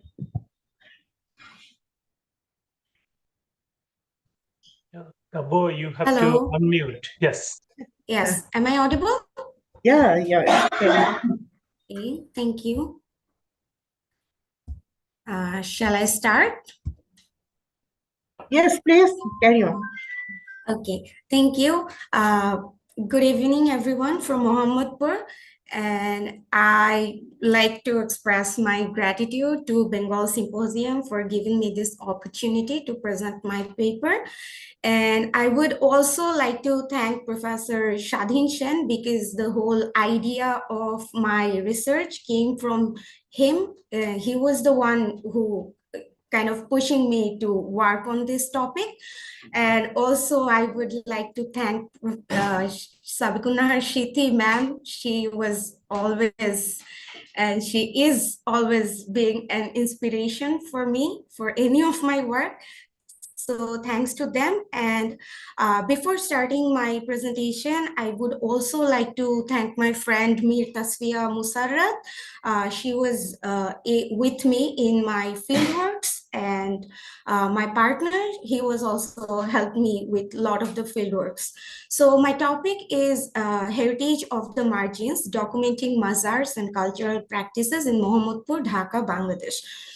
So this is my presentation outline. I'm not going to read this out. So I'll just go to the historical context of Mohammadpur and why I chose this topic to work on the mazars of Mohammadpur. So we don't find in literary text no mention of Mohammadpur before Mughal period. I mean, the space is there, but we have like information from which we can kind of infer that Mohammadpur or the population living here. So Mohammadpur was a part of Dhaka city under the Mughal period, and we can see this from lots of archaeological like built heritages, and also in mention of Mohammadpur's Dhaka's geographic location, like east of the Turag River, and it was stretched toward till Tongi, the Turag River, and from other literatures,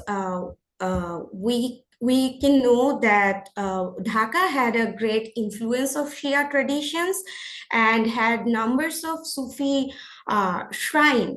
But the problem here is we don't find any indication of any names or exact location other than few shrines situated in current Puran Dhaka.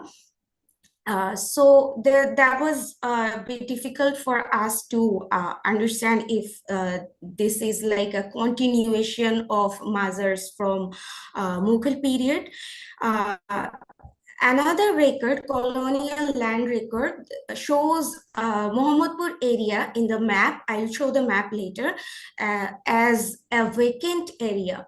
But the architectural records such as Bibir Majar, Shatgumbuj Masjid, or the Dhanmondi Idgah that says otherwise.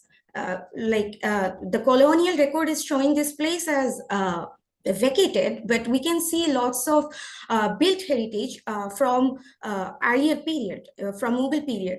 So the influx in population actually happened after 1947, the partition, and massive structural development happened in 1950 to place the migrated population from Bihar, which is now known as the Geneva camp. And this Geneva camp later became the camp for Atke Pora Pakistanis after 1971. So after 1971, the birth of Bangladesh, housing project and rapid urbanization is going on and around this place. So if you see the map I was referring, the surveyor's map of 1859 on the left, and here we can see this place, Mohammadpur, in the east of Turag. And if we follow the legend, we'll see that they have written this place as a vacant area. But lots of Mughal built heritage are there. And this is on the right side, this is the scene inside the Mohammadpur Geneva camp during 1974. And here, if we look at the picture, we will see that there was not much of structural development, and the Geneva camp now is totally different from this picture. So my research question formed from this is that how Majar tradition has started and is continuing from Mughal period, and what are the changes over time in Majar tradition and practices. And another important question was if or how urbanization is posing threats to the Mazar community or the Mazar culture of Mohammadpur, and also how the community is interacting, which is determining either the preservation or any kind of threat to the Mazar tradition. And my primary objective was to document existing Mazars and associated tangible cultural heritage such as Dargah, Darbar Sharif, Khanqah, and then documenting the religious and cultural practices related to the place, and also identifying urbanization and its effects on the practicing community, and to understand the interactions between Mazar community and the prevailing religious extremist groups or the orthodox groups, and how this is shaping the whole cultural landscape of Mohammadpur. So for methodology, I used archaeological survey and ethnographic work both together. So for the part of archaeological survey, I did full coverage survey of Mohammadpur Thana. Now, not only Mohammadpur Thana, part of Hazaribagh and part of Adabor, because if we look at the space of Mohammadpur, it has been changed and the administrative unit has also changed. So if we really want to picture the Mughal time period, part of Hazaribagh and part of Adabor, it falls into the space. So we did geolocation mapping and we tried to draw some ground plan drawing. And then for the ethnographic part, we tried to engage with and observe the rituals. We did semi-structured interviews of khadims, khadim meaning the caretakers of the mazars, the devotees, the ashekans and muridans, and also the local community. And then there was lots of informal discussion. And before presenting my findings, some disclaimer is needed that this is my primary findings and the work is still going on. And maybe I'll talk about the lot of constraint and difficulties I have faced during the field work, and veterans can suggest how to overcome those. So this is my study area. So on the left, this is a map of Dhaka North City Corporation, and on the right, this is a Mohammadpur Thana that I have studied. And before going to the findings, I would like to talk about some key terminologies that would help us to understand the practice. So mazar means a place where the body of a Sufi saint is buried, and dargah is a place where a living Sufi saint is staying, and this place can also be called astanas. And Darbar is the place where a living saint is staying, and Dargah is a place for remembering and praying for a saint, and it is believed that their spirit lives in those dargahs, and dargah necessarily never has any tomb or any buried body. So Khanka is also a place where living saint sits there, and if the mazar, after the death of the Sufi saint, if the mazar is situated elsewhere, the place becomes Khanka, and it is also believed that the late Sufi's spirit lives there, and the devotees often places their prayers and offerings into khankas as well as mazars. Okay, so understanding the Sufi tradition here, we need to understand the hierarchy, and the awliyas are the highest position of a Sufi saint, and awliyas are those who are the direct followers of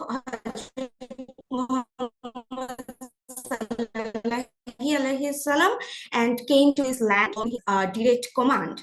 Olis are the people who became Sufi by serving the awliyas, and Kutubs are someone who becomes a Sufi by serving the Olis. And Ofat is the, in Sufi tradition, it is believed that the spirit of a saint never vanishes, therefore they don't die. So Ofat is the day when the saint relinquishes the body, so their spirit is so much alive, but they just leaves the body. So that thing is called Ofat. And Orosh is the celebration. Sorry for the interruption, ma'am. You have 5 minutes left only. Okay, so I will, Ashikans are the lovers and devotees of the saints, and Muridans are the disciple of the saints, and Khilafat is the successor tradition in Sufi tradition. Okay, so I will come to the point what we found. So we have found 7 mazars in Mohammadpur, 2 Darbar Sharif, 8 Dargah and Khanka, and our fieldwork is continuing, and so many dargahs are there yet to be discovered. So this is Shahanshah Radiallahu Anha's Tin Mazar, Azmeri Darbar Sharif, Kalarma Mazar, and this is the only mazar we find which is to a woman, and no origin story of the Kala or their mother.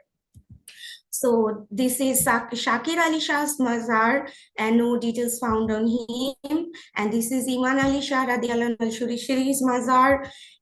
This is the ground plan. I'm just skipping a bit. This is the Anon Pir's tomb, Ojana Pir's Samadhi, and this is a medieval architecture actually, also known as Bibir Mazar. And in the left side, we will see the Ojana Pir or the Anon Saint's tomb, and in the middle, we can see the medieval architecture, which is also local stories suggest that Shaista Khan's sister died there, and Shaista Khan made the place. This is Haidar Baba's Mazar Sharif, located in the Eidgah field. And this is the scenes from the 3 days long Orosh Mahfil of Haidar Baba, and this happened in this year, 31st October to 2nd November. So, and this is the place Haidar Baba used to sit when he was alive, Haidar Baba's Khanka, Allah Pagul Darbar Sharif. This is a Darbar Sharif of Nadir Shah. He's a follower of Khaja Muinuddin Chishti and also a freedom fighter. And this is Rahmaniya Jainpuri Khanka Darbar Sharif, and this is a Dargah, Hussaini Dargah. So all the Dargahs around Muhammadpur is those who are placed to kind of devotees of Hussein, Hassan and Hussein. All of them are known as Hussaini Dargah. So this one is situated in the Geneva camp. This one also is situated in the Geneva camp. This one is also situated in the Geneva camp. So we see more dargahs inside the Geneva camp and adjacent to Geneva camp. This is Khaja Muinuddin Chishti's Dargah. This is also Khaja Muinuddin Chishti's Dargah inside the camp. This is another Hussaini Dargah inside the camp. So quickly, we'll see the rituals and practices. So for mazars, we see daily practices of ashikans, muridans visiting the mazar, prayings, offering things, and lighting candles and incense.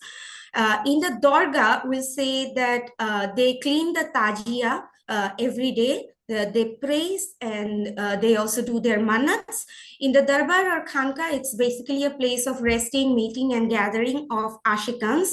And then they pray, they light candles, and sometimes we see they cook foods and distribute foods to the local community. And then they have weekly, monthly, and yearly programs. So in the Dargahs, programs are more visible. So patronage plays an important role in determining which tradition is living and which tradition is eroding. So every dargah is patronaged by local Shia community, and the finance also comes from the local Shia community. Mazars, whereas, have different and diverse patronage. And we see that mazars such as Haidar Baba's mazar or Iman Shah Shurishwari's mazar does have like strong political network and influential persons as their ashikans, and thus they're far more protected from the growing orthodoxy and hatred towards mazar community. Also, due to strong patronages, these two mazars has more support so that they can maintain the place than other mazars and darbars. And the variation sorry to stop you. I think you should make your concluding remark, please, because we are already 3:90. Okay, so can I have just 2 minutes? I really want to talk about this marginalization and censorship. I have to reduce time for your discussion. Okay. Okay, so I will just go to the conclusion. So first of all, our finding is Mazar community as a whole isn't a homogeneous group that we need to understand. And they have themselves, they have distinct ideas and practices. And despite the differences, Majar culture as a whole is still acting as a symbol of cultural resistance in Mohammadpur. And the preservation is due to the community involvement. It's a direct indicator. Either this tradition will be alive or erode. And the threats posed due to urbanization and the growing religious extremism and orthodoxy is also playing an important part in the change and evolution of the Mazar community in Mohammadpur. The dargahs are still very much alive, but in our fieldwork, we have found most of the mazars are now closed. And interesting find, we can see like sandals outside the mazar, and the mazar is locked from outside. So we don't know what's going on, and we try to go several times in a mazar and it's locked. The only two of the mazar we could go through, and what I faced as in my work, the most difficult part was the mazar community is now closing for women. So women cannot get into the mazar, and for me then it was very difficult to go inside. I could only go to like why this is closed for women, and they said that due to the Shariati people or due to the local communities, they make very disturbing things, and many of the mazars in last 10 years, local community or communities outside Mohammadpur, they actually threatened to break the mazars down. So mazar community is also changing their practice and trying to survive in this growing desensitization against mazar people. Thank you very much. Thank you so much, Kabu, for your very interesting presentation. And we can take one or two questions. Okay, Atal bhai.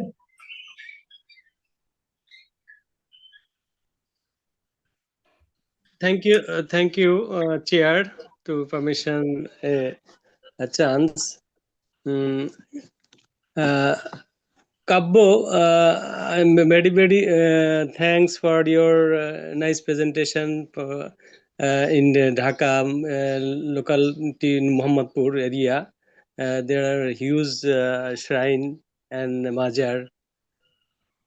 Just for your kind information, you said near the Shat Masjid, you are the unknown mazar. It is not unknown. It is the mazar of Sultan Faizullah. You write it, and then Sultan Faizullah. This is the unknown, not unknown mazar.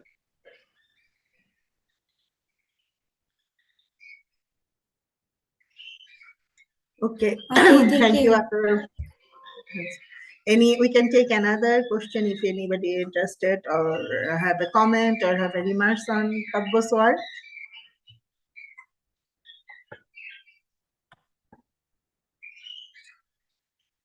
Okay, Mr. Mahid Rahman, please unmute yourself. Okay. Yeah.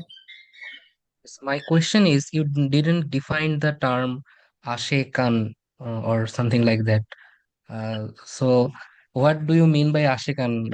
I heard a song like Ashikeর রাস্তা সোজা. So I am a bit confused. What is Ashekan? Okay, so yes, I'm sorry. I had to skip like so many things to finish the presentation. So I'll just quickly go to the key terminologies. Okay, so Ashekan, like anyone can be an Ashik. There's the lovers or devotees of the saints. And so there's the difference between Ashikan and Muridan. Muridans are actually the disciples, and the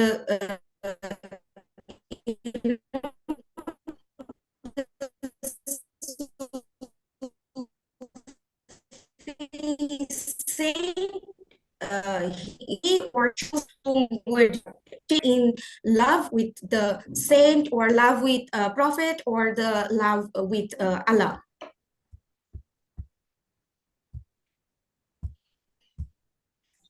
Okay. Could I clarify? My internet connection was unstable. I really don't get your answer.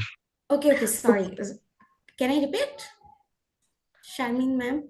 Yeah, please briefly Okay, repeat. so ashikans can be anyone. There's the lovers of Allah and lovers of Muhammad, lovers of Hassan Hussein, lovers of any Sufi saint they decide to follow. I mean, you don't have to take like a formal permission to be the disciple of the saints. You can just be yourself and love the saint, and you are an ashikan.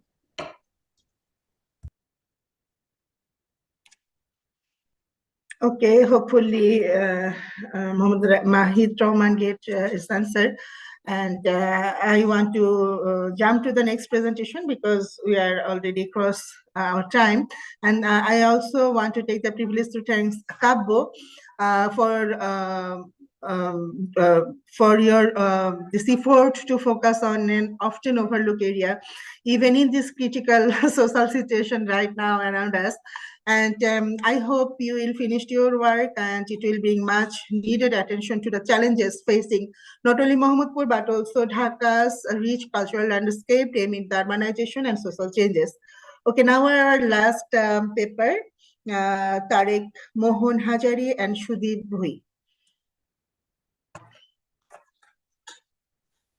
Tarek Mohan Thank you, Hajari. ma'am. Okay. Thank you, ma'am. Okay. 1 minute.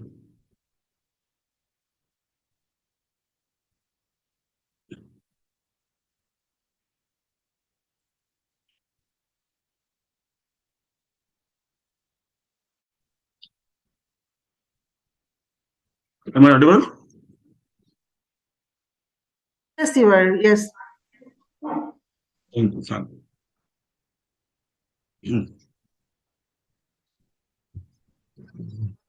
Good afternoon, everyone. Myself Tarak Mohan Hajari, Research Scholar, Department of Anthropology and Tribal Study. The topic is language, politics, and identity. The Bengali language movement of Manbhum. Would you kindly full screen, please? Okay, thank you.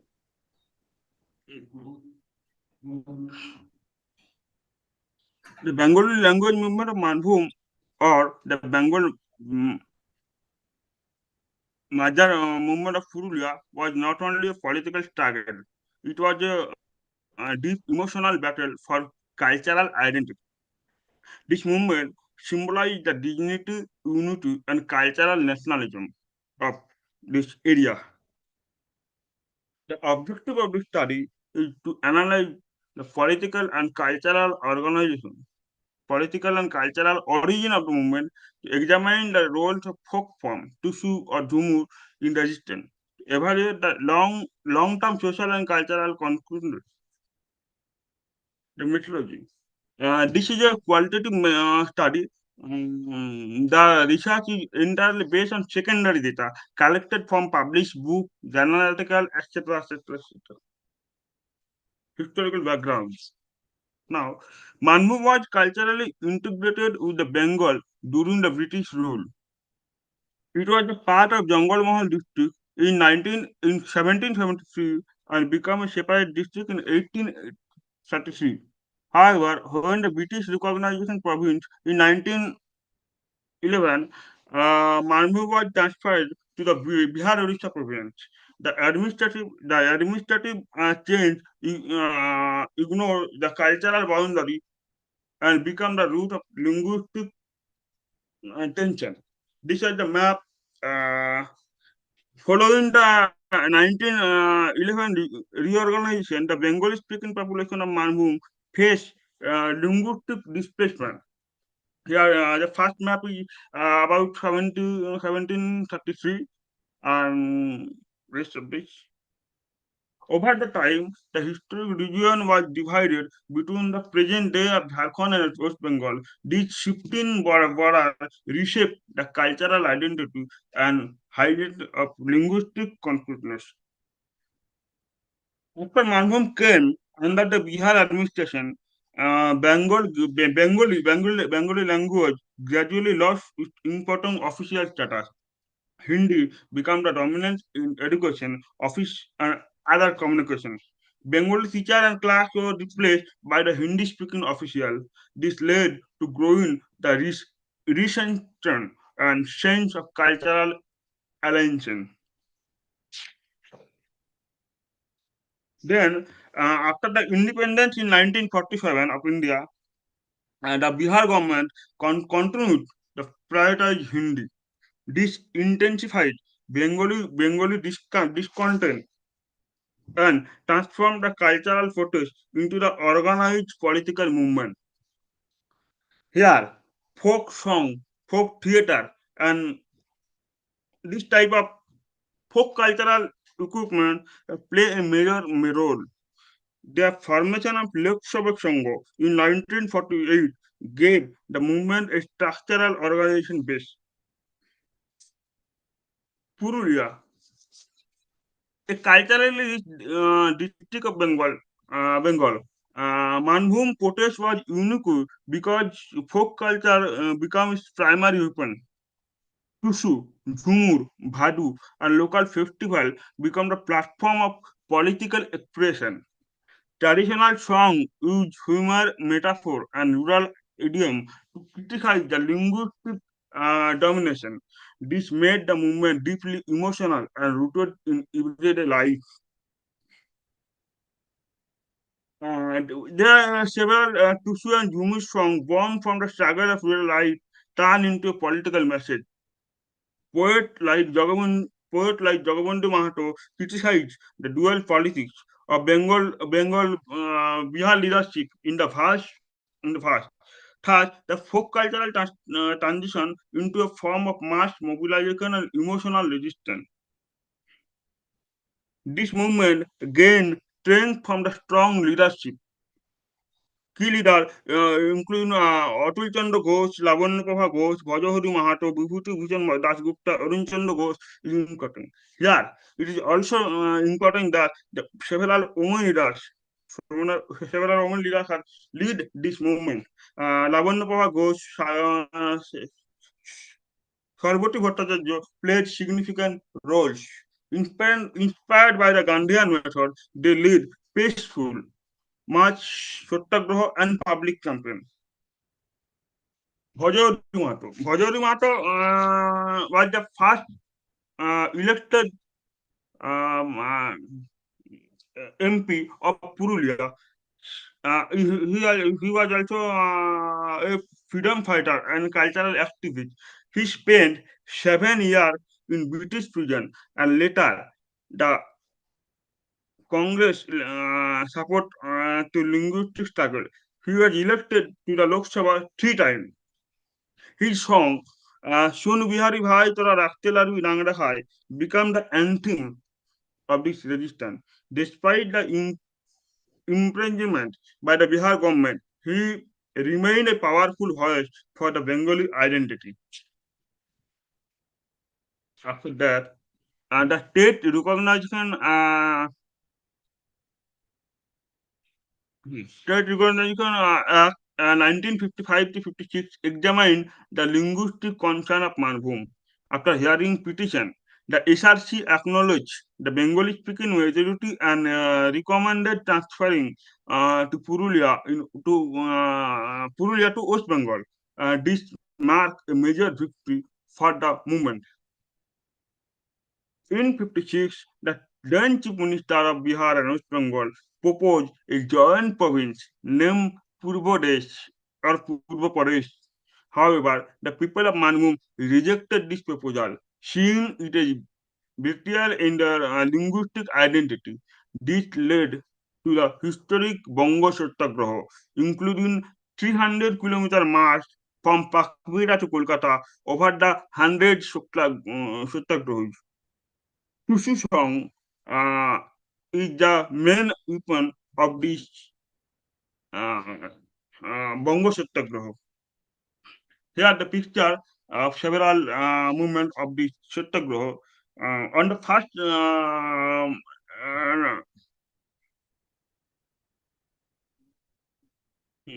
next slide. This movement adopted the non-violent strategies inspired by Gandhian ideals, transforming cultural protest into the discipline of socio-political campaign. This movement exposed how linguistic hierarchies produce social hierarchies, influence employment, identity, and dignity. After all that, on 1st November 1956, Purulia district was officially transferred to the West Bengal. This administrative change restored the cultural unity and marked the success of the year of peaceful struggle. But after that, the Manbhum region was rich in mineral and forest, affected industrial interests from the early colonial themes. Industrial area like Chandil, Ichagar were retained by the Bihar because of industrial interest, particularly Tata Steel. This division created long-term socio-economic deprivation of Purulia, adding a class dimension to the language movement. Sorry for the interruption, sir. You have only 5 minutes left. Okay. After that, the movement reshaped Purulia's regional identity. Folk tradition like Tushu Dhungur gained a new symbolic meaning. Bengali language regained the prominence of education and public life. After that, the oralistic festival and community narrative still preserve the memory of the struggle. The movement established a cultural grassroots activism and cultural democracy. My last slide is the Bengali language movement of Manbhum was not a simply political event; it was a cultural acumen. It united the people through the folk culture and collective emotion. Leader transformed ordinary villagers into the defenders of linguistic dignity. The creation of Purulia district in 1956 is symbolized the triumph of cultural identity. Today, the voice of Tushu and Jhumur also continues to keep the spirit of Manbhum resistant. Thank you. Thank you so much, Tarek Mohan Hajari, for your presentation. And if you have any comments or question about this presentation, our floor is open now.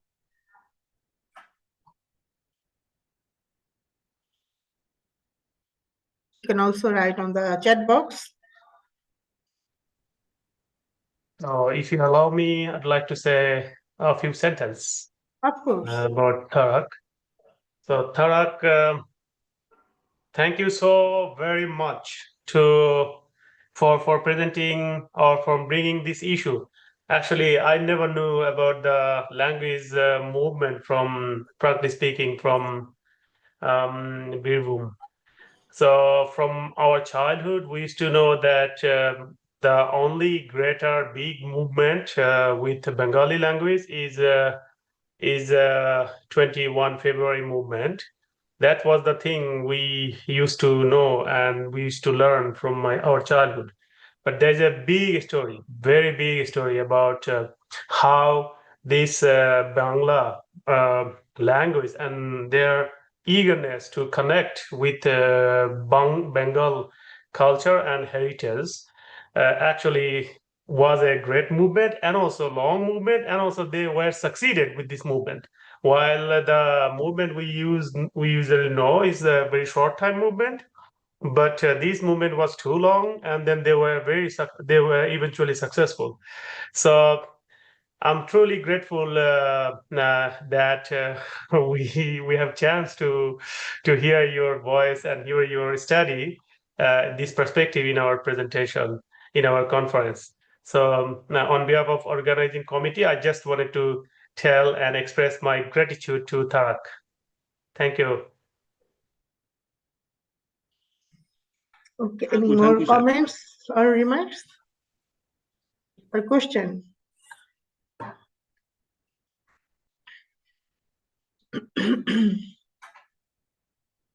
I think that was all.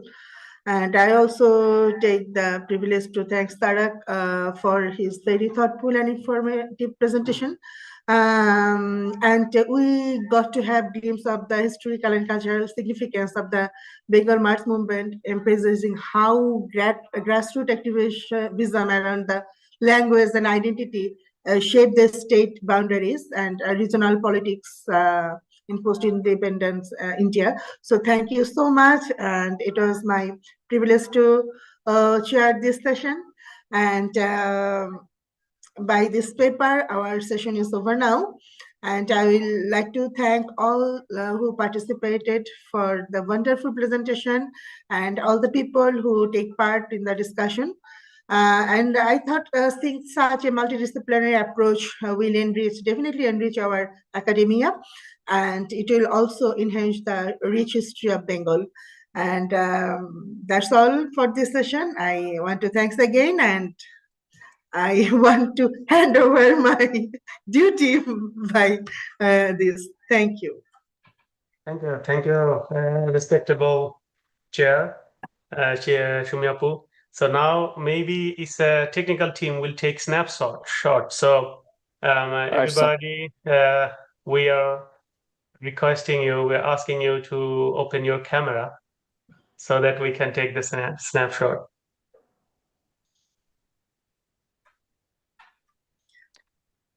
Okay. Done, sir. Thank you.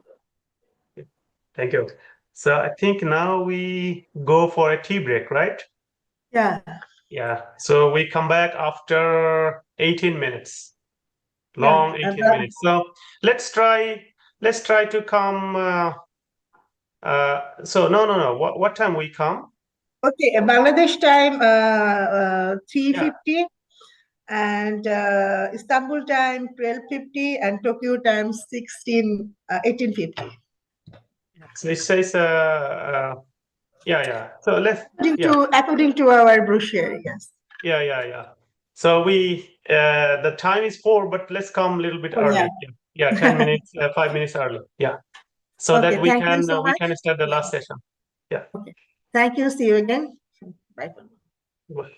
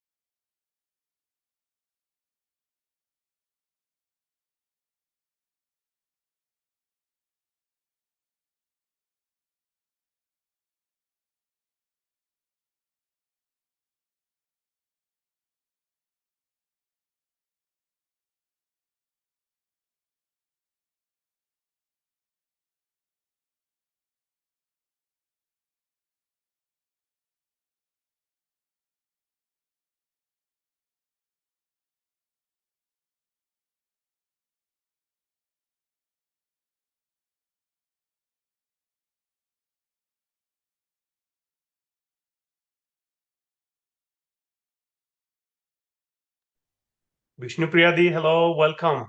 So we are now having a break.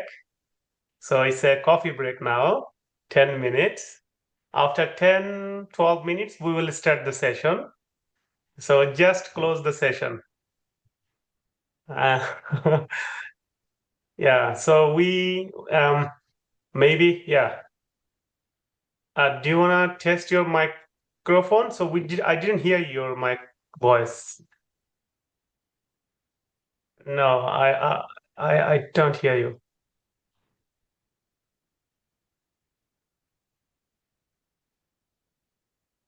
Maybe you have to increase. You have to up your voice from your computer.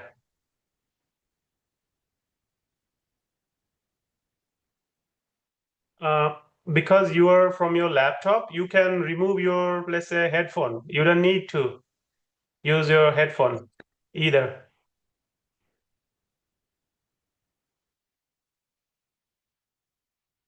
Yeah, so can Now you hear I me? hear you. Perfect.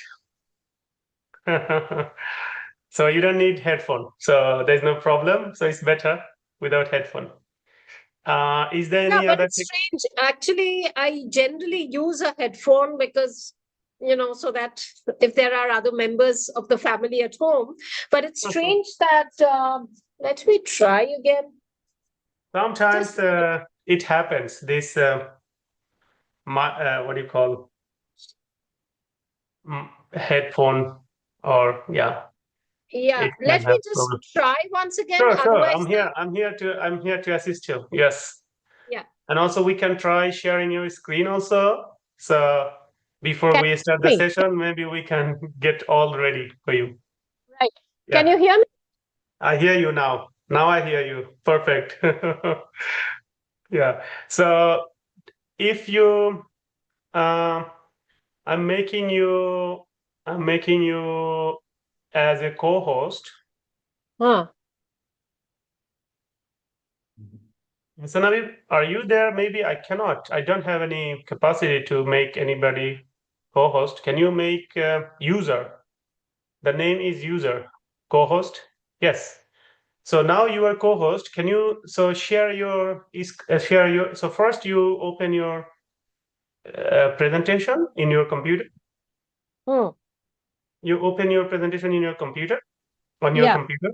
Then now in our Zoom there's a button share below. Green button share there, and then you can see a lot of screen there. You select your screen, the slide you wanted to share. Yes, it's come in now. Yes, perfect. And then what you do, you just full screen this. I will full screen this. Okay. So you are doing this from. So here you can. There is an option on the top. You see slideshow. It's written slideshow. Yeah. So So I you put just slideshow. yes, that slideshow now.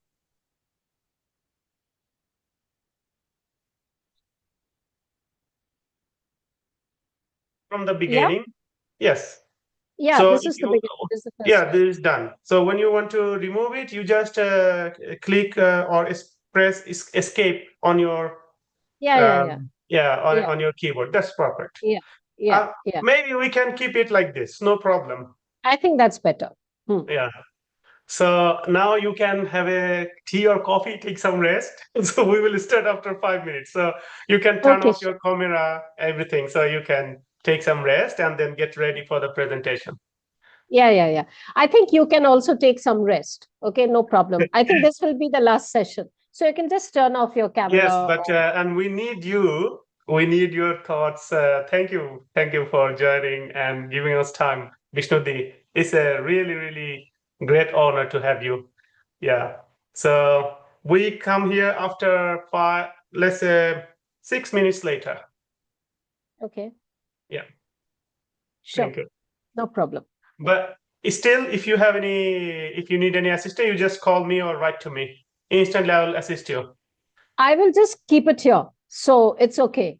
Okay. Yeah, you just keep it as it, no problem. You just turn off your camera and I'll just your turn off voice. my video. I'll just turn up the video. Okay. Yes. Yeah. Yeah. Yeah, Okay. and also you can mute your audio. Then we can unmute. I done it. So yeah. So you take some rest. We see in 5 minutes.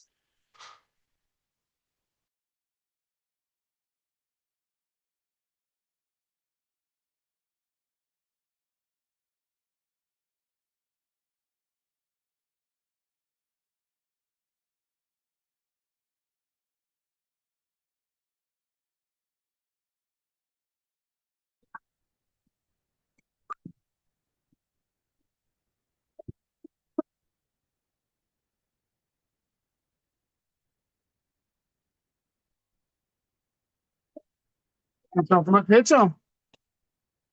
না খেলে যে খেয়ে নাও।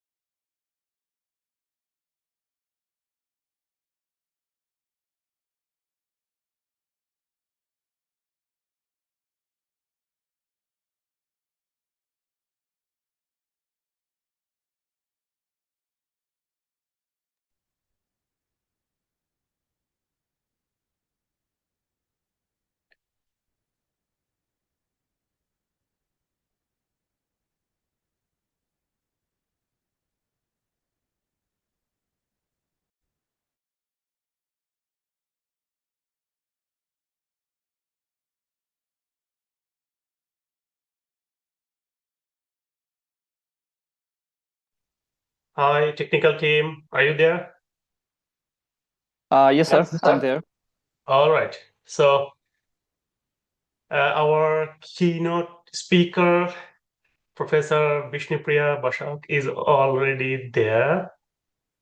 And yes, people will be joining. So, and also our session chair, Professor Masood Imran, is also present. Everything is perfect. Right. Sir, so we can start in 2-3 minutes, right, sir?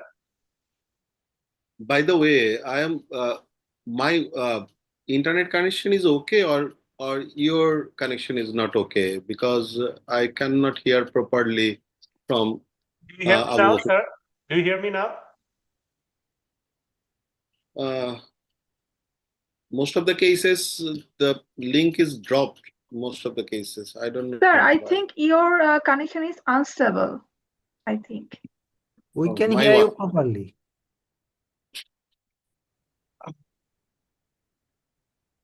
So it's normal, but we are successful. But We sir, are we doing, hear and see you properly. Don't worry. yeah.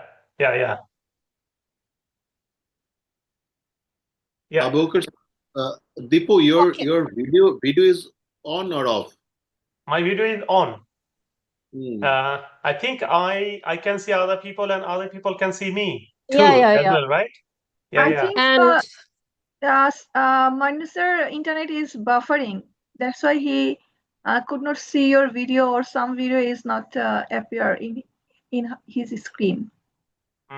Could be. Maybe And I'm audible for you. Maybe. We see you and we hear you perfectly. There's no problem. We see you and we hear you perfectly, sir. yeah. Can I be Deepu, can I be heard? Yes. We see you and also we hear you perfectly. Wonderful. Vishnudeep, you were perfect. Yeah. So I think our session should start at 4 in Bangladesh time, Dhaka time. But maybe we will need 1 or 2 minutes because people are coming. So Najmul, you will be announcing, right? Right, sir. So when Professor Masood Imran, Manu sir, ask you to start, you will start, huh? Okay, sir. Yeah.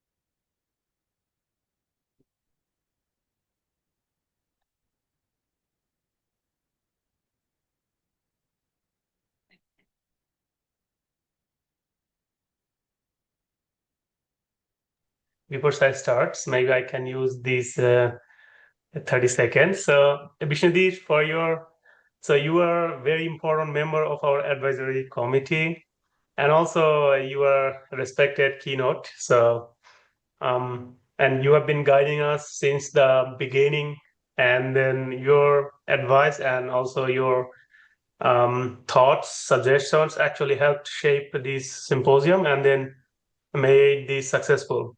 So yesterday was a fantastic day for us. Today is also going wonderful. So yesterday our statistics. Shadhin, sorry, Yes. Shadhin is Shadhin is there. I accepted him. His comment. So yesterday we in this Zoom session in total over 1,300 people time to time joined. excellent. Yeah, and we now we are in live stream. So our conversation is also being live streamed now. Okay. So it will be also saved. So you can also hear whenever you like. So in live stream also we had about over 300 people, and also we had other live stream in our other social media platforms. So overall, over 2,000 people were connected yesterday. So it was a wonderful and also Excellent. nice. Today is also going fine. So I just wanted to let you know all the updates as That's a fantastic. advisor. You have to keep it up.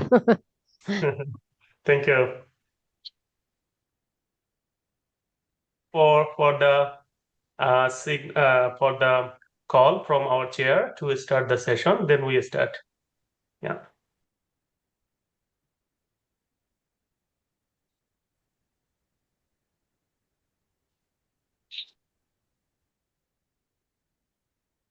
I think Nazmul, proceed. Thank you, sir. Good evening and welcome to our last session and final session of Bengal Symposium 2025. It's about local history and heritage. This session focuses on community memory, local narratives, and the preservation of Bengal's tangible and intangible heritage. This session is chaired by Dr. Masood Imran, Professor, Department of Archaeology, Jahangirnagar University. This session begins with a keynote address by Professor Bishnupriya Boshak, followed by presentation from Borsha Sutrodar, Tasfia Islam, and Nabila Haq Mitu. A gentle reminder to all presenters, you will have 15 minutes for your presentation, followed by 10 minutes of discussion. A reminder will be given after 10 minutes of your talk. Please make sure to turn on your video while presenting. And all other participants are requested to keep their microphones muted during the presentation. After each presentation, we will take a group snapshot. So please make sure your video is on at that time. Let's begin our last session with a warm welcome to our session chair, keynote speaker, and presenters. Sir, please.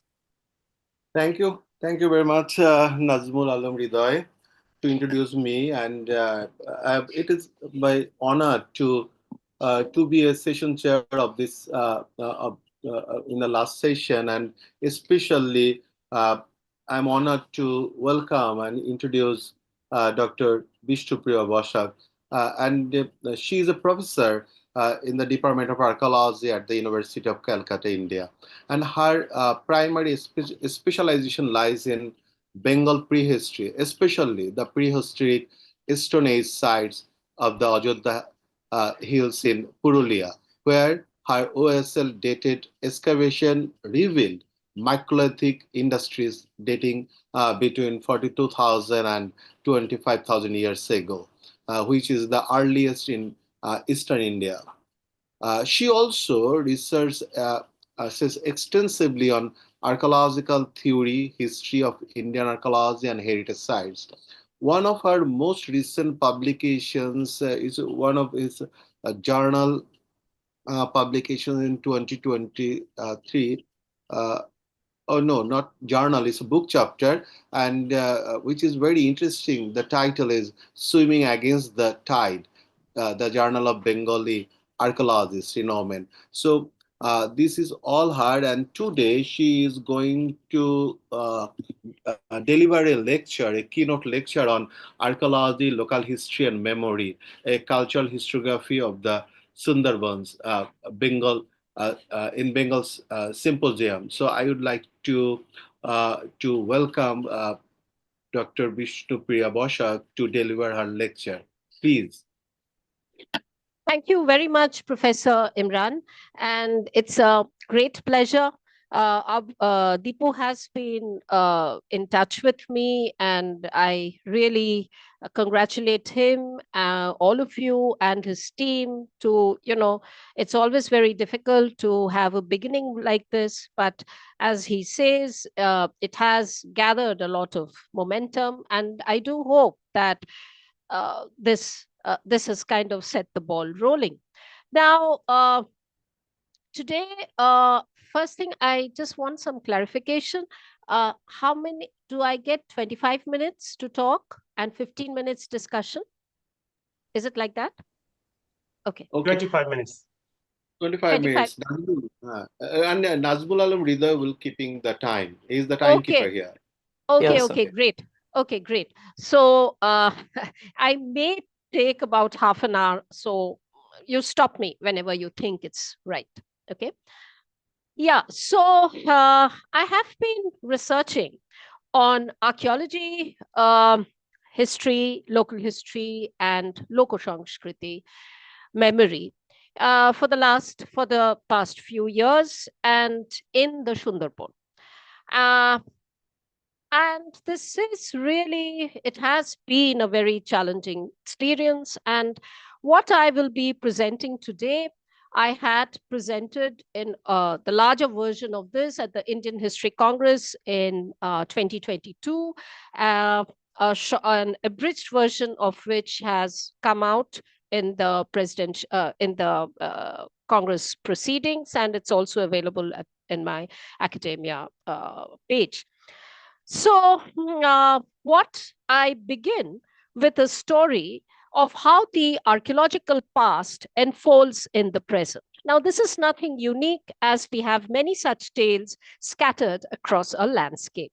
The uniqueness perhaps lies in the potential that some of these bear within, as noted in this particular survey that I did way back, probably 6-7 years back, and this chapter was published in an edited volume last year. Now, this particular legend has accrued around an archaeological artifact, the Kwan, which is locally called the Gorea, in Domdoma Koirakhali, a remote village in the Sundarban in South 24 Parganas district of West Bengal. Usually such Goreas or Kwans are found in the early historic period, possibly used in crushing grains. Now, this was recovered from the near vicinity by these communities who inhabit the village, and the knowledge of this continues to be diffuse in the present. The legend relates, there is a legend. So I have been working on these oral narratives. So the oral narrative relates to the transformation of this object into a Singhason, or the throne of Hariji Chondi, a minor deity. As per the oral narratives, this has been going on for 300 or more years. So every year in February, or the Bengali month Magh, the deity is worshipped on a Saturday or Tuesday, preceding the full moon or Purnima, by communities of Paiks, Sardars, and Bagdis, who are labeled as the scheduled caste groups in India. The existing oral accounts speak of migrations of these groups to the village. The occasion, interestingly, we have two parallel traditions. On the right, you see the Than, or the seat of worship, that is a temple housing an idol of Chaitanya, the 16th century Vaishnava seer of Bengal, who, as the Chaitanya Bhagavat says, that he passed through this region. And this parallel tradition becomes the arena of the Mahotsav, or ritual ceremony, participated in by different communities who congregate here from other villages. The Mahotsav is centered not only on Chaitanya, but it lies in an entangled web of rituals, legends, and performances, bespeaking a different kind of transformation. Now, my thing is what I'm working on, the queries which are very important, is how is an archaeological past formed in the present? Are we talking of many pasts? How does it relate to local history? Ancholik Itihash, I prefer to use that, or Lokosangskriti instead of folk culture. So how is cultural, social memory interleaved with both? Are we talking of multiple pasts situated in the present? What constitutes Ancholik or Sthanik Itihash, and how does it relate to Lokosangskriti?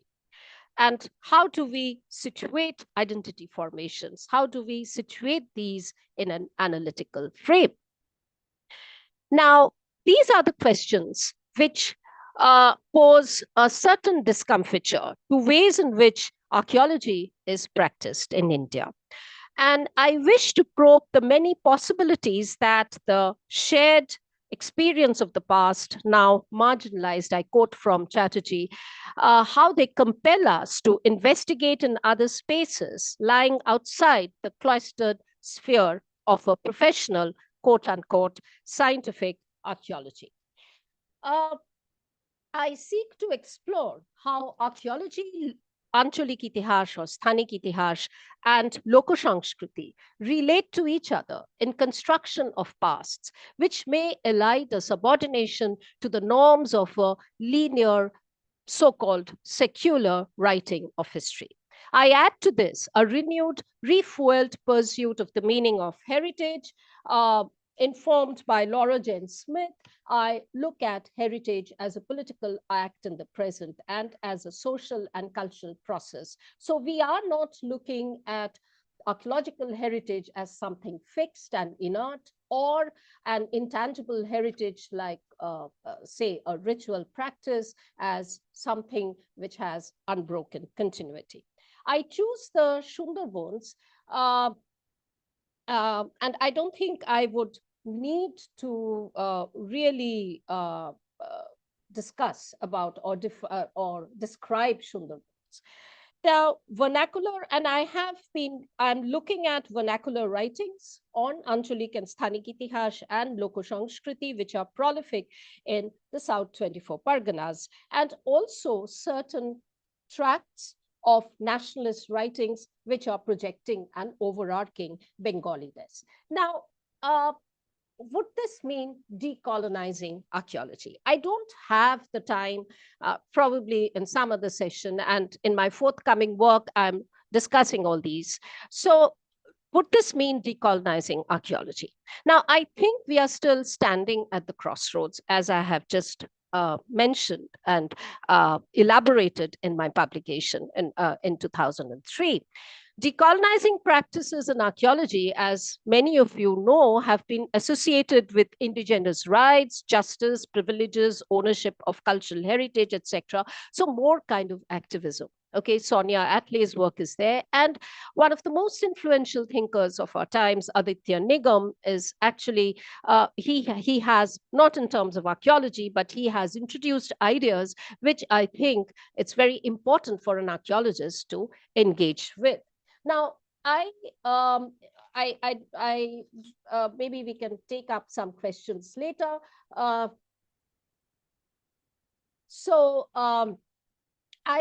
just looking at, certain terms, obviously coming out of the Western idiom, because as I said, Ancholik and Sthanik, all of you would know, it's not an easy transferability into the local or the regional. Same with Lokosangskriti and folk culture. So as I was saying, I am interrogating the construction of an overarching Bengaliness conjured through the lens of mainstream nationalist writing. And I have used the analytical frame of the center, of the formation of the center and the prevailing duality of centrism and localism. As Derrida says, that the structure of the center, it is never fixed. In the first section, so my short presentation, I will be just, actually, I'll have the time to just gloss over these issues. In the first section, I have chosen a few select writings to explore this. Archaeology, at best, has an ambivalent presence in these works. In the second section, I have used a ritual practice for a nuanced understanding of archaeology, Ancholik Itihash, and memory. Now, in the late 19th and the early 20th centuries, there was a spurt of vernacular writing in Bengal that grappled with unresolved questions and unresolved tensions of national, regional, and local identities, in which archaeology often became a viable tool. These writings were actually posing a homogeneous Bengali self and a universal Bengali nationalism. On a parallel plane, a parallel universe was also opening up outside the confines of the eclectic metropolitan circles outside Kolkata and other places in the district towns and remote villages of undivided Bengal. The research of Ancholik actually shows that it itself is an indicator of ambivalence. It could mean a wide-ranging and variant geographical space of a district, town, fort, or village, or even a sociological unit of family, lineage, or professional class. yet not all at a particular time, and it alludes at any fixed usage. I intend to problematize this difference in the writings of Ancholik Itihash by showing how, in a Deleuzian sense, each repetition of the Ancholik is best conceived in a unique difference where no two readings are identical. But before I talk about the vernacular writings, and I will just have local vernacular writings, and I think I will just have the time to discuss one. It would be imperative to view how the center was constructed by two protagonists who pioneered the initiative of searching for the roots of this consciousness. All of you are familiar with the works, historiographical works done on Bankim Chandra Chattopadhyay and Rabindranath Tagore, both of them taking slightly, in fact, a lot. Right now, there's a present controversy about Vande Mataram. Both of them are sometimes taking very, very opposed positions. Decades later, a brilliant essayist, Kaji Abdul Wadud, compelled us to reckon with another construction of the center. And I must stop here and thank, I don't know if Shadhin is here. I was writing for History Congress and I couldn't get hold of Kaji Abdul Wadud's. Yeah, listening to you. Sorry? Yeah, he's there. Okay. Listening to so you. I would like to thank him there. Okay. Now, for Bankim, the center of this historical consciousness is to be located in a Bengali Aryan identity. However, this cannot do away with its otherness, the non-Aryan, mixed, and worse for Bankim, the Muslim elements. Bankim cannot hide his discomfort with this otherness, as noted in the various sections of his select works. Yet he is unable to make an anatomically precise break. So the construction of the center of historical consciousness is a troubled one for Bankim. Tagore's construction of historical practice inhered in a Swadeshi enterprise. It was outside the confines of any institutionalized endeavor or the structure of Bengali Jati, which forms the core of Bankim's search for Utsho or origin. While Tagore wrote extensively on history between 1901 and 12, Bongo Bongo, if you remember, I have chosen his brief introduction to the short-lived journal Oitihashik Chitro, which was edited by Akhay Kumar Moitro, to foreground some of his ideas. Never for once is Bengali mentioned in this brief and significant introduction. The center of this consciousness, interestingly, has no fixed locus. It veered between the locality on one hand to the wider sphere of Desh, the country, on the other, when we may aptly say that the center is not the center. The center of historical consciousness for Wadud, as I read his collection, Shashwata Bongo, lay in the possibility of a new national life severed from religious moorings. The ideal of a united life of the Bengali Hindu and the Bengali Muslim transcended to a national one for Wadud through means of building a composite, unifying cultural ethos. Now, before I go on to the Anchalik canvas, Niharanjan Rai's two very important works, Niharanjan Rai's Bangalir Itihash and Dinesh Chandra Sen's Brihad Bongo, both are upholding two separate models of history writing, bearing out two sets of relationships between a center and the margin. An essential Bengaliness is evoked in Bangalir Itihash through the lens of a quote-unquote scientific history that relied on a methodology of texts and newly discovered archaeological evidence. If a Bangali composite identity, however ambivalent, remained at the apex of this center, the idea of a center as holding together a structure of differences is more explicitly stated by Dinesh Chandra Sen in his endorsement of a Greater Bengal, Brihad Bongo. The emphasis in this work is on the formation of an essentially Bengali culture that was supposed to have diffused from Gaur, the political stronghold of Shashanko, Pal, and the Saints. Although subjected to different treatment, Bengali culture or consciousness was believed to have flown from the nodal center and suffused marginal lands like Sundarban. Very interestingly, Sundarban's features only in the appendix, Porishishto. Now, Ancholik as the site of difference. I mean, we have to begin with Satish Chandra Mitra. In my presidential address and in my forthcoming work, I discuss Satish Chandra's Joshor Khulnar Itihash in greater detail.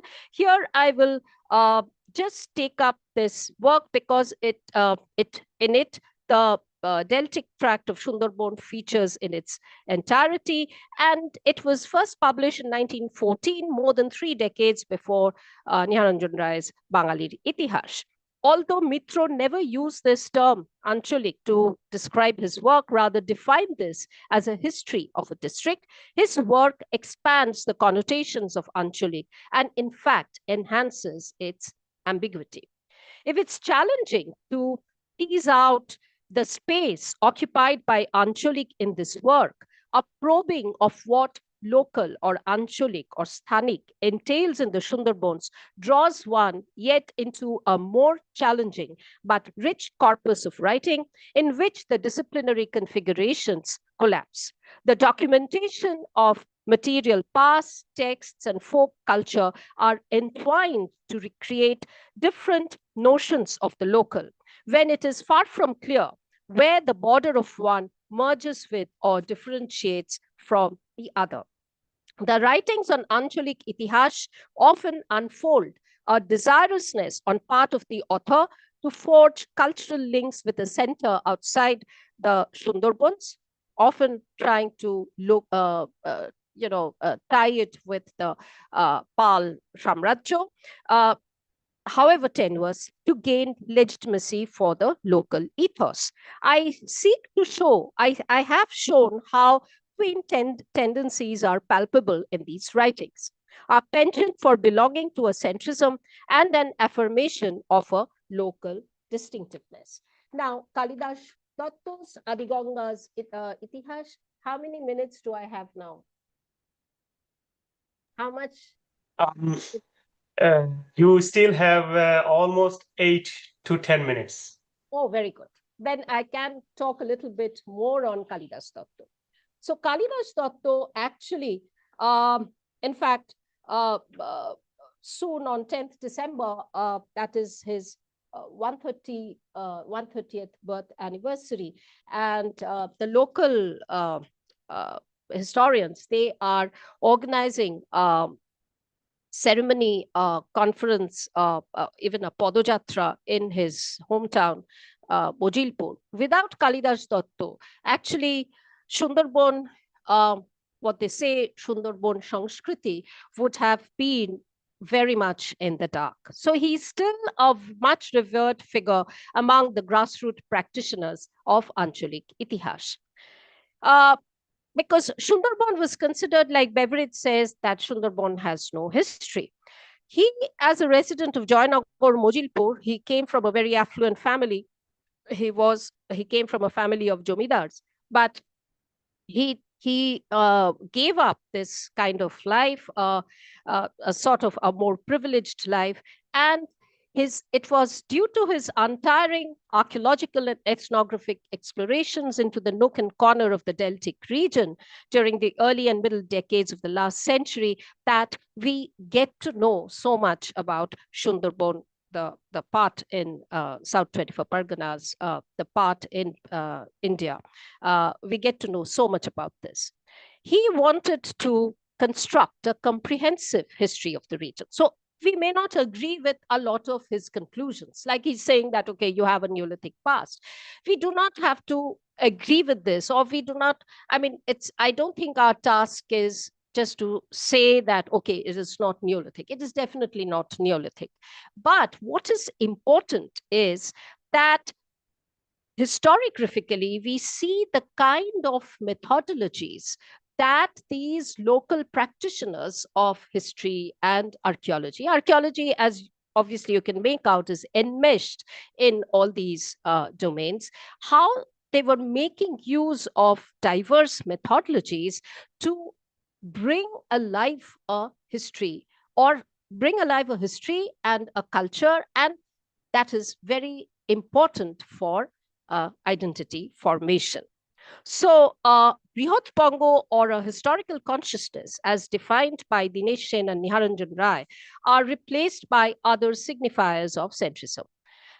Kalidas Datta still wanted to, you know, legitimize the local culture by somehow connecting it with the Pal or Shen cultural ethos. So whatever sculptural pieces were being found from different parts of Sundarban appears as one signifier of the center. Localism prevails in a simultaneous and consistent ascription of significance to a network of innumerable localities in the Deltic region by highlighting their archaeological repertoire. And one of the most interesting pieces is his how he, aided by epics and verses in medieval texts, constructs the ancient course of Ganga, Adi Ganga, by culling information from these texts, colonial surveys, Renel's Bengal Atlas, old maps of the Portuguese, supplemented by his ethnographic knowledge of these places.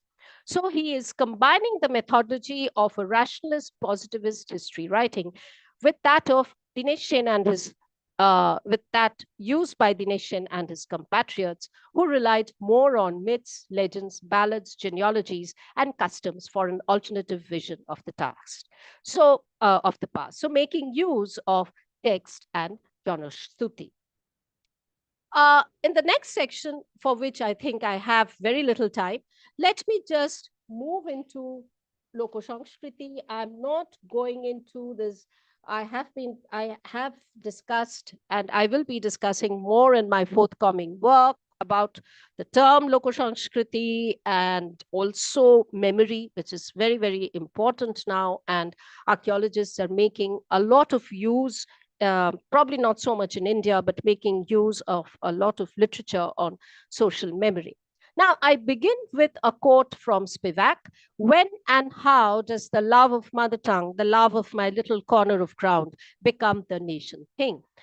I'm arguing that the little corner of the ground in the Sundarbans lies in a subaltern space of ritual practices, folklore, oral traditions, manifest in myriad activities and processes embodying social memory. Lokoshanskriti is a generic term loosely used by practitioners. Folk religion has a distinct aura of its own in the Sundarbans, and we all know about the more famous cults of Dukhin Rai, Borkhagaji, and Bon Bibi. And I remember one Bangladeshi student telling me that, and that was very interesting, how legends travel, especially the legend of Borkhagaji across the border, of course. I mean, we are just talking about political borders. Now, what just briefly I have done about in my forthcoming work, I'm talking on this. So I have done some ethnographies, and believe me, I have just touched the tip of the iceberg. So I'm basically looking at ritual practice. In anthropological studies, ritual has been upheld as a crucial site of power relations. Taking this as my basic premise, and particularly in the case of Hariji Chondi, I have argued that the nature of struggles, resistance tend to differ, as rituals are products of historically distinct forces, and the ways in which power relations are inscribed in two separate contexts may not be homologous. Now, Damdama Koirakhali, as I just said, it's a small hamlet settled by these communities, and essentially migrant communities, which is going back to about 300 years. So how the quad is seized upon and how it is suffused with a value of sacrality, which may be seen as an empowering strategy. No scriptures of textual tradition of worship exists. And the day Hariji Chondi is worshipped, you have the adjacent enclosure where you have Shad Bibi, Borkhagaji, and also you can see Bon Bibi with Dukhe here. They are also worshipped. I mean, they are offered Dali on this very day. And this is a time where at the same day, the second festival, which pivots on Chaitanya, that and constitutes a dominant discourse of Bengali Vaishnav tradition. Now, interestingly, how ethnography is always positioned. So from my first round of interviews, the dominant discourse appeared as a weaker force, unable to bear down on the local, lesser known discourse functioning at the subaltern level. In my second season of fieldwork, I realized that the processes and the ways in which these forces operated are far more complex than what appeared initially. The medieval past is invoked by a 3-day long Utshab and Namgan dedicated to Chaitanya, and this is participated in by mostly caste elites of neighboring villages, although the existing oral narratives is retained by subaltern groups. The ritual of minor deity has emerged as the most crucial village ritual, subordinating all others that occur in the calendrical and cosmological agenda of the village. And here I would like to draw your attention to a fantastic work which was done by Nicholas Dirks, I think almost 30 years back in South India. The knowledge of this, the knowledge of all this, pivoting on the ritual practice lay dispersed in contesting claims. So what we find, many pasts interleaved in ways in which a locus of Lokosanskriti assumes a transformative ethos. So I'll end with this. I'm arguing that archaeological and historical past, they are not homogeneous. They are contested, heterogeneous, and multi-layered domain. So they elude a neat compartmentalization.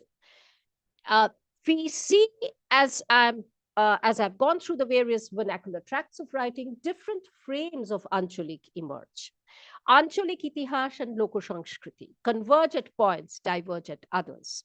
An archaeological heritage is not something inert or fixed.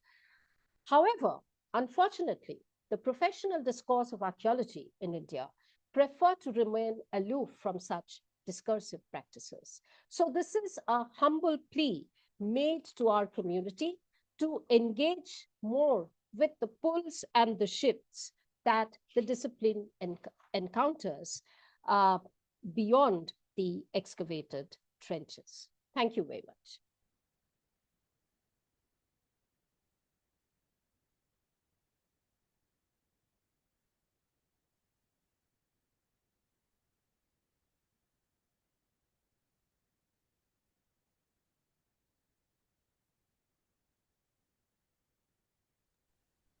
So, did you hear?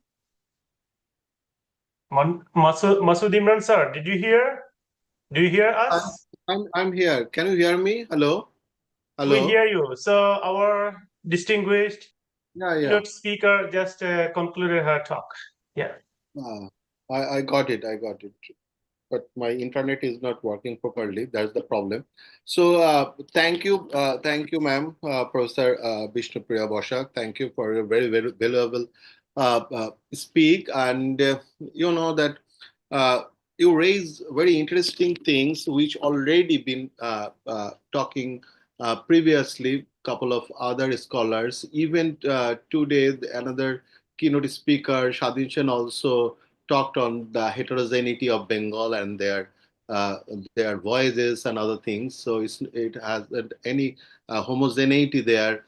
So he also raised the same thing. And previously, you know that the question of jati and the nationalistic things, the banal nationalism and other things.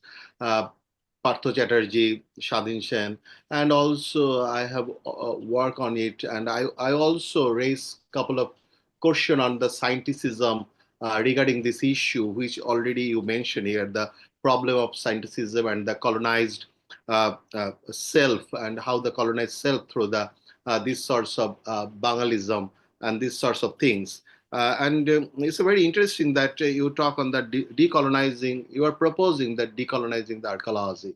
So interesting. I think there are a couple of questions regarding and queries regarding this issue. If you have any question or any opinion, please open your mic and join with your opinion. Anyone?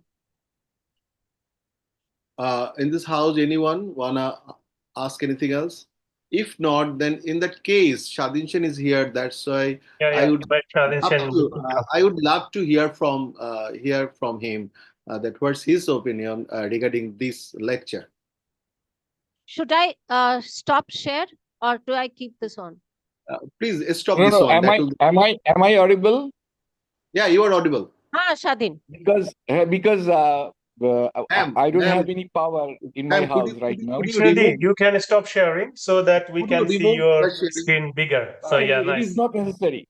Thank you, Professor Masood Imran, for engaging me, because I was not very interested, because I know Professor Vishnupriya Boshak's work very well, and it is always a pleasure to listen to her because of her amazing oration. I am very fond of her oration. And regarding the Sundarban, I was thinking about many things. So I was listening to her, but I won't make any comment. I won't dare to make comment right now. But I have 2 or 3 questions to Professor Vishnupriya Boshak. Fondly, I call her Vishnudi. Firstly, how do you define this lok or folk with respect to the construction of the middle class idea of the folk in 19th century and later Calcutta? This is my first question to you. And my second question is regarding this colonial divide. We have seen the mention of or reference to the historiography mainly by the people who are very revered, as well as who are also criticized for different kinds of biases. For example, particularly at this moment in Bengal, or I would rather say in Bangladesh. For example, how did this subalternity is related to the religious traditions or particular religious communities like Muslims and Namashudras, and how different kinds of local history or local understanding of multiple pasts were embodied in a sense that how we can understand the traditions in terms of discursivity as well as embodiment. I was fondly reading one of the book by Porimal Bhattacharya. He was also working on this ethnographic understanding of Sundarban area, and it was very fascinating. I know you have read him.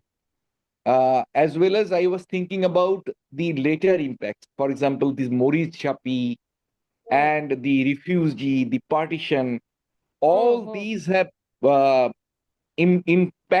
made huge impact on our embodied construction of our memories. And in our part also, up the boundary set by this partition have made huge impact on the rituals and memories.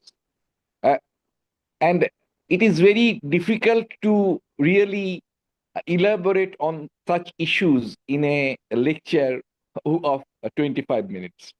But I am very, very happy to listen to you, Vishnudi, as always I have been. So this is my comment. Thank you very much, Shadin. So your first question, yes, that is something that I'm still struggling with. How to define folk? Let us keep folk aside, because lok is something, lok will never, or lokosangskriti, it's very, it is not easily it cannot be easily translated into folk. Okay, I think there we have, since you have worked a lot, you have done a lot of ethnography, I'm sure we have that common platform, common understanding. Now, where it comes to lok, this loko sanskriti or lok, it is used, it is a generic term which is used very loosely by even the people who are, say, the local historians, antiquarians, who are saying that they are engaging with loko sanskriti. Okay. Now, folk or lok, as defined by, say, Devi Prasad Chattopadhyay, I'm not going into that. I'm more concerned with, of course, that is very important, but that has been worked on. I'm more concerned with how loko sanskriti is understood at the grassroots level. Okay. And as my ethnographies and the various interviews that I carry on, so they are, I think it is pretty, the understanding, it is pretty diffused. And very important questions are, we had organized a workshop in our department, and those who are grassroots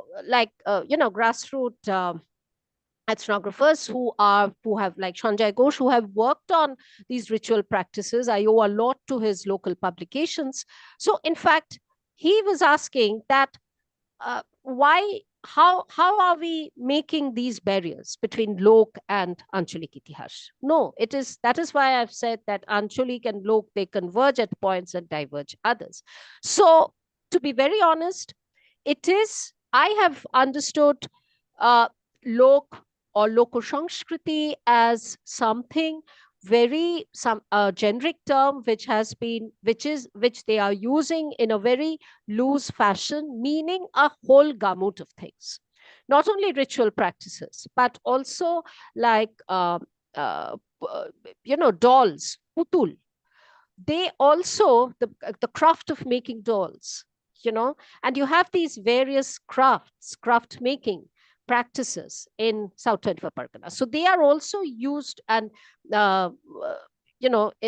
incorporated within loko sanskriti. And I would like to draw your attention. I don't know whether you've already read. I think it's quite fascinating how Gopin. Have you read Gopin Boshu, Shadin? Gopindro Nath Boshu? I haven't read. No, I haven't read. Okay, let me see. It's so difficult to send matter to you. I don't have a PDF, but you must read this, because that is that I'll be discussing in my forthcoming work. How he was, in fact, he had first talked about Hariji Choti, okay, and how he is talking about loko sanskriti, Swadesh, how he is talking about this entire thing of lok as you are saying, as something embodying, lok as embodying itihas, lok as embodying a larger national history. It's very interesting the way Gopin Boshu plays with these layers.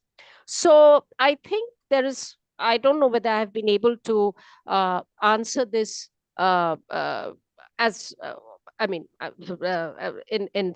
briefly, but there are these relations which also need to be probed. How lok relates to, purposely I'm using the vernacular, because otherwise the meanings won't be clear. How lok relates to desh, how lok relates to Swadesh. I think these are very important issues which I don't think have been dealt with in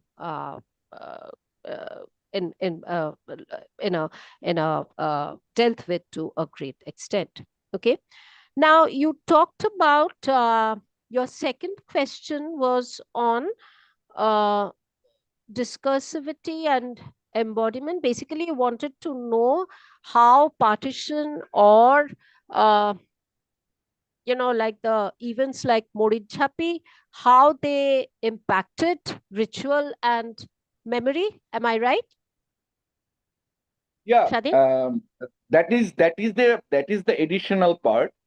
But I just want to know your opinion about, for example, the ritual or the religious traditions, as well as whatever we define as non-religious.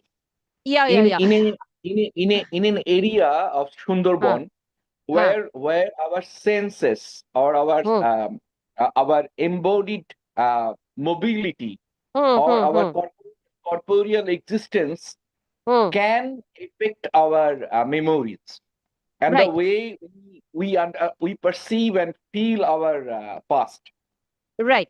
So probably, I mean, this particular ritual practice will not be, which I just discussed very briefly. Probably this will not be, I mean, there are these different ritual practices. This may not give a lead to your question, but here I will be, I can definitely bring up Bon Bibi. And Bon Bibi, we all know, I mean, you have Bon Bibi practices, ritual practices in Bangladesh. But this, I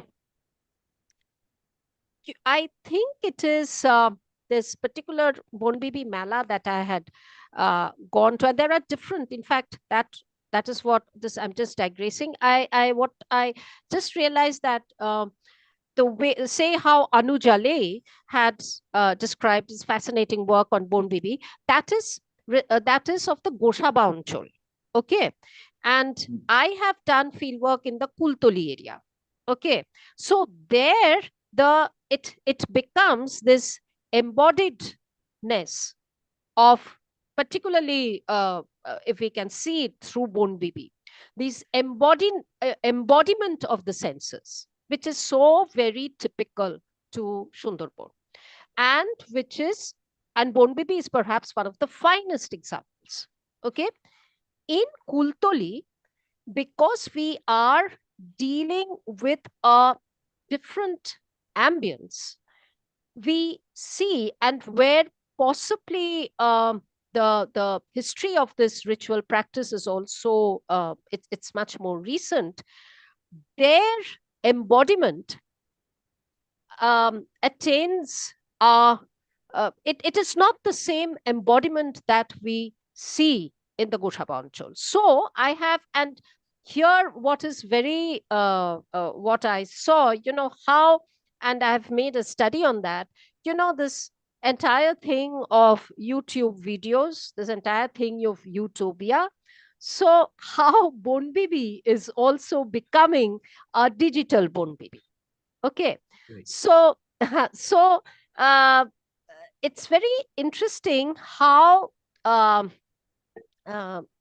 there's a field called digital anthropology. So these are things which have been explored, that with the inroads of, and you cannot stop them, okay, with the inroads of these visual media, of these social media, how the embodiment, what we understand as embodied experience of Bon Bibi, how that also is getting transformed. Okay, so that I've discussed in my forthcoming work. I hope I'll have more feedback from you once it comes out. So definitely, and that question is very important about religious and non-religious, and I think you also mentioned about, see, I am, as you know, you had in fact shared some of the Talal Asad PDFs with me.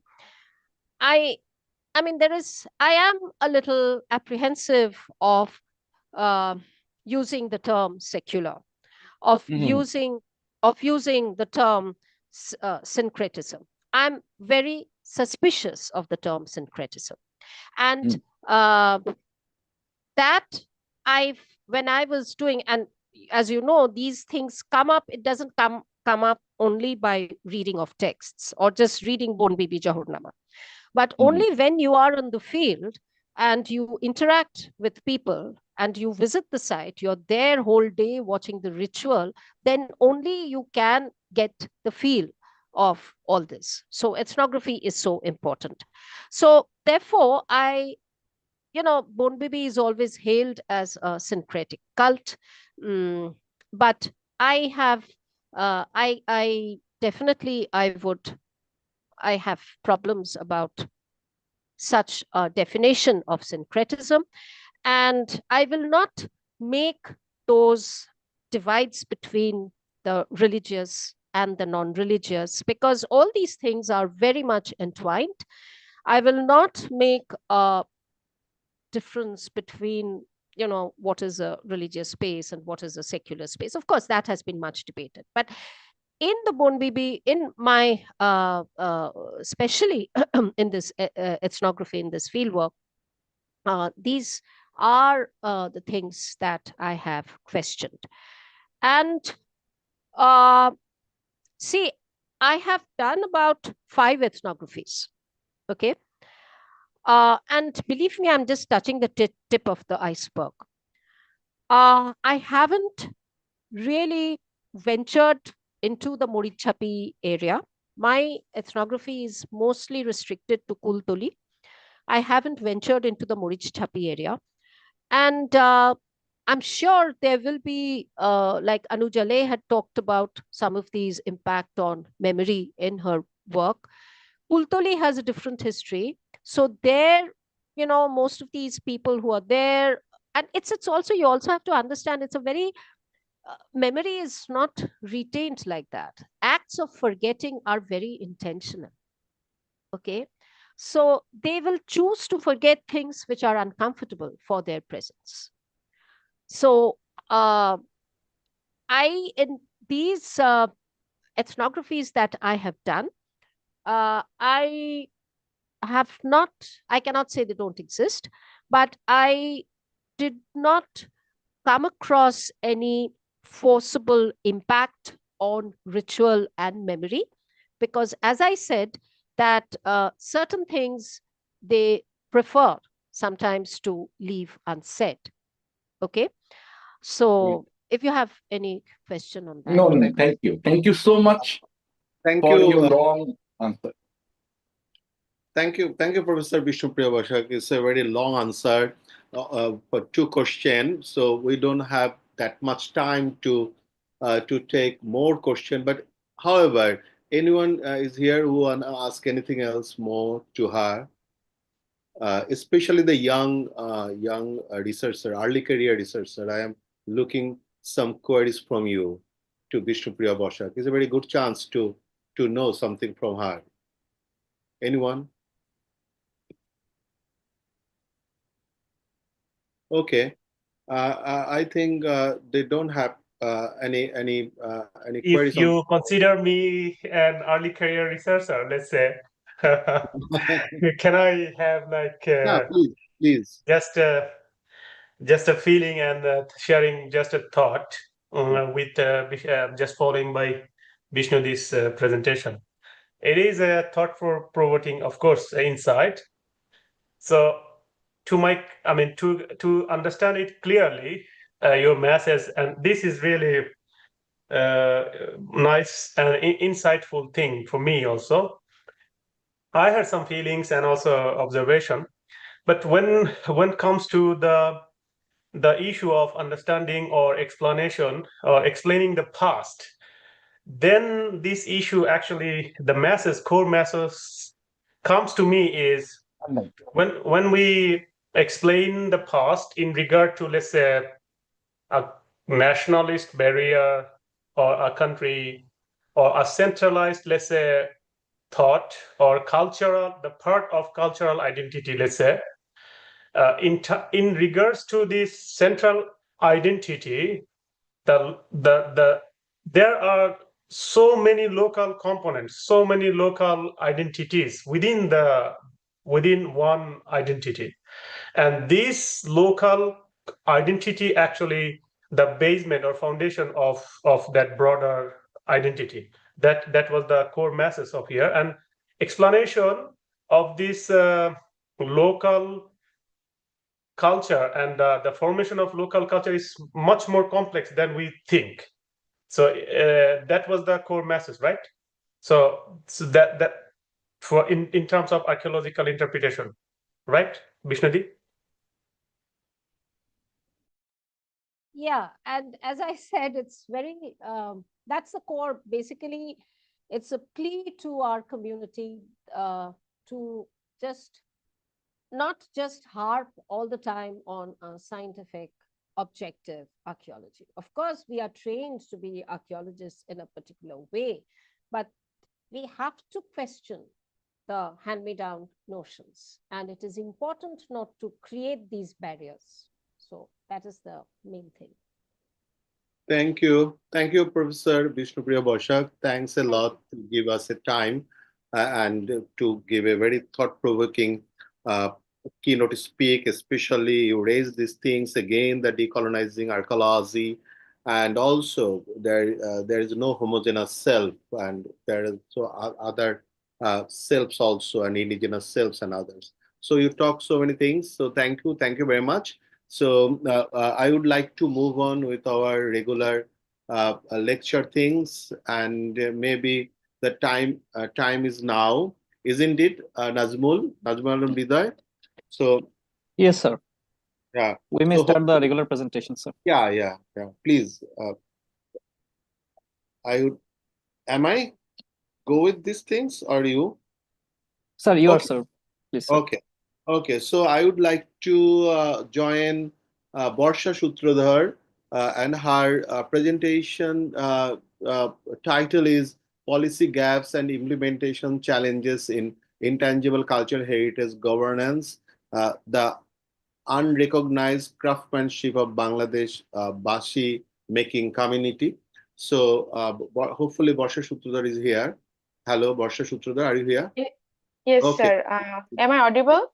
Yeah, you are audible, and your presentation is maybe visible. So, okay, make it full screen.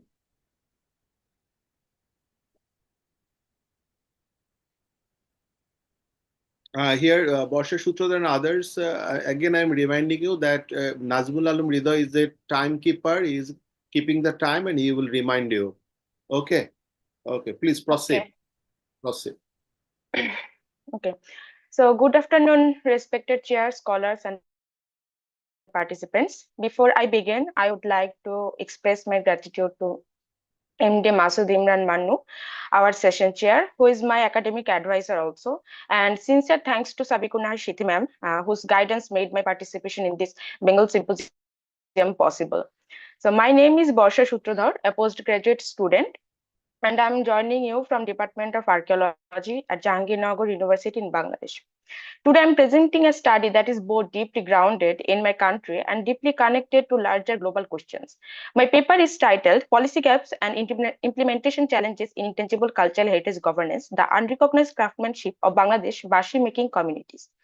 In this talk, I use the Bashi making craft of Srimuddi village located in Kumilla, a small community of bamboo flute makers, as a window into something bigger.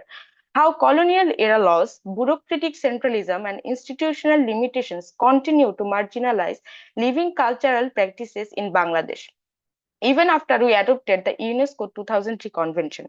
I also place Bangladesh experience in conversation with cases from South and East Asia and Latin America to show how institutional design shapes the success or failure of safeguarding. Bangladesh ratified the UNESCO 2003 Convention in 2009, formally committing to the safeguarding of intangible cultural heritage. However, this commitment has not translated into national system of protection. We still do not have a dedicated ICH safeguarding law nor a coherent policy framework that recognizes or supports living traditions.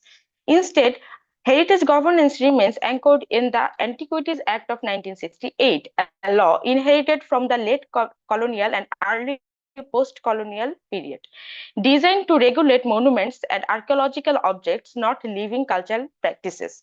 Because of this outdated structure, countless living traditions fall outside the scope of state recognition, And one such example is bashi making craft of Srimati, a vibrant intergenerational practice that continues to survive without any institutional support.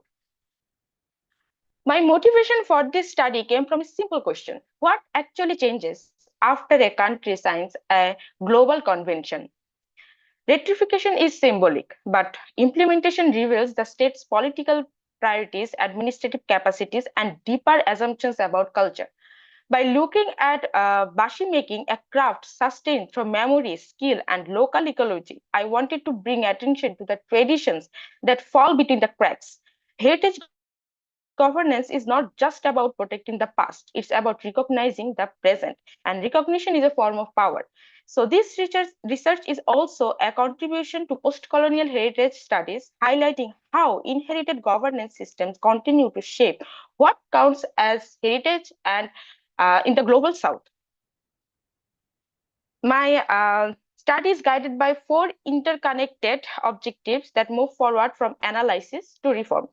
The first objective asks us to pause and look at the landscape of heritage governance as it currently exists in Bangladesh. My focus here is on understanding how intangible heritage is defined, who governs it, and through what mechanisms. The second objective moves from what exists to why it exists in this form. Bangladesh inherited a colonial administrative logic grounded in hierarchy, central authority, and the classification of culture through rigid categories.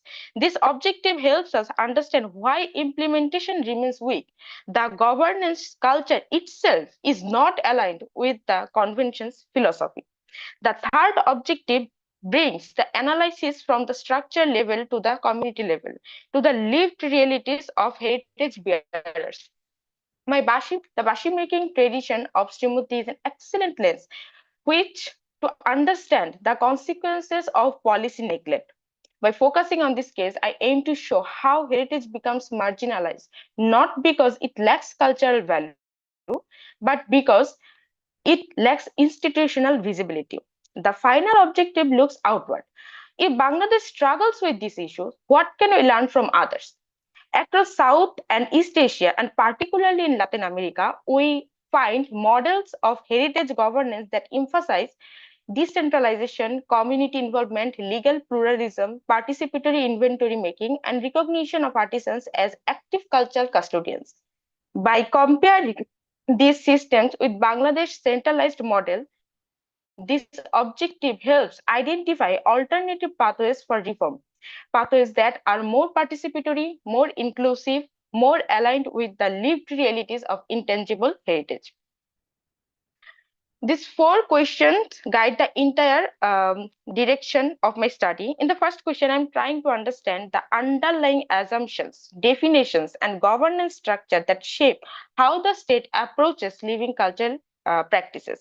The second question allows me to identify what the gaps are, whether it in laws, mandates, coordination, funding, or state-community relationship, and how these gaps slow down the convention's community-centered approach. The third question brings the discussion down to the ground level. By focusing on specific, locally significant practices, I explore how certain forms of heritage remain invisible within national system, and how communities navigate this invisibility in their everyday cultural lives. The last question helps me to look forward to see what models, mechanisms, and participatory approaches elsewhere might offer useful pathways for Bangladesh. These questions helps move from national structure to systematic gaps, to community experience, to comparative learning. Theoretical framework. My analysis rests on 4 theoretical pillars. Number 1, heritage governance theory. This shows that heritage is not neutral. It is shaped by politics, authority, and institutional culture. Number 2, post-colonial heritage studies. This lens reveals how colonial logics like centralized control, documentary authority, and material bias still guide our heritage system today. Number 3, comparative institutionalism. This helps explain how different countries design institutions differently, producing different outcomes. And last, cross-regional perspective from Asia and Latin America. These regions offer powerful examples of community-centered safeguarding that Bangladesh can learn from. Methodologically, this is a qualitative study combining fieldwork, observation, conversations, policy and legal analysis, and comparative review. Srimudi is a small village where bashi making has been passed down for generations. The craft is learned through observation and apprenticeship, tied to ecological knowledge of bamboo, shaped by sound culture, part of everyday life. And it is heritage in its purest sense, yet the community is entirely absent from the national ICH list, safeguarding programs, cultural funding, and legal recognition. Their story illustrates what I call heritage without governance, practice that survive through community resilience rather than institutional support. My analysis of Bangladesh policy framework exposes several structural forms that the Antiquities Act 1968 remains the dominant heritage law, outdated, colonial, and centered to material objects. There is no ICH specific legislation, and there is no legal recognition for living heritage bearers. Governance is highly centralized, making participation difficult for rural communities. Institutional responsibilities are scattered across ministries and departments without clear coordination. Bangladesh has no functional national ICH inventory, excluding countless traditions from recognition. There is no dedicated safeguarding fund, meaning communities rely solely on their own resources. These structural conditions make implementation almost impossible. They perpetuate a top-down exclusionary model that is incompatible with the participatory spirit of UNESCO Convention. So my key findings are institutional fragmentation, that agencies work in silos, slowing action. Number two, legal invisibility of practitioners, that artisans are culturally important but not legally recognized. Colonial continuities, that material culture is still privileged our living practices. Number four, disconnect between state and communities, that policies rarely reflect community realities. And five, lack of participatory safeguarding. In short, Bangladesh has the intention to safeguard ICH, but not yet the system. Dear If we look at presenters, comparative insights, sorry to interrupt you. You have only 5 minutes left. Okay. Looking forward outward, we see that many countries have addressed similar challenges through strong institutional design. If we look at South and East Asia, in Vietnam, they have community-driven inventories. In Japan, they have living human treasures. And in India, they have decentralized ICH lists at state level. Also, in Latin America, like Mexico and Peru, they adopted community heritage councils, legal pluralism, and participatory decision-making structures.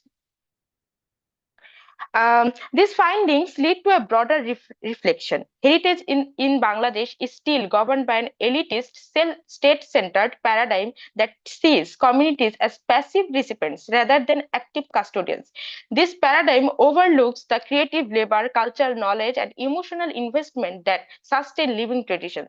So the deeper issue is not only legal, it's conceptual.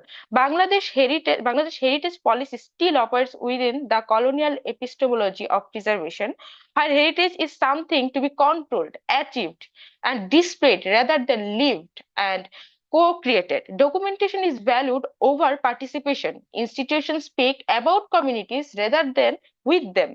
The comparative cases show the opposite. The heritage survives when governance is shared, when the state becomes a facilitator rather than a gatekeeper. To move forward, Bangladesh must reimagine heritage governance as a shared responsibility, one that acknowledges the agency, expertise, the rights of local practitioners. And conclude my paper with 6 key recommendations.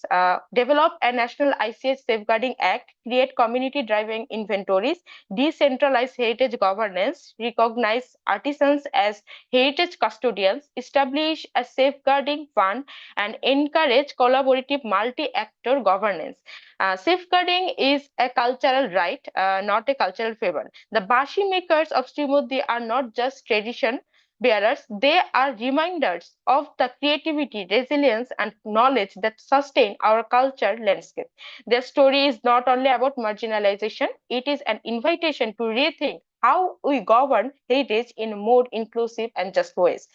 And thank you all for your time and attention. I hope this research sparks conversations about cultural equality, institutional reform, and the future of intangible heritage governance. I look forward to your reflection and questions. Thank you. Thank you. Thank you, Barsha Sutradhar. Thank you very much. Please remove your presentation slide. I would like to go with the audience. Do you have any queries to her? Any question? Anything else? Anyone? Open your mic and join. Anyone? Do you have any question regarding this issue? No one, no queries. So, okay. Barsha, in fact, reflect on the inadequacy of policy level in Bangladesh case, in especially the ICH, intangible cultural heritage things, and she also tried to talk on the national level policy, especially to make a database. It's a very necessary things, and inventory which is not been done yet, and which is not in fact initiated by the Bangladesh government, but we are talking on intangible cultural heritage things, GI things, and so many other things. So Barsha Sutradhar tried to focus on this issue. Thank you, Barsha. On this moment, I didn't find anyone to talk on this issue, so I would like to go. If you permit me, may I say something, sir? Abubakar Siddiq, do you wanna? Yeah, I'm there. I'm extremely sorry. I wanted to raise hand, but I don't know what happened to my here. I cannot. That's why I'm just interpreting with my voice. Please forgive me with this nonsensical attitude. So, Barsha, thank you. Congratulations. So, did you complete your study? Yes, I have completed my post-graduation. So, you did a master's thesis on this, right? Yes. Yeah, it's a fantastic work.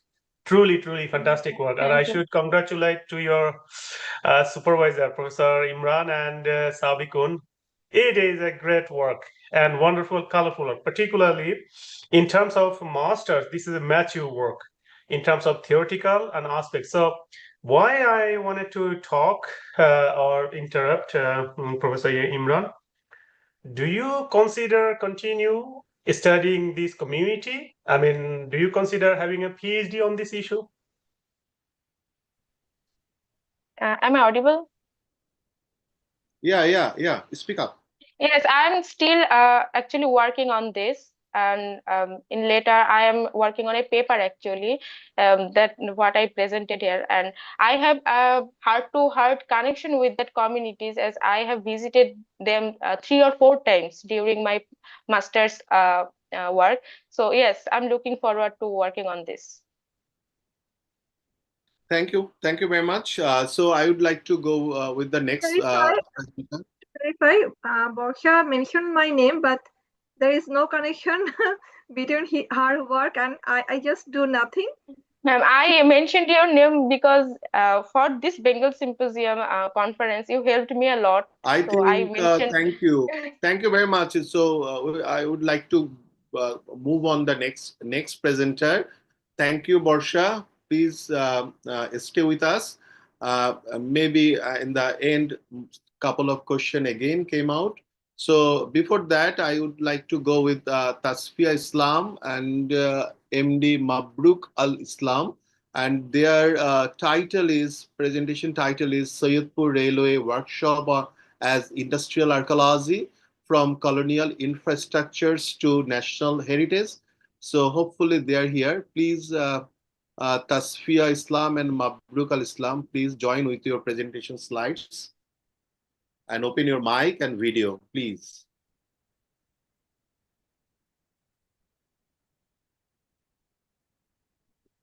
Can you hear me, Tasfia? Tasfia and Mabruk Al Islam? Yes, sir, I'm here. I am sharing my screen. Okay, please open your video. As a presenter, open your video. Okay. Okay. Share your slides. If you find any difficulties, please ask us. We will solve it on behalf of you.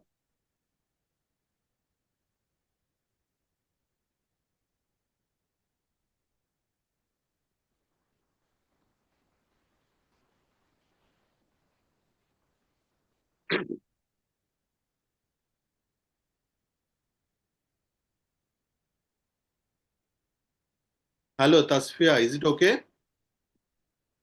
Is it okay for you? I cannot Okay, share so my. we are cannot sharing share. we are I sharing cannot your share my screen because we are sharing. I'm sharing your presentation. You just tell me next, okay? You'll Okay, guide me. thank you so much, sir. Yeah, sure. I'm sharing your presentation just now. Or maybe we can make her co-host, maybe. No need. I think it's easy for her to share everywhere. Okay. I think Deepu is helping you, assisting you. Yes. Okay. I'm sharing my screen right now. Yes, go ahead. Yeah, it's okay. Make it full screen. Yes. Okay. Tasfia, okay? And yes, sir. Thank you. Proceed. You instruct me. Tell me what Good to do. afternoon. Good afternoon, respected professors and participants. I am Tasfia Islam for the Department of History, Jahangirnagar University. Today, I'll be presenting my research titled Soitpur Railway Workshop and Industrial Archaeology from Colonial Infrastructure to National Heritage. My co-author cannot attend today because of some reason, so I am presenting this. This study reinterprets Soitpur as more than just a railway site. It is a living heritage landscape reflecting colonial progress, wartime trauma, and post-independence neglect. Please, next slide. For the index, my presentation will follow this structure. I'll begin with the introduction, objectives, and methodology, then move to the conceptual framework and study area. After that, I'll discuss the historical background and key findings across the three phases, colonial, wartime, and post-independence. Finally, I'll share some observation, discussions, and future heritage proposals. Introduction. The Soitpur Railway Workshop, established in 1870 under the Eastern Bengal State Railway, was once the largest in Bengal. It symbolized colonial modernity and technological power. Yet today, Soitpur stands silent, its machines rusted, its memory fading. The research aims to rediscover Soitpur not just as an industrial site, but as a symbol of identity, labor, and collective memory. Please, the next slide. Can I have the next slide, please? Thank you so much. Objectives and methodology. The study has four main objectives. First to trace Soitpur's transformation through colonial wartime and post-independence phases. Second, to examine how the workshop shaped social and economic life. Third, to interpret Soitpur through industrial archaeology and heritage studies. And fourth, to propose ways to preserve Soitpur as national heritage. The research follows a qualitative historical approach. I used archival records, literature, media reports, and oral narratives. The analysis draws from industrial archaeology and heritage and memory studies.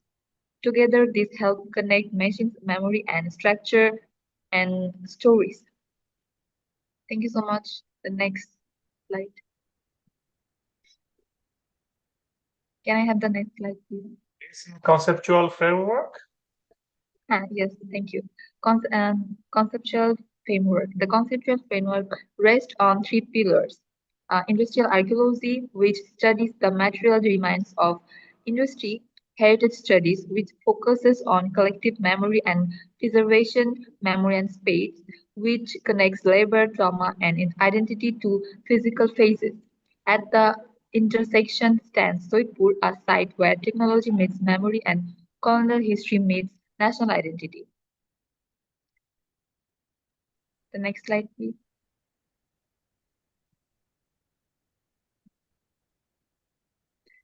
Study area. The Soitpur Railway Workshop located in Nilphamari district covers about 800 acres.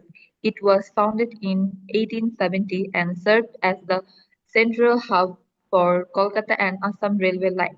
Designed as a self-contained industrial town, it included fundraisers, machine shops, and housing colonies and schools.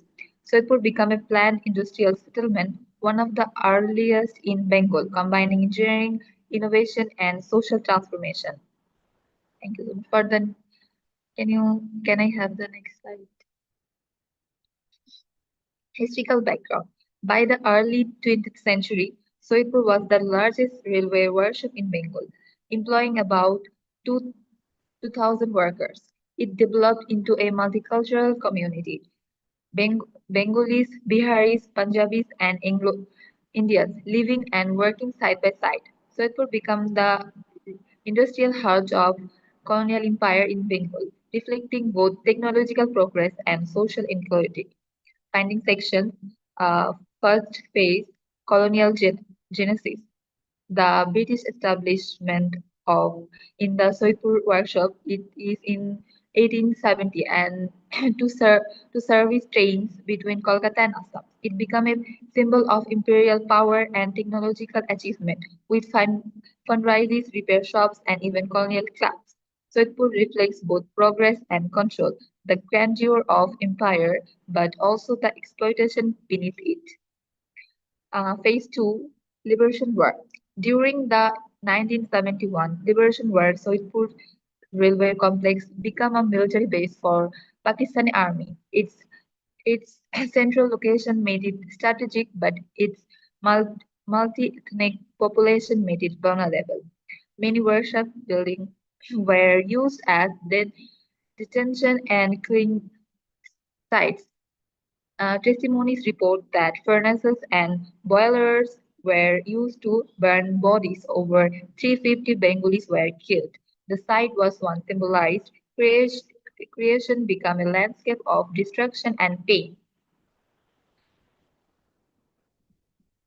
The next slide, please. Phase 3, post-independence decline and heritage paradox. After independence, Soitpur entered a long period of decline. The modernization plan was never implemented and coach manufacturing was stopped in 1990s. Today, only 918 workers remain active out of 2,825 sanctioned posts. Although a museum was built in 2020, it remained closed inside a key point installation. This is Soitpur's heritage paradox, officially recognized but socially forgotten. Observation and interpretation. The decay of Soitpur mirrors the decline of working class identity in post-colonial Bangladesh. The locked museum symbolizes the politics of forgetting, the selective remembering of history. Yet heritage itself can be a form of resistance. Remembering becomes an act of justice. Can I have the next slide? Colonizing heritage. Colonizing heritage means shifting focus from places and monuments to factories and workplaces.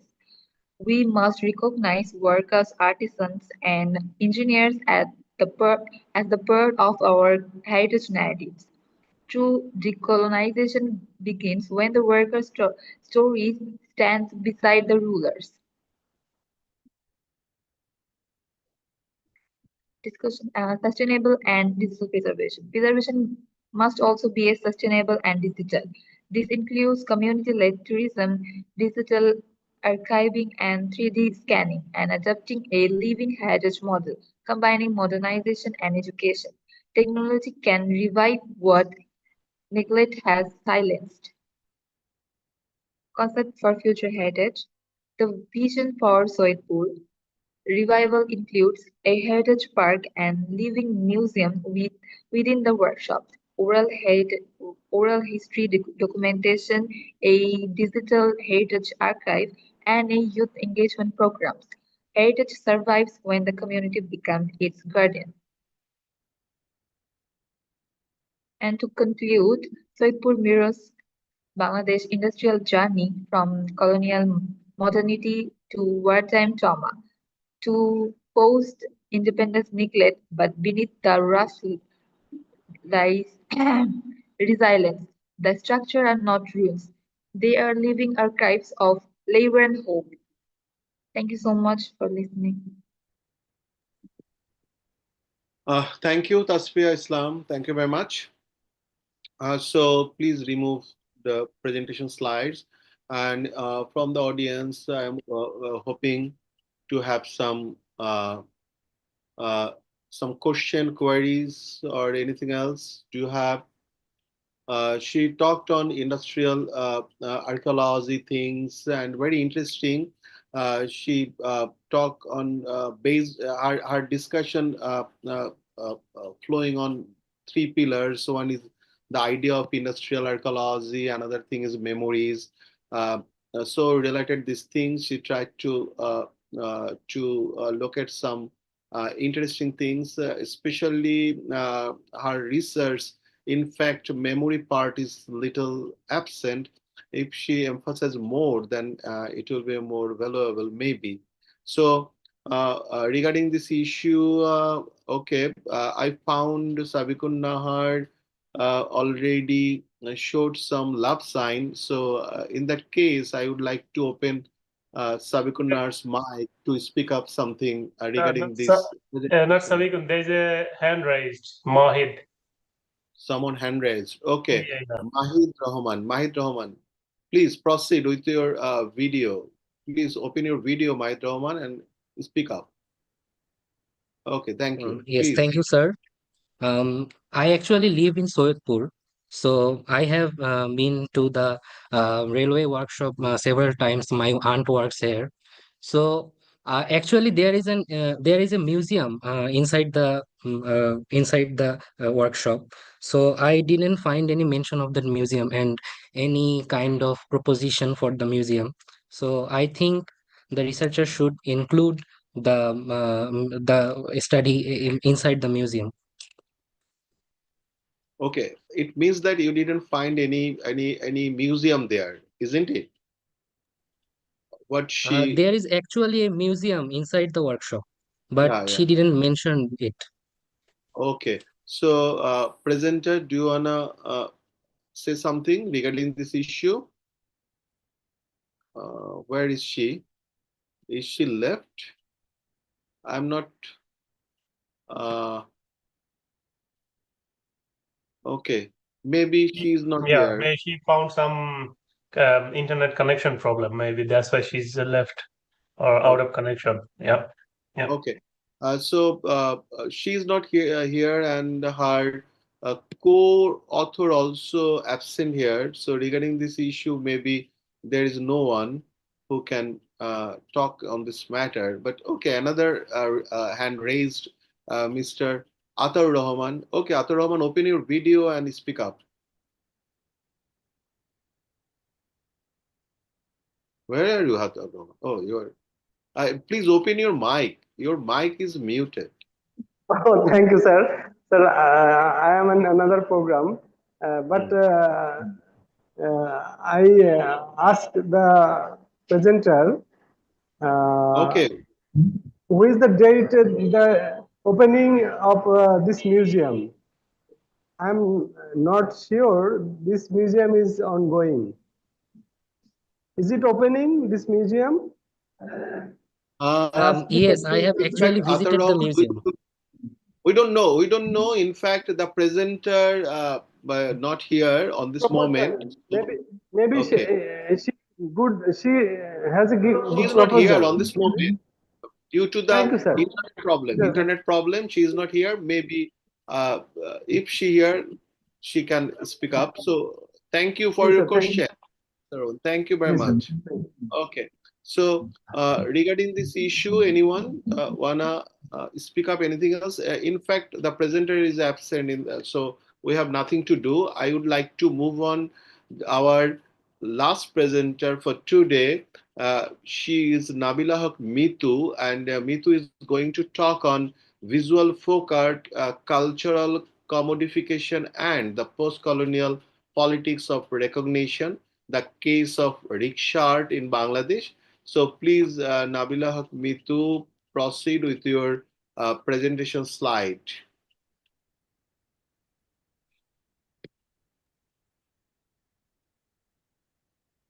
And open your mic. Nabila, please open your mic. Your mic is muted. Unmute it.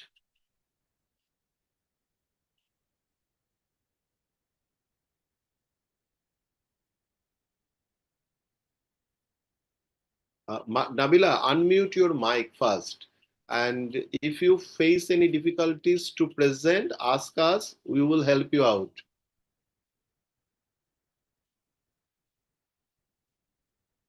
No, we cannot because she didn't send the presentation. Oh, she didn't send us the presentation. Okay. Nabila. Oh, it's okay. It's Okay. ready. Please unmute yourself, Nabila. So on your left corner, there is a sign. It's called audio. Yes. Now I think we should hear you. You're unmuted now. So, can you say some words so that we can? Oh, it was.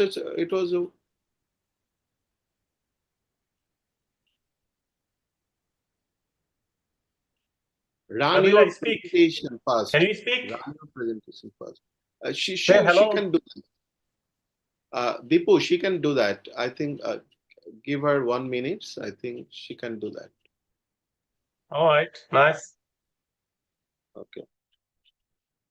Hello, Nabila. Where are you? Is she left? Is she left, sir? I'm contacting. Ubaidullah.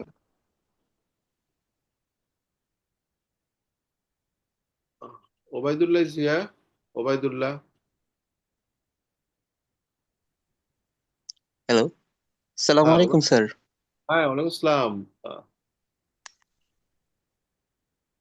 Make a call to her. Make a call to Nabila, Ubaidullah. Okay, sir. Is she facing any problem? Okay. So Nabila just sent the presentation. Do you think we should share the presentation on behalf of her?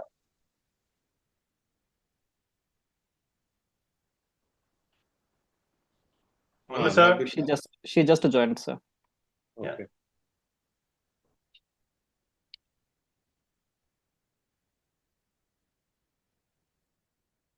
Hello, Nabila. Hello. Can you hear me?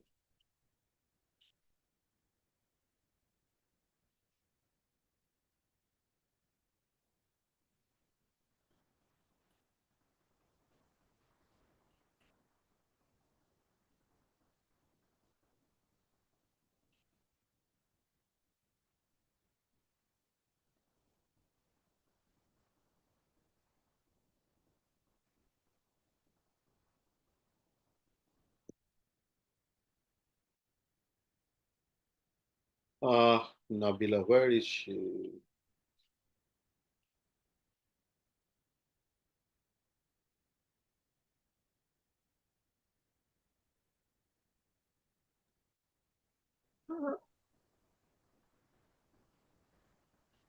Yes, sir. If you allow me, just I want to clarify one thing. our last presenter just sent me a message that he was at this moment he was at the campus and there is electricity problem, from the morning there is no, so that's why he could not be present during her discussion. Okay. Hello, sir. I understand. I understand. Obaidullah, can you? Hello. She's talking now. Now she's talking. Yes. Nabila? Welcome, Nabila. Relax. Easy. Sorry Easy. for Relax. technical issue. Yeah. Okay, Nabila, is it okay now? Yes, sir. Okay. Can you share your presentation slide? Okay, sir.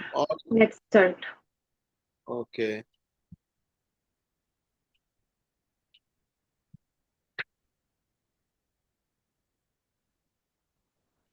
Sorry for my technical issue. Good evening from Dhaka. Warm greetings to everyone at Bengal Symposium. My name is Nabila Haq Mitu. I have completed my master's degree in comparative literature and culture from Jahangirnagar University. I am very happy here today. Nabila, sorry. Nabila, where is your presentation slide? Share your presentation slide. I shared my slide. Anybody? I think Dipu sir can assist you. All right, Nabila, cool down. No worry. I'm handling this. I'm sharing it on behalf of you. You just present, okay? You just tell me next slide. Just a bit. Relax. It's not working. Give me just a bit. Nabila. 20 seconds. Yes. Okay, now. You go ahead. Yes. Now Dipu is operating this one. Okay. Nabila, now go ahead. Thank you, sir. Good evening from Dhaka. Warm greetings to everyone at Bengal Symposium. My name is Nabila Haq Mitu. I have completed my master's degree in comparative literature and culture from Jahangirnagar University. I am very happy to here today and thankful my honorable session chair, Dr. Masood Imran Mannu sir, and the committee for giving me this opportunity. The title of my presentation is Visual Folk Art, Cultural Commodification and the Post-Colonial Politics of Recognition, the Case of Rickshaw Art in Bangladesh.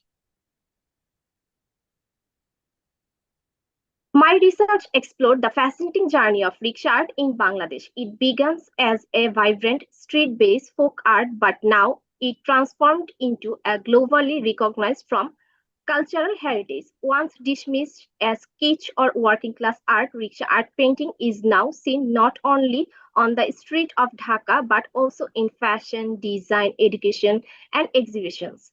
In 2023, it even received recognition from UNESCO as a part of the intangible cultural heritage. This transformation raises critical questions. One of them, who benefits when folk art becomes heritage or a commodity?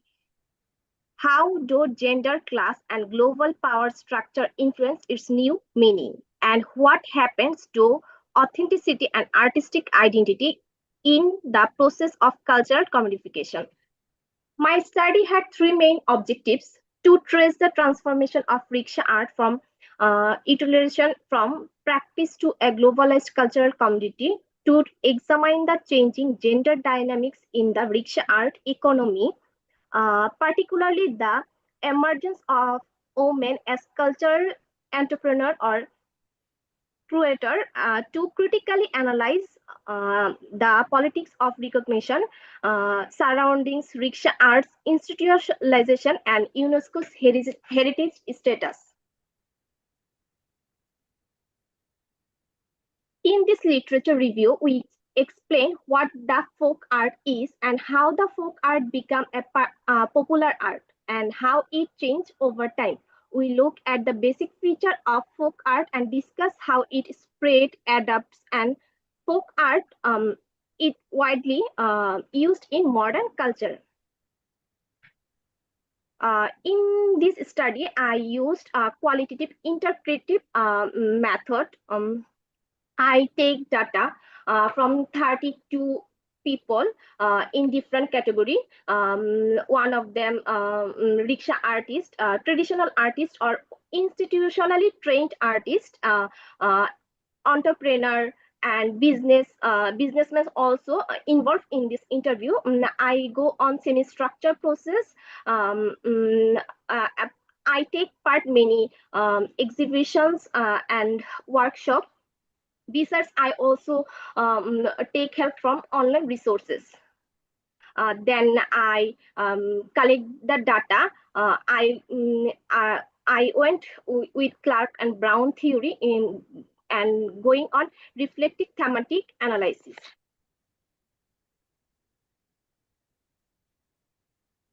In my result and discussion part, I divided 5 themes. I divided my work in 5 categories or themes. One of them, from street to storefronts. Rickshaw art has moved from being a mobile working class urban craft to a fashionable aesthetic consumed in global market. Designers like B.B. Russell incorporate rickshaw art motif into international fashion, while local platforms like Pratibha, La Mode, Tukitaki.xyz reproduce them on clothes, accessories, and decor.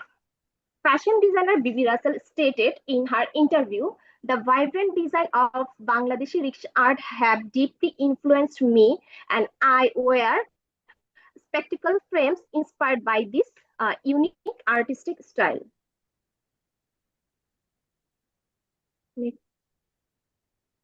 Through a post-colonial lens, as Edward Said's concept of exoticization suggests, these motifs are often framed from global audiences as folk catering to a Western gaze. An example of efforts to preserve and promote rickshaw art in new format in this organization, Naishurgi, run by Kaji Shabnam, who collaborates with rickshaw artists to diffuse this traditional art across multiple platforms. She notes rickshaw art is now quite well appreciated internationally. Just recently, I sent a consignment to Australia. Many people, even those who cannot read Bengali, request their names or customs text in Bengali script on production. The script itself has become an object of fascination. Homike Bhabha's idea of hybridity also helps us to understand how rickshaw art now exists in a space between local tradition and global consumer culture, creating new hybrid meaning. Meanwhile, the traditional artists often remain excluded from profit and authorship, reflecting persistent post-colonial inequalities. My second theme is institutional and global recognition. The 2023 UNESCO listing of Dhaka's rickshaw art painting marks official recognition and global visibility. Yet, drawing on Gayatri Spivak notion of the subaltern, we see that this recognition often benefits culture, institution, and elites from more than the grassroots artists themselves. While their art gains prestige, the original creator remain largely invisible in terms of material support and decision-making power. Gender transformation. Historically, male-dominated rickshaw art painting has seen increasing participation by women in leadership roles as entrepreneur creator. Post-colonially, this shift highlights intersections of gender and labor hierarchies. Women occupy in a symbolic position while men remain laborers. This change demonstrates how globalized recognition can reshape and our social structure, yet also reproduce new forms of. Next slide. Politics of commodifications using Appadurai framework on the commoditization of aesthetics. Rickshaw arts commercialization illustrates post-colonial patterns of post-colonial patterns. This concept is echoed by one of the artists who remarked, when an artwork loses its connection with the artist and it also loses its artistic value. Many are now selling low-cost products in the market under the name of rickshaw art, but these have no real connection with either the art form or the rickshaw artists themselves. Here we can see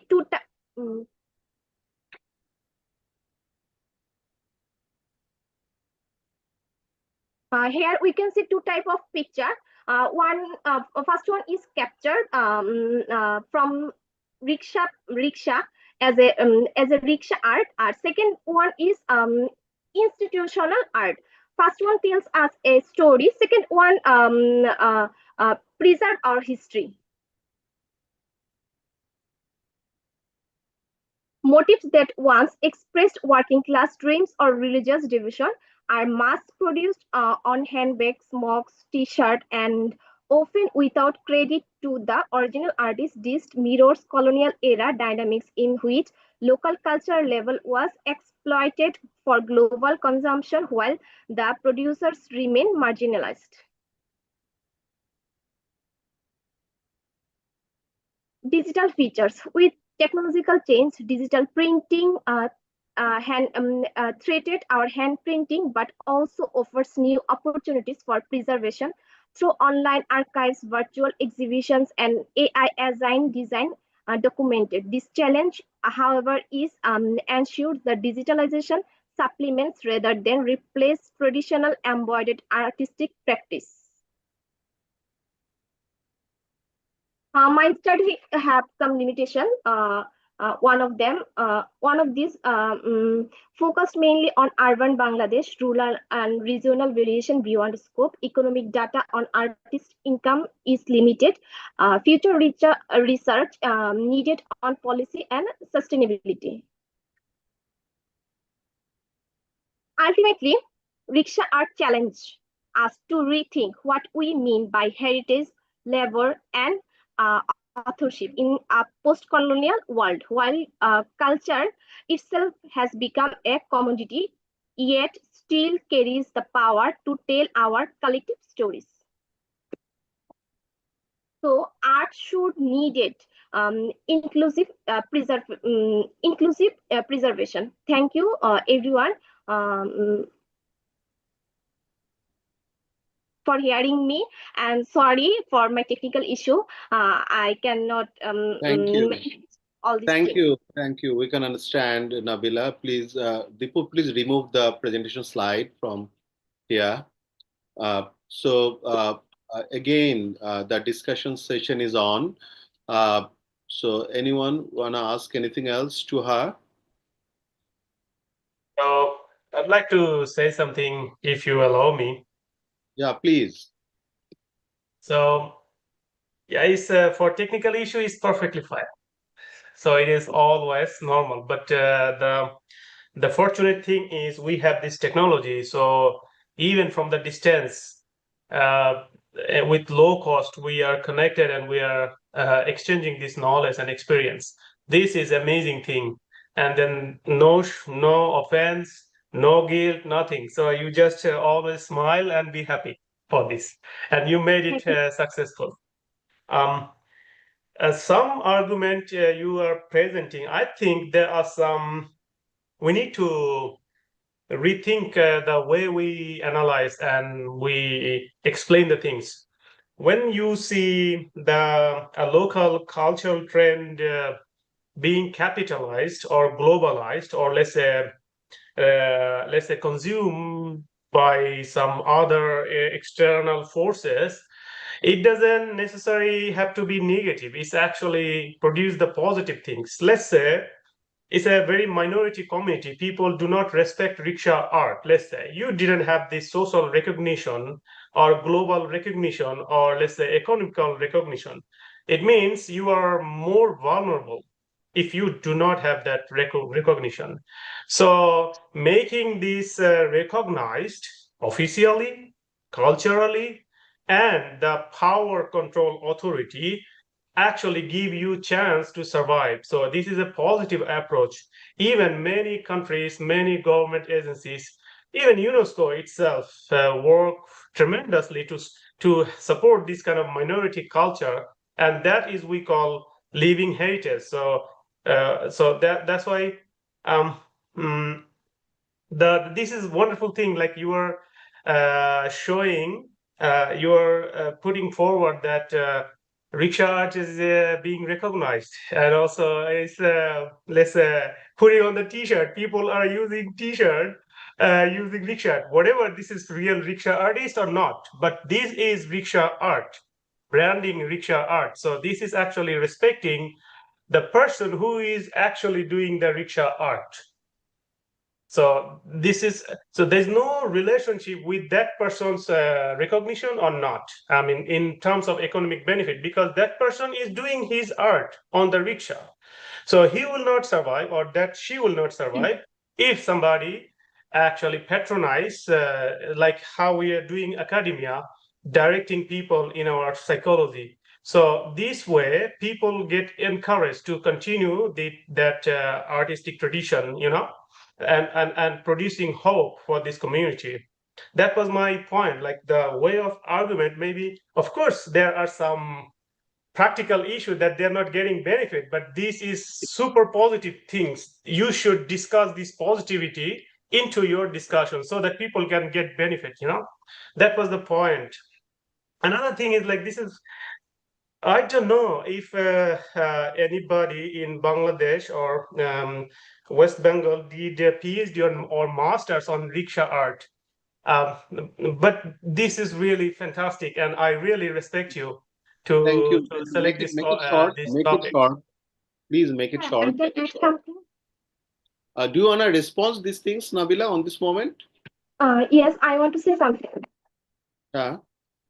Actually, I have been working for Richard for 3 or 4 years. I have done my thesis from folk to popular, the transformation of rise and expansion of rickshaw art.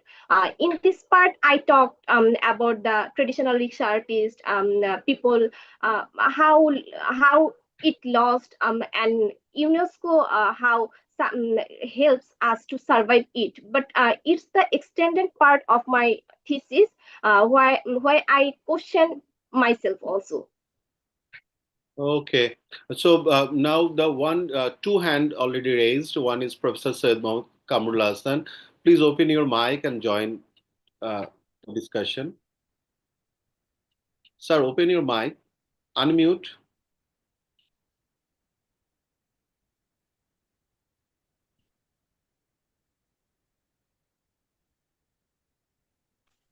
Okay.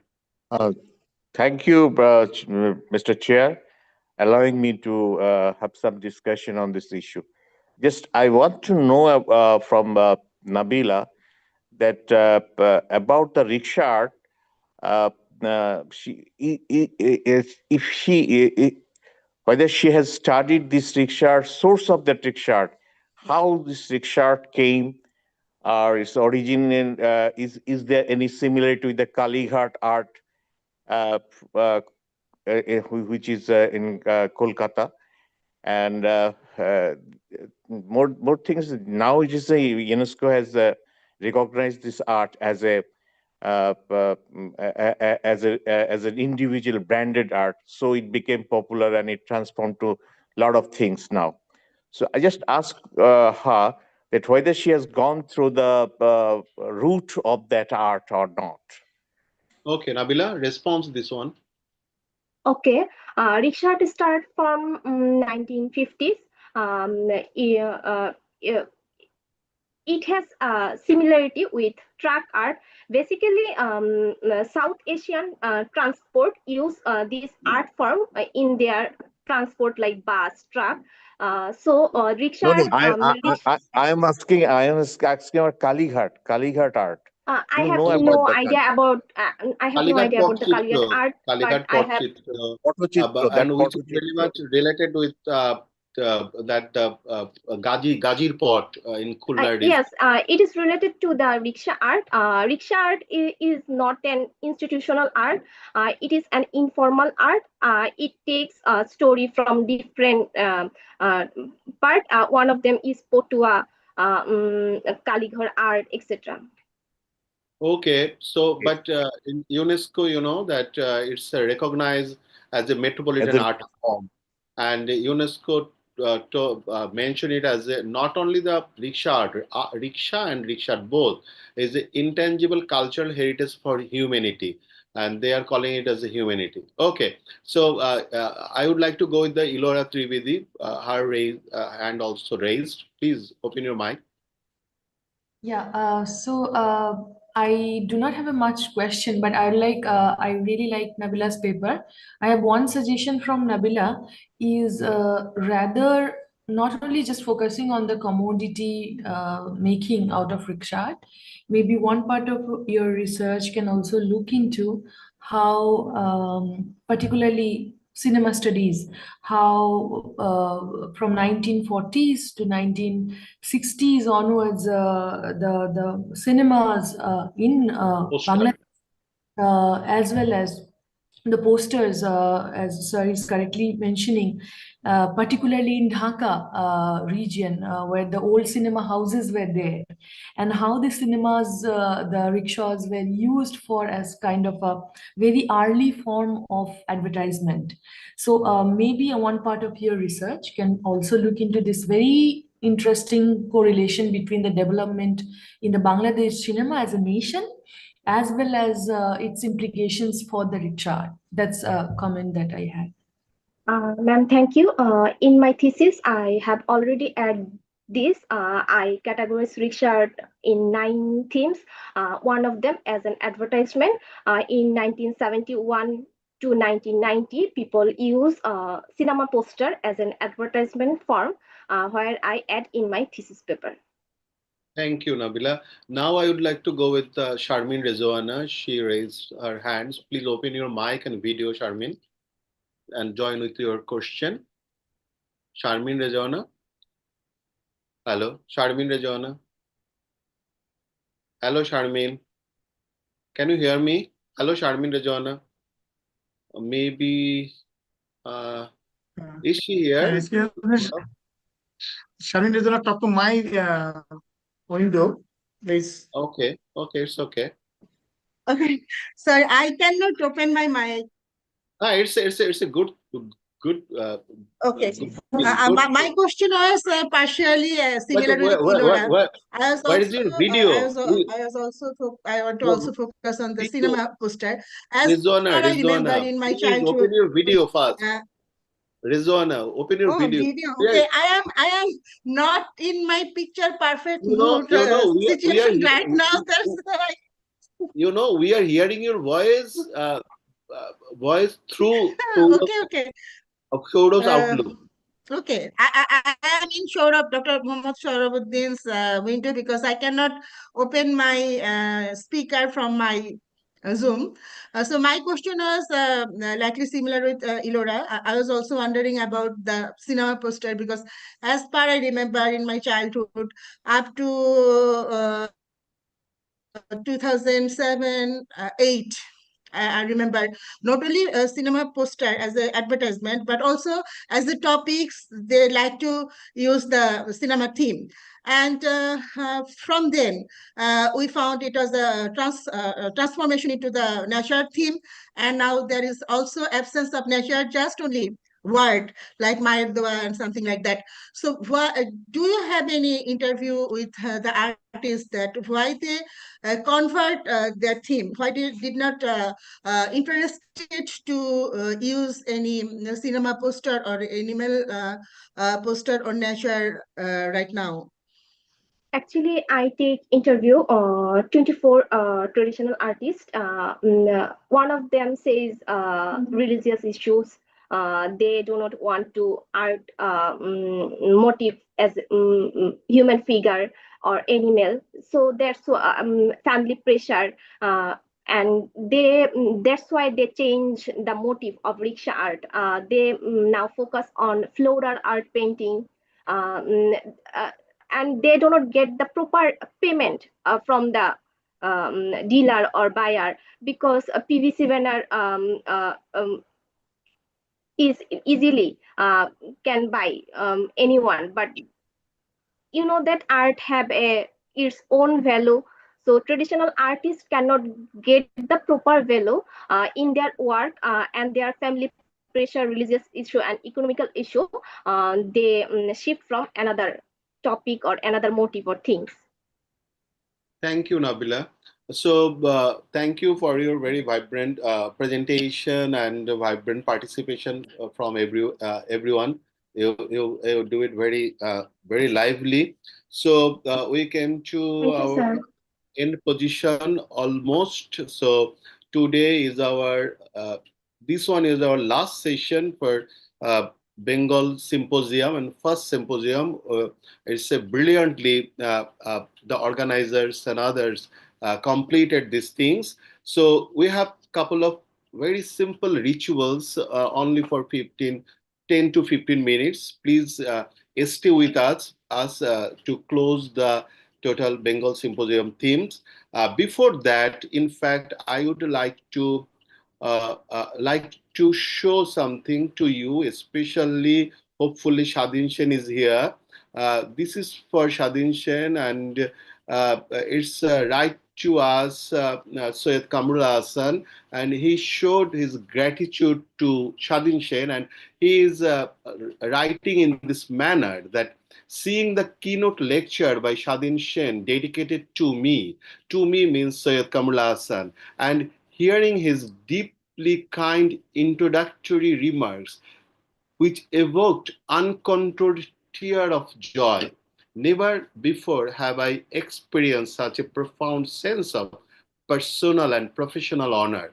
I want to acknowledge that while he began as a student, which he has become a respected peer from whom I have gained tremendous knowledge. Of course, Syed Kamrul Hassan, Professor Syed Kamrul Hassan, we also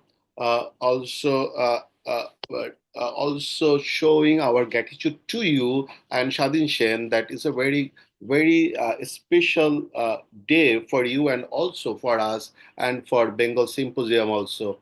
That is a very memorable day, and not only from Shadin Sen but also our other keynote speakers, and I am finding them here. Most of them are here are also. So we must show our gratitude to them. So before that, we have two closing remarks. One remarks will come with Professor Ilora Trivedi. Hopefully, Ilora Trivedi is here. Please, Ilora Trivedi, open your mic and join to your closing remarks. And she is one of our organizing team member. So please join with your remarks, closing remarks. Thank you so much, sir.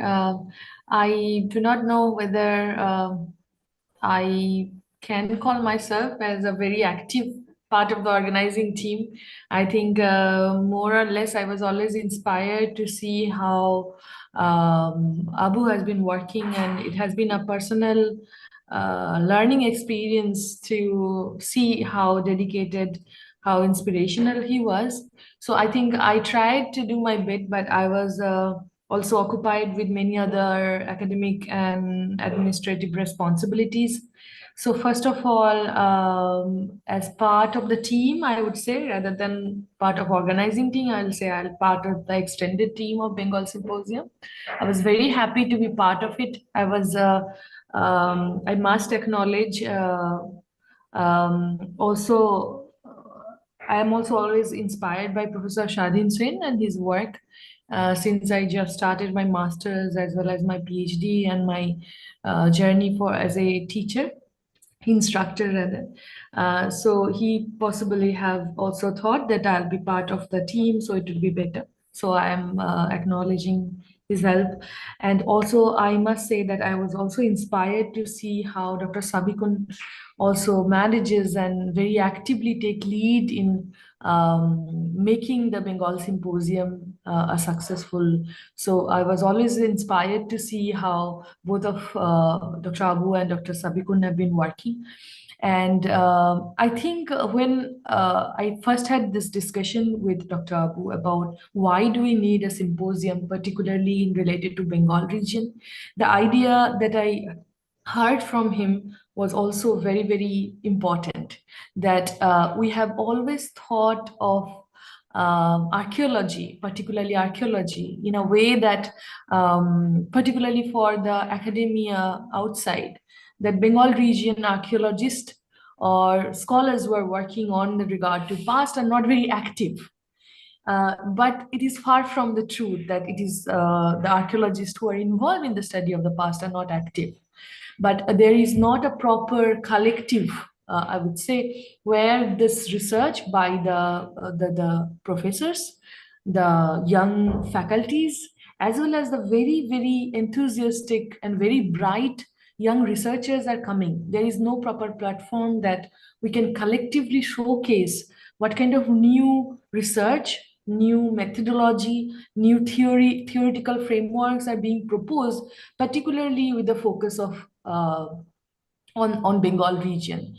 Now, as one of the broad theoretical framework, we know for last 10 to, I would say 10 to 15 years, in archaeology particularly, rather than having a kind of a region, of a broader region, we are more looking into smaller region, and their micro study analysis is one of the most crucial focus of present research there. But only when we have a collective platform like the Bengal Symposium, we can bring about these micro regional studies which are being carried on, not just for an attention from the global academia, but also to understand the similarities, the convergences and the divergences.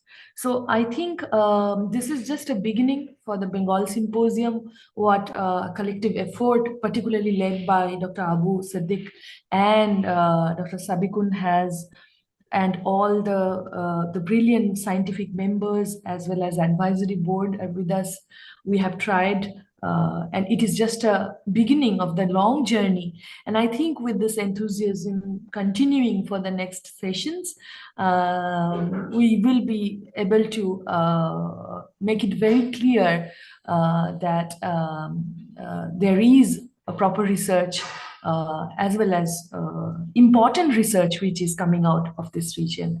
So as part of the team, my all best wishes and congratulations for the successful organizing of this event. And I'll be happy to be part of it in the future as well. Thank you so much. Thank you, Professor Ilora Trivedi.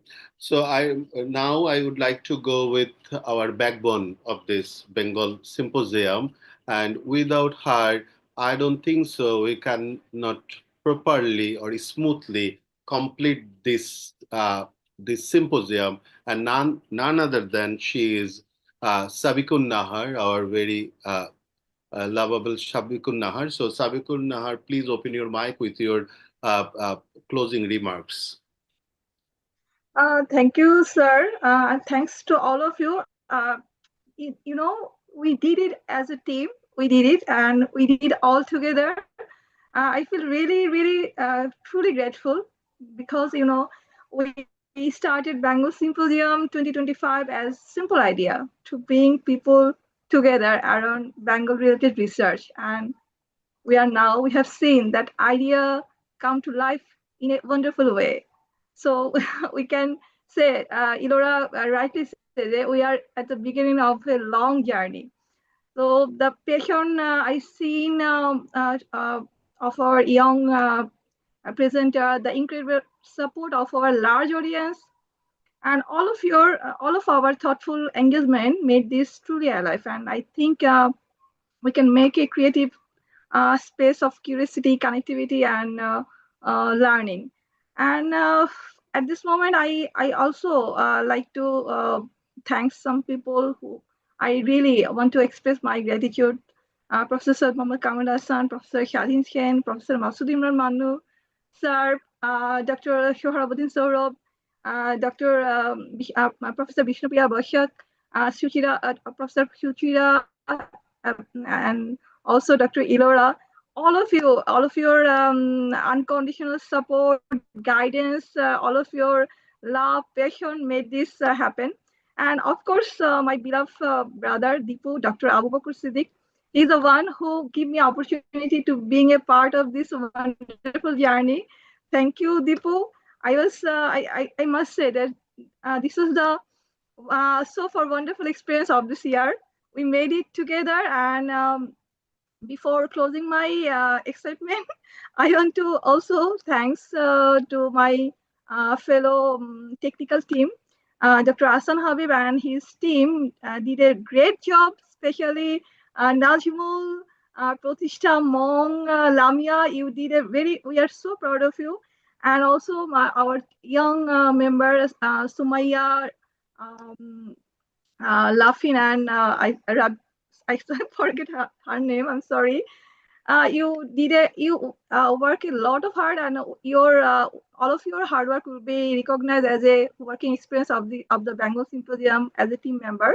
So we will try to provide a proper certificate. So, and also I want to say some information about the second edition of Bengal Symposium. We will arrange a Zoom meeting very soon with our advisory committee and also our organizing committee.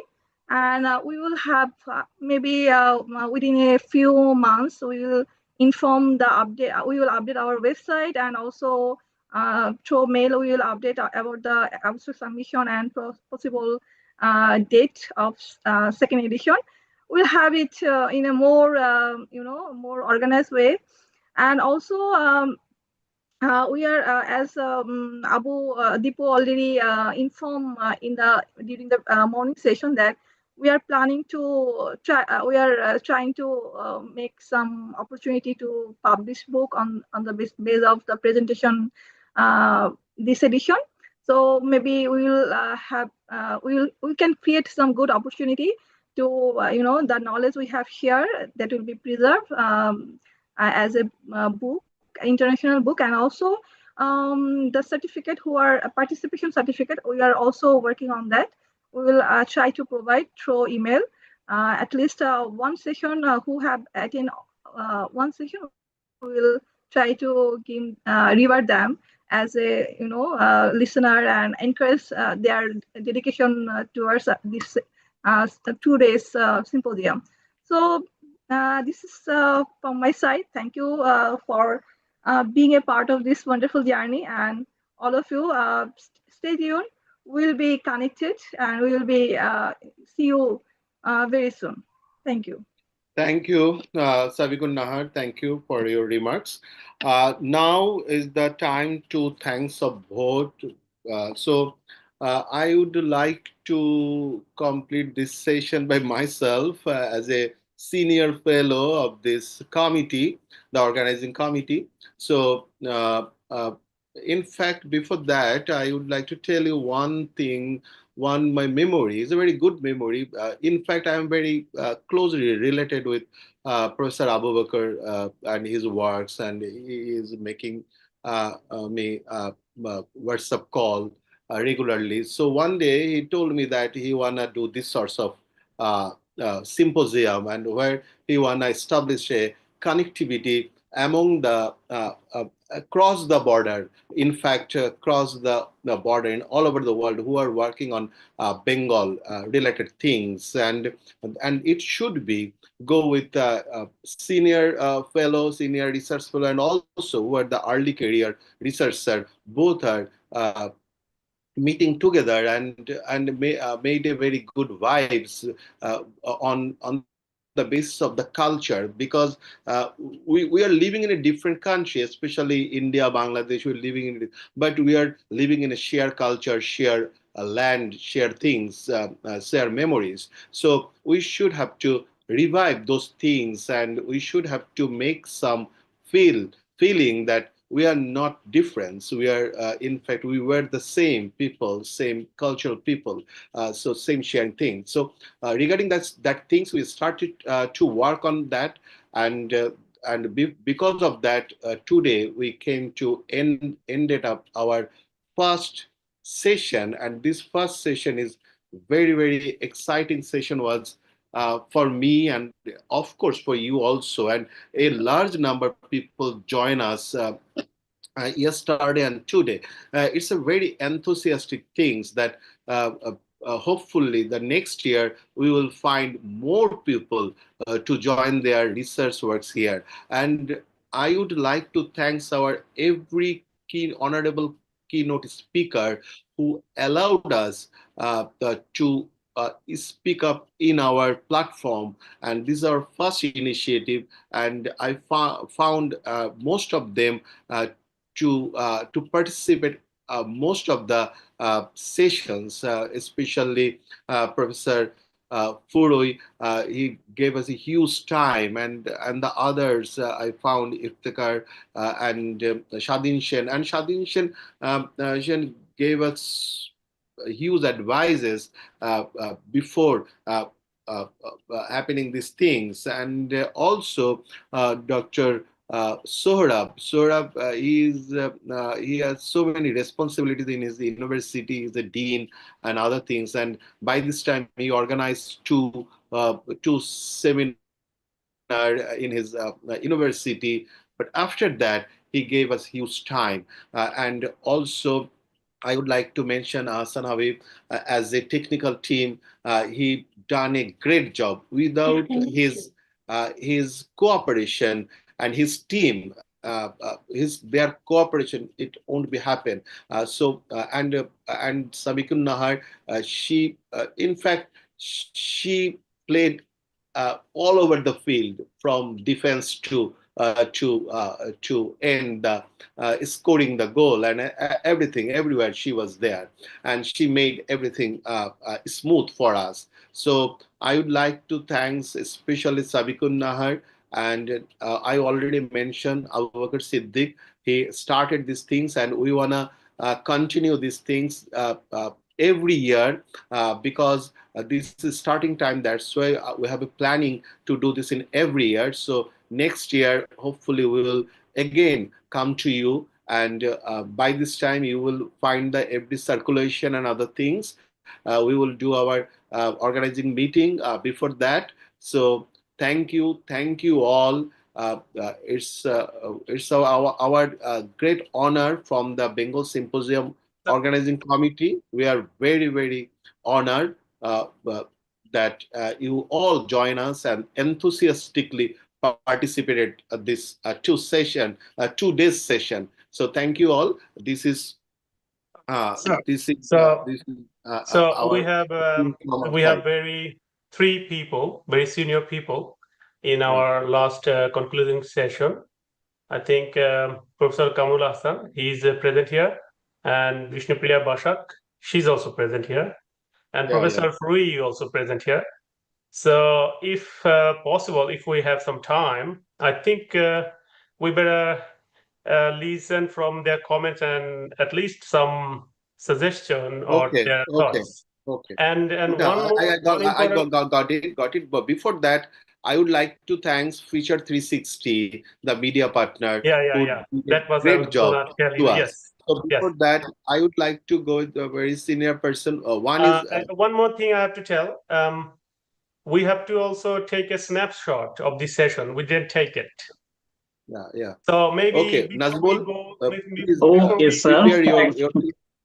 For the last time, I would like to cordially request to you all to keep your videos on. I would like to open your video, everyone's video. Please join here with the video. Okay.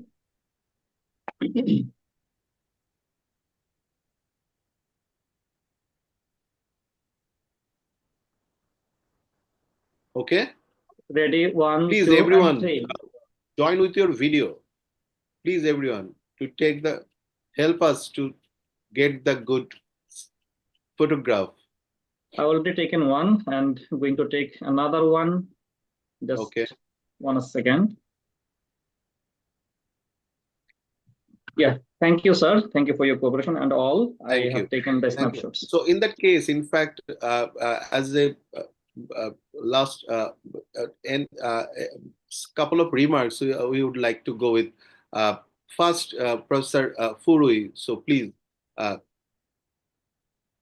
express your. Yeah, thank you very much. Yeah. Thank you very much. And it was really exciting and quite interesting 2 days we had. So I wish we can have another opportunity next year for such a nice occasion. Thank you very much. All the time. All the time. Thank you. Thank you. Now I would like to go with the Professor Syed Kamrul Hassan. Kamrul Hassan is here. He was here. Yes, He was I'm writing here. some chats here. Okay. Yeah, I'm here. Uh, First of all, you know, I have attended a lot of seminars, symposiums, lively, not in online. But some seminars I have during the Corona period, I joined in the through online. Everywhere I found some problems. Some are there, but this symposium is so nice. The organizers, they have managed so nicely. I ever got it. I ever never see such a wonderful, wonderful presence of scholars in my life. This is the one. Second thing, the second thing is, the you people, those are organized, the organizers like Masood Imran, Elora Tripedi, Abu Bakr Siddiq, and uh, from I want to say to the organizers that please, this sort of symposium, if we can have every year, like in this season, like in December, January, it will be wonderful. And here, Masood Imran, you are also one of the part of this organization. So make it formal, and make a session like this in every year, so that regularly we can get the latest research condition, research publications, or so not publications, updated research works in the symposium. That will be wonderful, I think. And it is the most successful symposium I ever met. So organizers, obviously they will get the thanks. With that, every person associated with this symposium has to be remembered in my life. Thank you. Thank you. Thank you, sir. Thank you very much. Thank you, Bengal Symposium.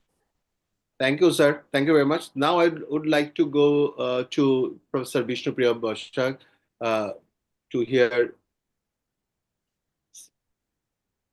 Hello, Professor Bishnupriya. Yes. Thank you, Professor Imran. Just a minute. Yeah. So actually, I'm sorry I couldn't. Deepu has been updating me. I could not be present whole of yesterday or even today because for some other commitments, teaching, etc. But I think, I don't have much to add to what people have already said. I think it's a brilliant initiative, and I think we will. The organizing team, they would need suggestions to how to, develop it further, how to be more inclusive, and it's so successful, the first thing. So it is very important that if some, I'm sure they have a lot of ideas, if this can be developed in more, in introducing more lines of discussion, maybe if you can have a more organized, this was already very organized, but a more organized kind of thematic session and more engagement and throwing it open to more disciplines. Okay. So I think that would be just my very tiny suggestion. It has been excellent. I can make out it has been, although I couldn't attend, so I don't have a position to speak. It is excellent. Thank you very much. Thank you, Professor Bishnupriya Bosak. Thank you very much. So this is time to say goodbye for this year. So I would like to close the session for now. And thank you everyone to join here, especially Jangin University students, Begum Rokeya University students, Jagannath University, Kubilda University, and who are from West Bengal. So everybody, everyone. So thank you very much. Thanks a lot. See you next year. Goodbye. Thank you, sir. Thank you, everyone. Bye. Thank you. Take care until next year. Bye. See you. Thank you very much. Bye. Thank you very sir. much. Thank you. Thank you all. It was a wonderful.